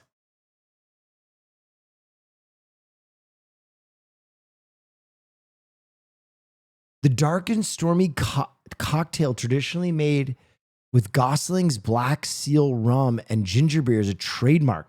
What?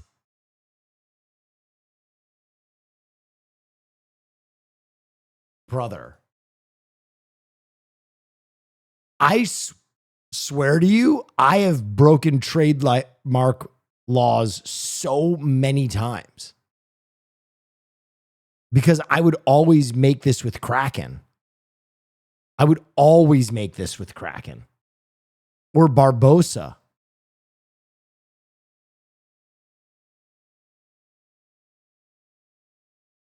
Shit, now I'm craving one. Oh, that would be so dank. What is this? Best Italian dish you've never heard of. Z is for Zazona. 1 year and 26 videos later, the ABCs of Italian food has finally come to an end with... Hello? Oh. Farley, come to me, boy. Come to me, Farley. Farley, come to me. Oh, my boy. Oh, my... Oh. Oh. Oh. My son. My son. Oh, my son. Oh. Oh. Oh. In the dark?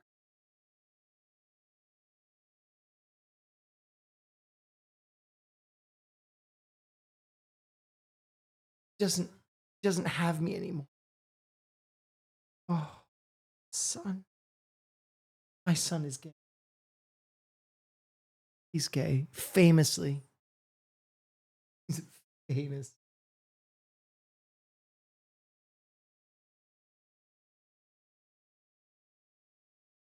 Yeah, me too.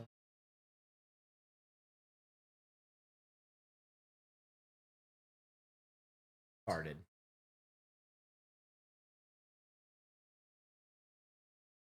Son of a bitch.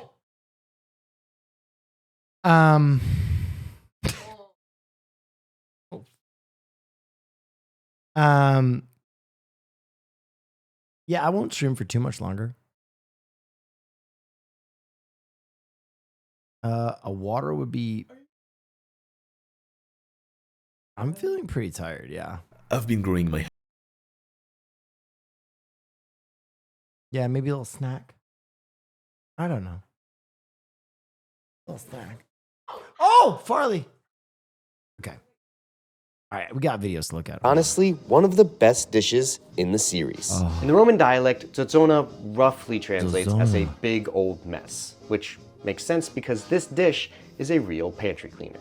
It starts out just like a carbonara, with some crispy pork cheek. But then you add some sausage and onions, a little red pepper flakes, and tomato puree. And when the pasta cooks, you're gonna wanna cream together some eggs, pecorino romano, black pepper, and pasta water in a large metal bowl. And the bowl type here actually does matter, because while it's totally possible to toss the whole thing together in a pan, the tossing can get a little bit messy, and you may end up overcooking the eggs. Plus, for larger portions, it's easier to place the metal bowl over the boiling pasta water and use the steam to slowly heat the sauce to the point where the eggs thicken. Now, if you make just one dish from this series, please try zotzona. That looks fire. What 300 days of growing thick wrists did to me. Okay.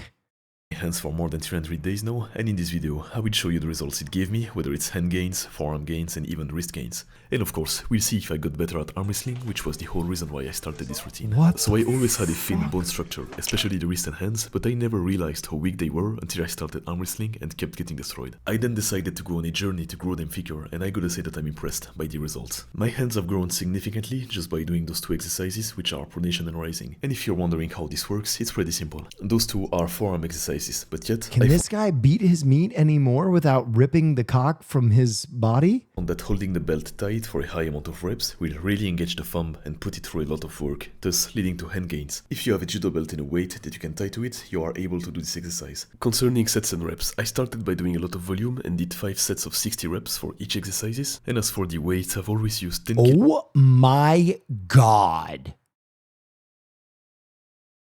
kilos and never really changed. Sometimes I did heavier sets with 20 to 30 kilos, but most of the time I used... I'm good? No, I want this. I want a girthy mitt. Then I did this every day for a long time without missing a single session, and I started noticing gains pretty quickly.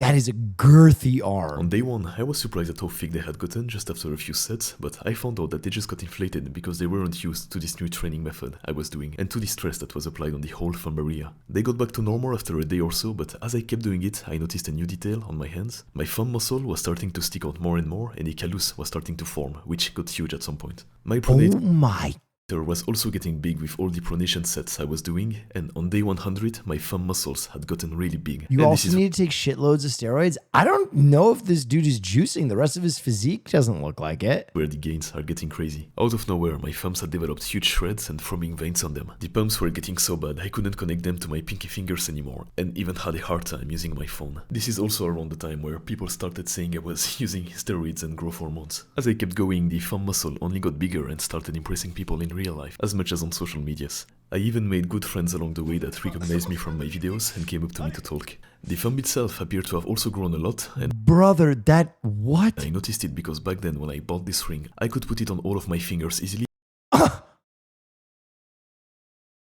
Yo, he's girthy! Even the thumbs, and now it would be impossible to even try. Another muscle that has grown a lot is the one between the thumb and index, and more than that, as I mentioned earlier, a huge callus was forming before the 100 days mark. It looked like my skin had calcified and this area of my hand had gotten so hard, to the point I wouldn't even feel something touching me there. The downside to it is that it was looking disgusting and would sometimes crack open and bleed, which was super painful. I kept it for a long time as I wanted to see how big it was gonna get, but got rid of it at some point by applying cream on it because it was getting gross. He kept it to see how big it would get? Hi! Alright, now that we've covered the hand Holy fucking shit!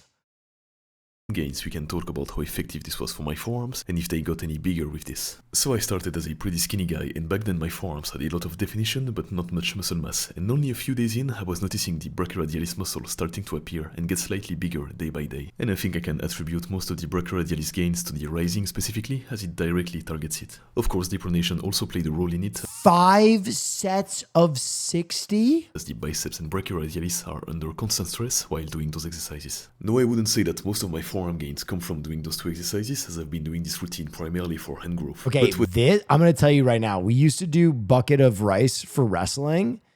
This shit will make you giga jacked. I'm telling you, bucket of rice will make you stronger than anything's ever made you. Thank you. Oh, Stay Puft Marshmallow Man.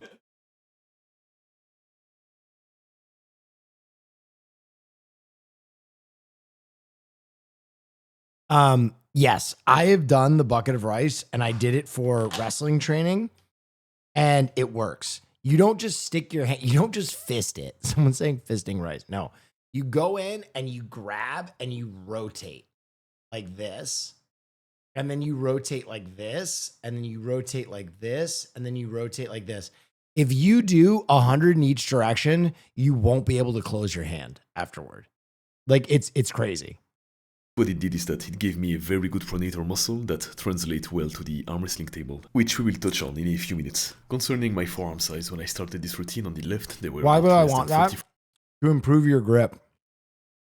4 centimeters pumped. My weight was about 70 kilos at the time, and I had managed to get to almost 90 kilos, but unfortunately I had some issues with my bulk. In the middle of it, it made me go back to 80 kilos. And of course, losing 10 kilos really impaired my gains and made me lose a lot of muscle mass. I was at about 41 centimeters without pump at some point, but I am now at 40 as I lost this much weight. Alright, so we're getting into the juicy part of this video. When I started this routine, my wrists were 16.5 centimeters, and after 300 days, they measured in at almost 19 centimeters, meaning that they grew What? 2.5 centimeters each, which is a whole inch. So you see, I keep track of my wrist gains with this watch that I received for my 15th birthday, I believe. As you can see, I was completely floating in it, and let's say I ran into a little problem. I literally am not able to get the watch past my hands anymore. They have gotten so big that I physically cannot wear it further than that. I actually managed to put it on with a bit of soap, but that's when I ran into another problem. I cannot close it anymore without it pinching my skin, and even if I manage to do it, it will obviously be painful and uncomfortable, and I wouldn't be able to move my hands freely. I also tried with my right hand and wrist, which are smaller. As I said, my left is almost 19, but the right is 18.5, and even my smaller wrist has become too big to wear it. So, in the last comparison video I've made, I stated that in 200 days they gained 1.5 centimeters each, and after another 100 days of training, they gained 1 more centimeter. But by The art of Kaizen. Except your focus is to make Popeye forearms. doing some research for this video, I found an old comment of mine saying that they were 16 centimeters at the start, meaning that I might have gained even more than 2.5 centimeters on my wrists, which is insane. I was already having a hard Gained more than an inch in his wrists? time to put my watch on. It was feeling tight, but I think I was able to wear it without too much problem still. But no, I don't think I would be able to, unfortunately. So you saw that my wrists have grown much bigger than before, but not only that, they also became much stronger. Back then I was having intense, almost unbearable wrist pain during or after my arm wrestling matches because of how weak they were, but not only that, if I did too much pronation and rising, it would start getting painful in my joints. I also made the mistake to go too heavy around the time I started, and the days after, my wrists were completely destroyed. I was also unable to do full range of motion with my pronation set, but I am now able to go much heavier on my lifts, do full range of motion without any problems, and they don't hurt anymore even after 3 to 5 hours. I'm gonna try this on another body part, brother. If you could increase the size of your cock by doing workouts, right now, every gym in America at 11:21 p.m. would be packed. Absolutely. And dudes would just be fucking, they would have pallets that they carried their cocks on.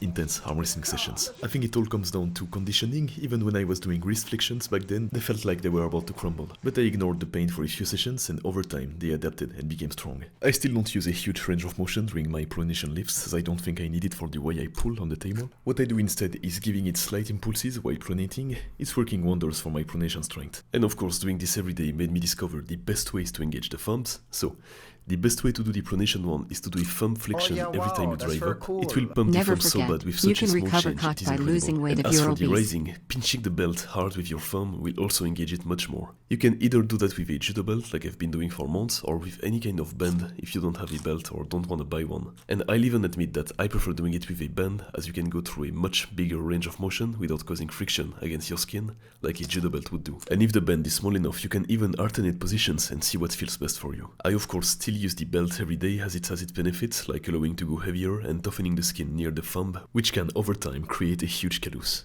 Here is how you put your hand through it for the pronation and for the rising.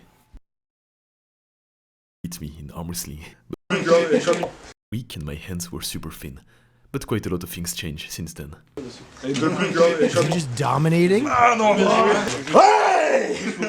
My hand control has become much better, especially the pronation. My rising and cupping also improved a lot, of course, but what this routine gave me is a lot of strength when pulling outside. The left-hand champion of Belgium pretty much said it himself. Ce qui est drôle, c'est que tu donnes beaucoup de fil à retordre quand tu vas en extérieur. I think he seems surprised because back then this was exactly my weakness. I wasn't able to do anything with my hands, whereas now it became one of my strong points.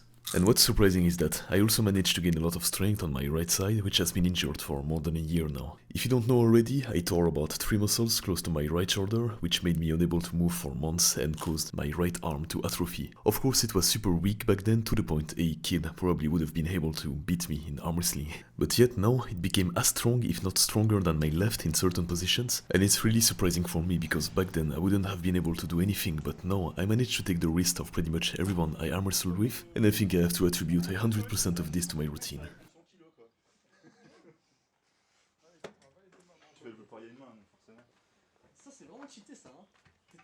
Is this Will just watching porn? Listen, man. All I know is it's a bad day to be a pickle jar around this dude. This dude will open your jar. I apparently have not only gained that, as the guys I arm wrestle against have been telling me how big and annoying my thumbs are to grip up. Ils se considèrent pas comme power, ils se considèrent comme... Ouais, bon, les gens d'ici... Toi, t'as des plus grosses mains que les autres, ça m'énerve. He's French? He's French? You can see by my Belgian? reaction Okay. I couldn't believe it, as I pretty much still see myself as the guy I was back then, and don't feel the changes in my body that much. But I think that if guys like those that are huge and super strong are saying this, I'm probably doing something right and should believe them. No, this is what everything this routine gave me, pretty much. I'm not certain if I can attribute 100% of the wrist gains to it, as I've been doing a ton of cupping on the side, which puts a lot of pressure on them. Although I still think the pronation and rising is what gave me the most gains, there are probably still a few other training methods that helped. I'm also currently working on a huge guide on how to grow thicker hands, which will first be uploaded in my community and then on YouTube. It will be a huge video course where I... No! He's got a looks maxing course on how to make your fucking hands bigger?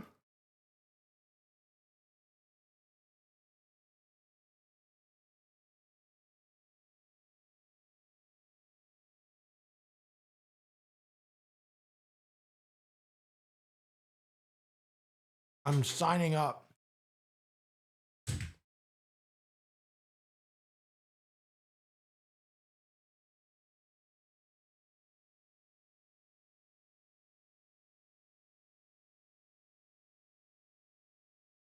I feel like the uncle in Always Sunny, dude. I go in depth on how I grow every part of the hand, whether it's the palms... I feel like the uncle in Always Sunny who's like, can you put your hands over my hands?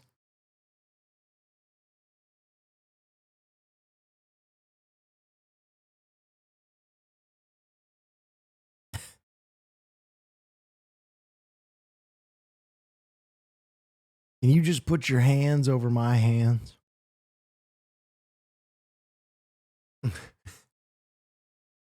You have such large hands. I've seen this guy. This dude was like born with a genetic defect, though. I'm a stud. I'm ballsy. I don't take no shit from anyone. Yeah. This reminds me about the sponges earlier and you saying find a niche and be the best at it. Yep. This dude is the wrist maxing guy. Yeah, the wrist maxing guy. We gotta make a YouTube video out of you hand maxing for 30 days. Oh, God. More forearm stuff. Is there a whole world of just wrist maxing? Like, that feels like, God, right? This, right? It's like your hand feels so strong gripping up and also so large. This is a big part of arm wrestling. Dude, it's Uncle Jack! Your hand feels so large. Right? This ability to rise up. Right. And so we train that exact motion. So rising is kind of always happening. No matter where the match is, if you can do this movement, what it does is it no matter where the match is, if you can do this movement,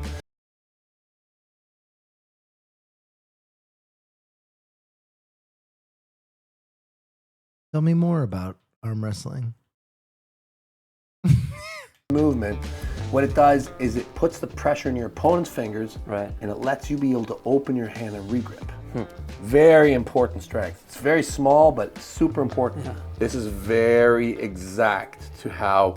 You see, the thing is, if you jerk off your opponent, you're going to win arm wrestling more often than not. The motion feels on the table. Right. This is what we call rising, posting, back pressure. They made a movie about it, Over the Top. Yeah. Right. This ability, this is what starts off. When was that made? Was that before you started or? Yeah. Yeah. What was it? I think that was back in the 80s. Is that what got you into it? I got into it with my grandmother. Oh, really? Yeah, I started arm wrestling with my grandmother. Yeah, I was like 5 or 6. And That's so cool. That grandma rules.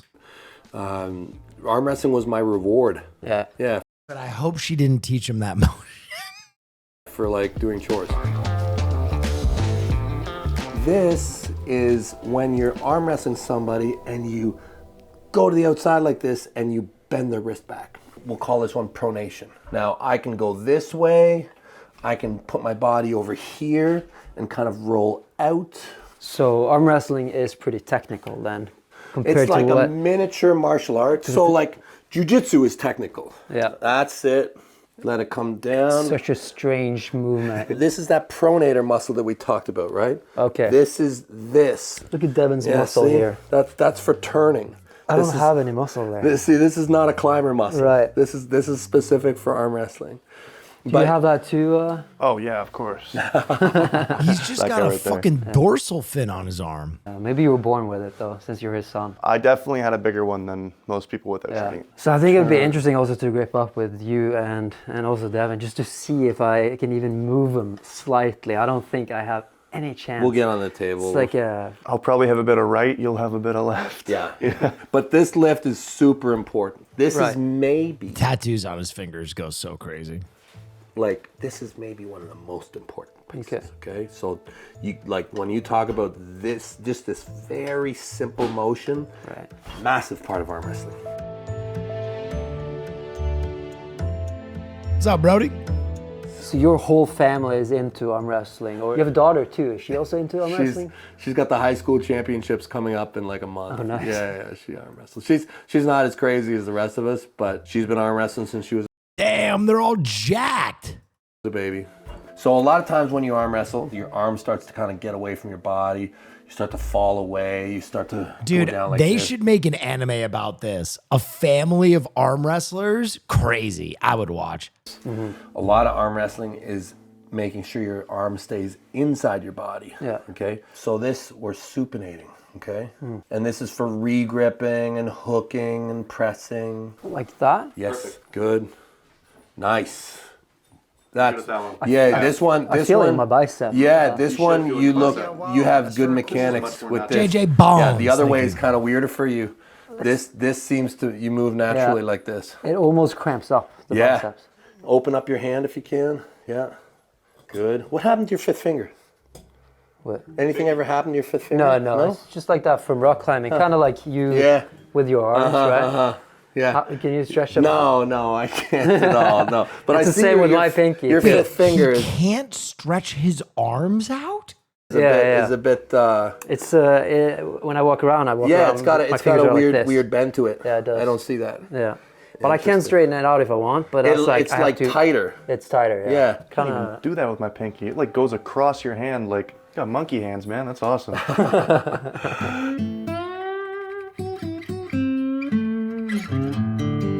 When did you get into arm wrestling? I was young. I was like 5 or 6. Oh, wow. Yeah, so kid, but I did it for fun. Yeah. Like with kids in school, I was just always totally cool to do Yeah. it. Like if anybody was arm wrestling, I was there. I met a professional arm wrestler when I was 18. Oh wow. Yeah, and then I was all in. But then this is something that you don't talk a lot about, but you've been in the special forces for Canada too, right? You were in Afghanistan? Many times, yeah. And you've been shot? Yeah, a couple times, yeah. That is crazy. And also I heard a story where like the helicopter you were in got shot down. Yes. But it's something you don't talk a lot about. Why is that? Most people would brag about that. Is it secret at all? Not anymore, right? I would say it's probably past its, important time to be secret. A lot of people are sensitive about sharing that kind of stuff. I do talk about it, but yeah, you don't. If somebody wants to hear about it, I'll talk about it. But it's a really, war is a messy thing. It's a messy thing, and not to really be glorified too much. Right. Yeah. Based. That makes sense. Yeah.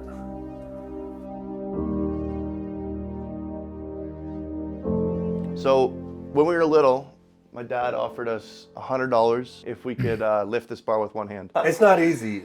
Even this is not an easy thing for somebody to do. Mile makes it look easy, but even that, You lift it like that? Either or. No, I did under with the one. You can do it any way you want. You can do it I however. thought you were going to lift it with a thumb. No, you can. Normally, we you just can do lift it like cups. this, but the way we do it for arm wrestling is cups. thumb on the same side. So you cup it in and do it like that. Wow. And you got to find the balance point, otherwise it gets real weird. Yeah. Oh, yeah, easy. no problem. Yeah. No problem at all. How old were you when you got your first $100? I think I was 12. You weren't 12. No. I think I was 12. No, I have a distinct memory of being at a New Year's party, being a kid, picking that up, and being really happy. How many years between you guys? 2. He's 2 years old. 2.5-ish. Yeah. But that bar right there, that lift, most arm wrestlers that are just kind of do it for fun can't lift that. Really? Yeah, most people can't. Huh. You have a very specialized type of strength. You gotta back up a bit more, Gotta back up. It's almost like a sloper, right? Yeah. Show the thumb exercises we do. This one's my favorite. So you give one more wrap, then you wrap around the thumb. Right. And then you kind of just sit into it, get the tension, and close your thumb like this. It's gonna blow that muscle up like crazy.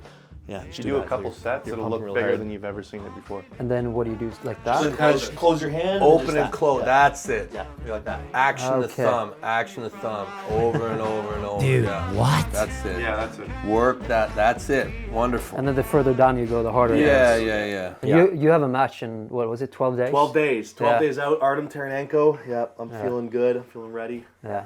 That's why I'm not doing much today, because I'm Did you guys do any other sports, or was arm wrestling was always what you're gonna do? Combat in general. Like I did judo when I was younger, that's and very jiu-jitsu. cool. Aaron. Really, I was 007, super thank active. you. And so was Milo. We played most sports. How about hockey? You're from Canada. Yeah, no hockey, no hockey. So we're kind of an abnormality in that way. Yeah, most families play hockey. We arm wrestle. We're the one Canadian family that doesn't skate. Pretty much. That's sick. And you are currently like top 3 in the world, right? And who else? Who's like your biggest competition right now? Levon Saganishvili he's the best. Right. Oh my God, this guy is a mountain of a man. There's a lot of guys at the top. Hermes Gasparini from Italy, Vitaly Letin from Russia. Super heavyweight arm wrestling, it goes deep. Right. Like there's a lot of guys from all over the world that are What do you guys think of the Eddie Hall versus Brian Shaw match? Because I was super surprised that it was so even. Yeah, it was close. So were we. Yeah. Well, yeah, we thought Brian was gonna just destroy him. Right. That's what I thought too. And he really kind of did. You know, like Brian did a great job. Eddie was good. He fought well. And he was loud. Yeah. I like that. That was cool. How would these guys do against Eddie or Brian, do you think? Maybe we'll find out someday. Yeah. Maybe we'll find out. But like today, do you think that they would have any chance, or is the strength just... Yeah? That's our guy. You think you could beat it? Yeah. That's our guy. Maybe, hard to say. Okay, Yeah. right. That's likely going to Because you're way more technical, right? I would say very likely. And Devin is, because I talked to some arm wrestlers, and they say that you're the smartest arm wrestler out there. Maybe not the strongest physically, but the smartest. The bar is really low for arm wrestlers, so...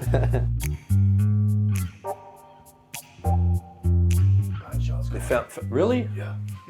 Will could be cooked? What do you mean? I gotta answer Brian Shaw, right? Brian Shaw, yeah. Let's just hang out. Brian! Hey, buddy. Oh, the professional bodybuilder. I'm here with Magnus Mitbo. Hey, what's going on? Yeah. Yeah, we were talking about you earlier. We were doing pinch grip. I bet he kicked your ass. He did. GG. All right, GG. He did kick my ass. Yeah. He's pretty good. Where are you guys at? We're just at my place. We're just I'm running them through a little arm wrestling workout. Actually, we were just talking about your match. Awesome, man. Yeah. Anyways, you want me to call you back in a bit? You want me to call you in like an hour or two? Yeah, brother. I'm actually just driving on the Look at how he holds the phone. It looks like a baby phone. road, so that I'm free whenever. So Okay. yeah, just hit me up. Okay, thank you so much, Brian. I'll call you in a bit. Love it, brother. Okay, bye-bye. Be great, Brian. Be great. Be great, brother. I love it. Okay, dude. That relationship is fucking sick. Just two brawny bros. Later, buddy. Hey, look up. Is that him? Oh, yeah. Be great, right. Yeah. Alright, so you guys are good friends, I guess. Then, I love Brian. Yeah. People think of Brian Shaw and they're like, what a monster. Right. And he is. He is a monster. He is a monster. You're tall. How tall are you? I'm like 6'5". I think. Only 6'5"? Yeah, I think taller. he's like 6'8". So is this dangerous at all? I mean, you always see people online breaking their arms and stuff, and yeah, like the... Have you broken any arms? People who don't drink enough. His reaction to that was crazy. Yeah, like the... Have you broken any arms? He's like, yeah, I've broken people's arms. My arms have never broken. People who don't drink enough. Oh no! He broke his kid's arm! Enough milk, yeah, are generally like really brittle and fragile. So I've run into a bunch of Dude, did you see that? They didn't point. Dude, he didn't say it, but he definitely broke his kid's arm. Look at that. milk, yeah, are generally like really brittle and fragile. So I've run into a bunch of non-milk drinkers, vegans. I have. In our sport, our injuries are, broken arm is really famous. And what is it that you break? It's this bone right here, right? Yeah, spiral fractures. You only have... Oh, God. Spiral fracturing the humerus? Oh, my Christ. One bone in here, so then your arm is basically not attached to anything anymore. It's useless. You also get muscle tears, bicep, pec. Mm-hmm. These are the main ones. People blow their pec, people blow their bicep. And you've had some injuries. I have. Your bicep tore? Yeah, I've Levon tore my bicep there. What does it say? What does the... It says Levon was here in Georgian. And there's real tramp stamp. This dude fucking rules. Little kitty cat. It says 415 on it for Levon. Well, you guys are good friends though, right? Even though you're also competitors. Yeah, he's a big inspiration to all of us. Yeah. But you have to fake beef before a match, or does it not matter? We can get there. Okay. Look, if Levon and I have a match, we're gonna fight. Right. We're gonna fight. Yeah. Are you gonna trash talk him too, or? Yeah. What is the line though? Listen, it's hard to trash talk Levon. Okay. It's hard. But if I think that there's a way. What is your go-to? What do you call him? I have called him a pussy a lot. But that's why I've got that. I used to call him a 415-pound pussy. Nice. You're very, very strong. You're very, very strong. really try to focus on keeping this arm up. I like how this kid's like, yeah, you're very, very strong. You're very, very strong. I'm about to dismantle you. Instead of that's to me, that's kind of counterintuitive. I know it feels counterintuitive, yeah. but when you're going down, you don't want to have this on the table because you want to be able to use the momentum of you going down to be able to continue this movement. Nice. All right, I'm going to give you a bit more resistance now. I was sad, man. That was already a lot. Oh, Jesus. So we might be similar strength.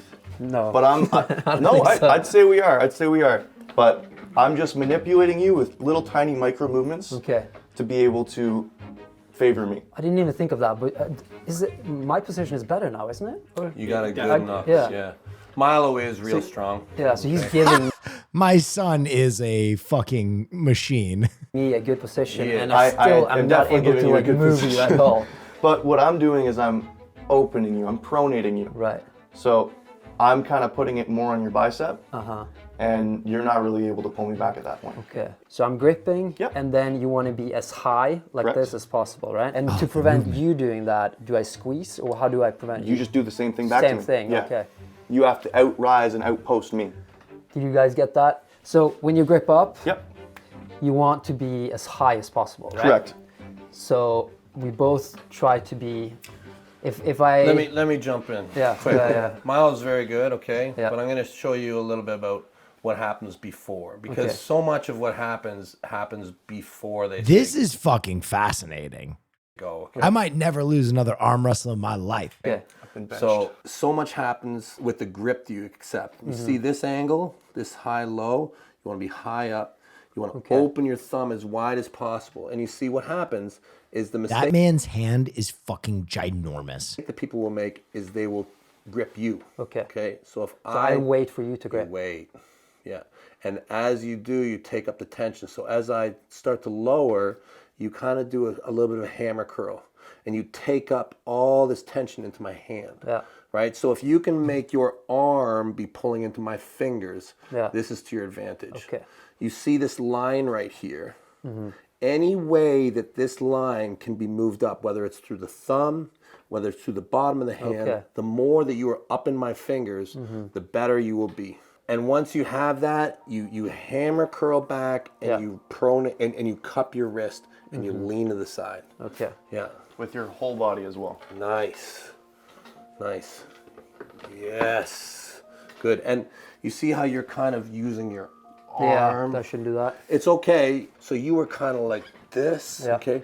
But what you can do that's even easier is this. Right, so use your body, your weight. Yes, everything. I don't have as much weight to use though, but... Yeah, good. Right, good. And then... Yes. This is a fascinating video. Yes, much better. Okay. Much better. Good. Now, see, your arm is doing good things. You're pulling up really good. But as soon as you pull up like this, bend your wrist hard. Bend my wrist hard. Yes, that's way better. So this is the strap, right? Yes, it is. And oh, get the fucking strap. When does this come into play? So often when we're arm wrestling, a lot of, like we talked about how the high spot's important. Both guys don't really understand this. So when both guys go for the high spot, often it slips. Right. So most professional arm wrestling is done in the strap. Okay. So I'll quickly put this on. How many times do you slip before the strap comes? Just one. One. Okay. One slip and then you're in the strap. And do you prefer strap? Or? Yes. We train for strap because it's inevitable. In pro competition, either one guy or the other one wants it. Yeah. So what do I do? What is the technique now then? No different. Exact same thing. Make sure the elbow's up. The only difference is now we're attached, so you don't need to hold on at all. Just open your hand while you're going for the rise. Okay. You can take that high, you can regrip while you hit. Okay, so it's like that. Nice. Real good. Yeah. Get the fucking strap. Try to think about, instead of going for the pin, just get the match close to you. Okay. Bring the match to your center. Yeah. Yes. Yeah, way better, way better. Hitting a person in one move is actually very rare. What's more likely is to bring the match inside, and then eventually it appears. Okay. I can demonstrate that if you want. It'll be something like this. So I can maybe go and then see, okay, I've kind of got control now. Yeah. Now I can pin. Yeah. I won't right away be like, rah, hit right away. I'll get control, Yeah. then finish. Okay, right. Yeah. Nice, yeah, great top roll. Try to bend your wrist more. I feel like your top roll is great, but bend that wrist. Because if you can, it's just another piece you can take away from me. Okay. Yeah, nice. Very good. So when are you doing your first tournament? Is this usually how you spend your Friday nights? Normally. That's so sick. Just a room full of burly dudes arm wrestling on a fucking Friday. Devin has a belt. What is that belt? God, that'd be fun. Is the East versus West, is that the heavyweight? I don't know which one that is. Heavyweight or 115 or 105. It's one of the world titles. Yeah. Okay. No big deal. Nice. And we don't arm care- wrestle because we love it, you know. Right. We're not doing it for a belt. You know? Right. Like the belt is the goal, but you know, even if there's no belt, I mean, I'm still gonna arm wrestle. How old are you now? I'll be 50 soon. 50 I'll be soon. 50 in April. So And 49. you're still getting stronger. I think so. Yeah. Yeah, it's wild. Arm wrestling seems to be one of those sports where you can get stronger even at a little bit older. So long to build up your hand. Yeah, is that old man strength, right? That it's like you're just gonna keep getting stronger and stronger. Well, I hope so. I Yeah. mean, I don't want to stop. I'd love to keep on competing at a high level. Yeah. Do you do anything differently now from when you started? Oh, so many things. Yeah. Yeah, so many things. Yeah. And that's things that these guys are just Right. gonna do from the start. So, you know, 30 years of learning, you know, I try and put into these guys. Right. This kid, Milo, looks like he's going to be a world beater. This motherfucker looks like Clark Kent, bro. My man's got these glasses on, but he's absolutely fucking... He's a tank. What is he, probably like 17? Holy shit. You know, so that they don't have to make all the mistakes that I did. Yeah. Hopefully by the time we're his age, our arms will actually still be able to straighten.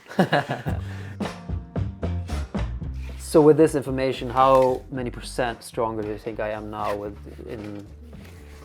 on wrestling? How much does this help? Because I mean, strength is important. We right? would You have need- to practice. We have to practice that a lot. This is not going to instantly turn you into Superman. No, but like, is it like 5%? Well, it'll help you for sure. I mean, if you can hit your angles, it's going to help you. But if you Jeez, that hand is just like steel. I don't know. it's a 5'11" or a 5'12" maybe, or what? Okay, yeah. V11. V11. That's your V15. Magnus. That is V15. V17. That's the ultimate boss right there. But okay, so I'm even with. Oh my God! Come on, Magnus. Come on, Magnus. Stop going easy on him. It's good. It's good.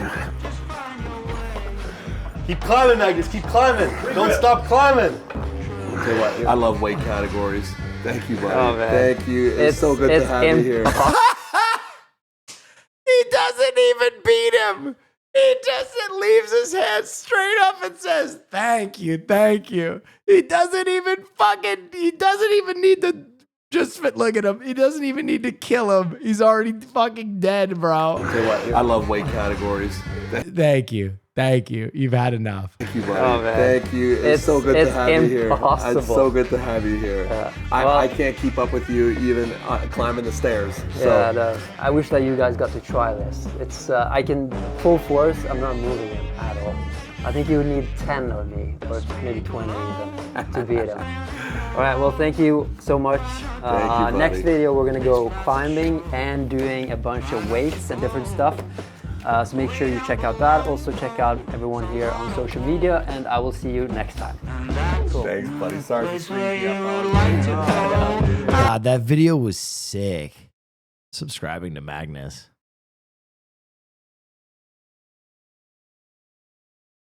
That was actually so hype.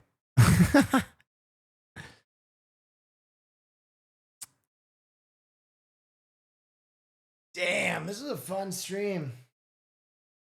I usually don't stream on Sundays, but I'm motherfucking streaming on a Sunday. I think I'm gonna go watch White Lotus. I'm tired. Woke up and had to do some acting. Woke up and had to do some acting. But I want to play a song first. I don't know why I want to listen.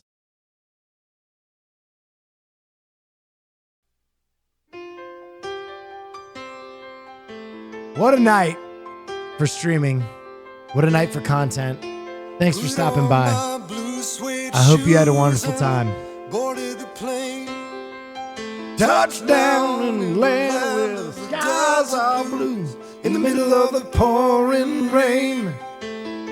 Yes. WC Handy, won't you look down over me? Yeah, I got a first class ticket, but I'm as blue as a boy can be. Then I'm walking in Memphis, just walking with my feet 10 feet off a beam. Walking in Memphis, but do I really feel the way I feel? Saw the ghost of Elvis on Union Avenue, followed him up to the gates of Graceland, and I watched him walk right through. Now security, they did not see him, they just hovered round his tomb. But there's a pretty little thing waiting for the king down in the jungle room. When I was walking in Memphis, I was walking with my feet 10 feet off a beam. Walking in Memphis, but do I really feel the way I feel? Adios, everybody. Have a good night.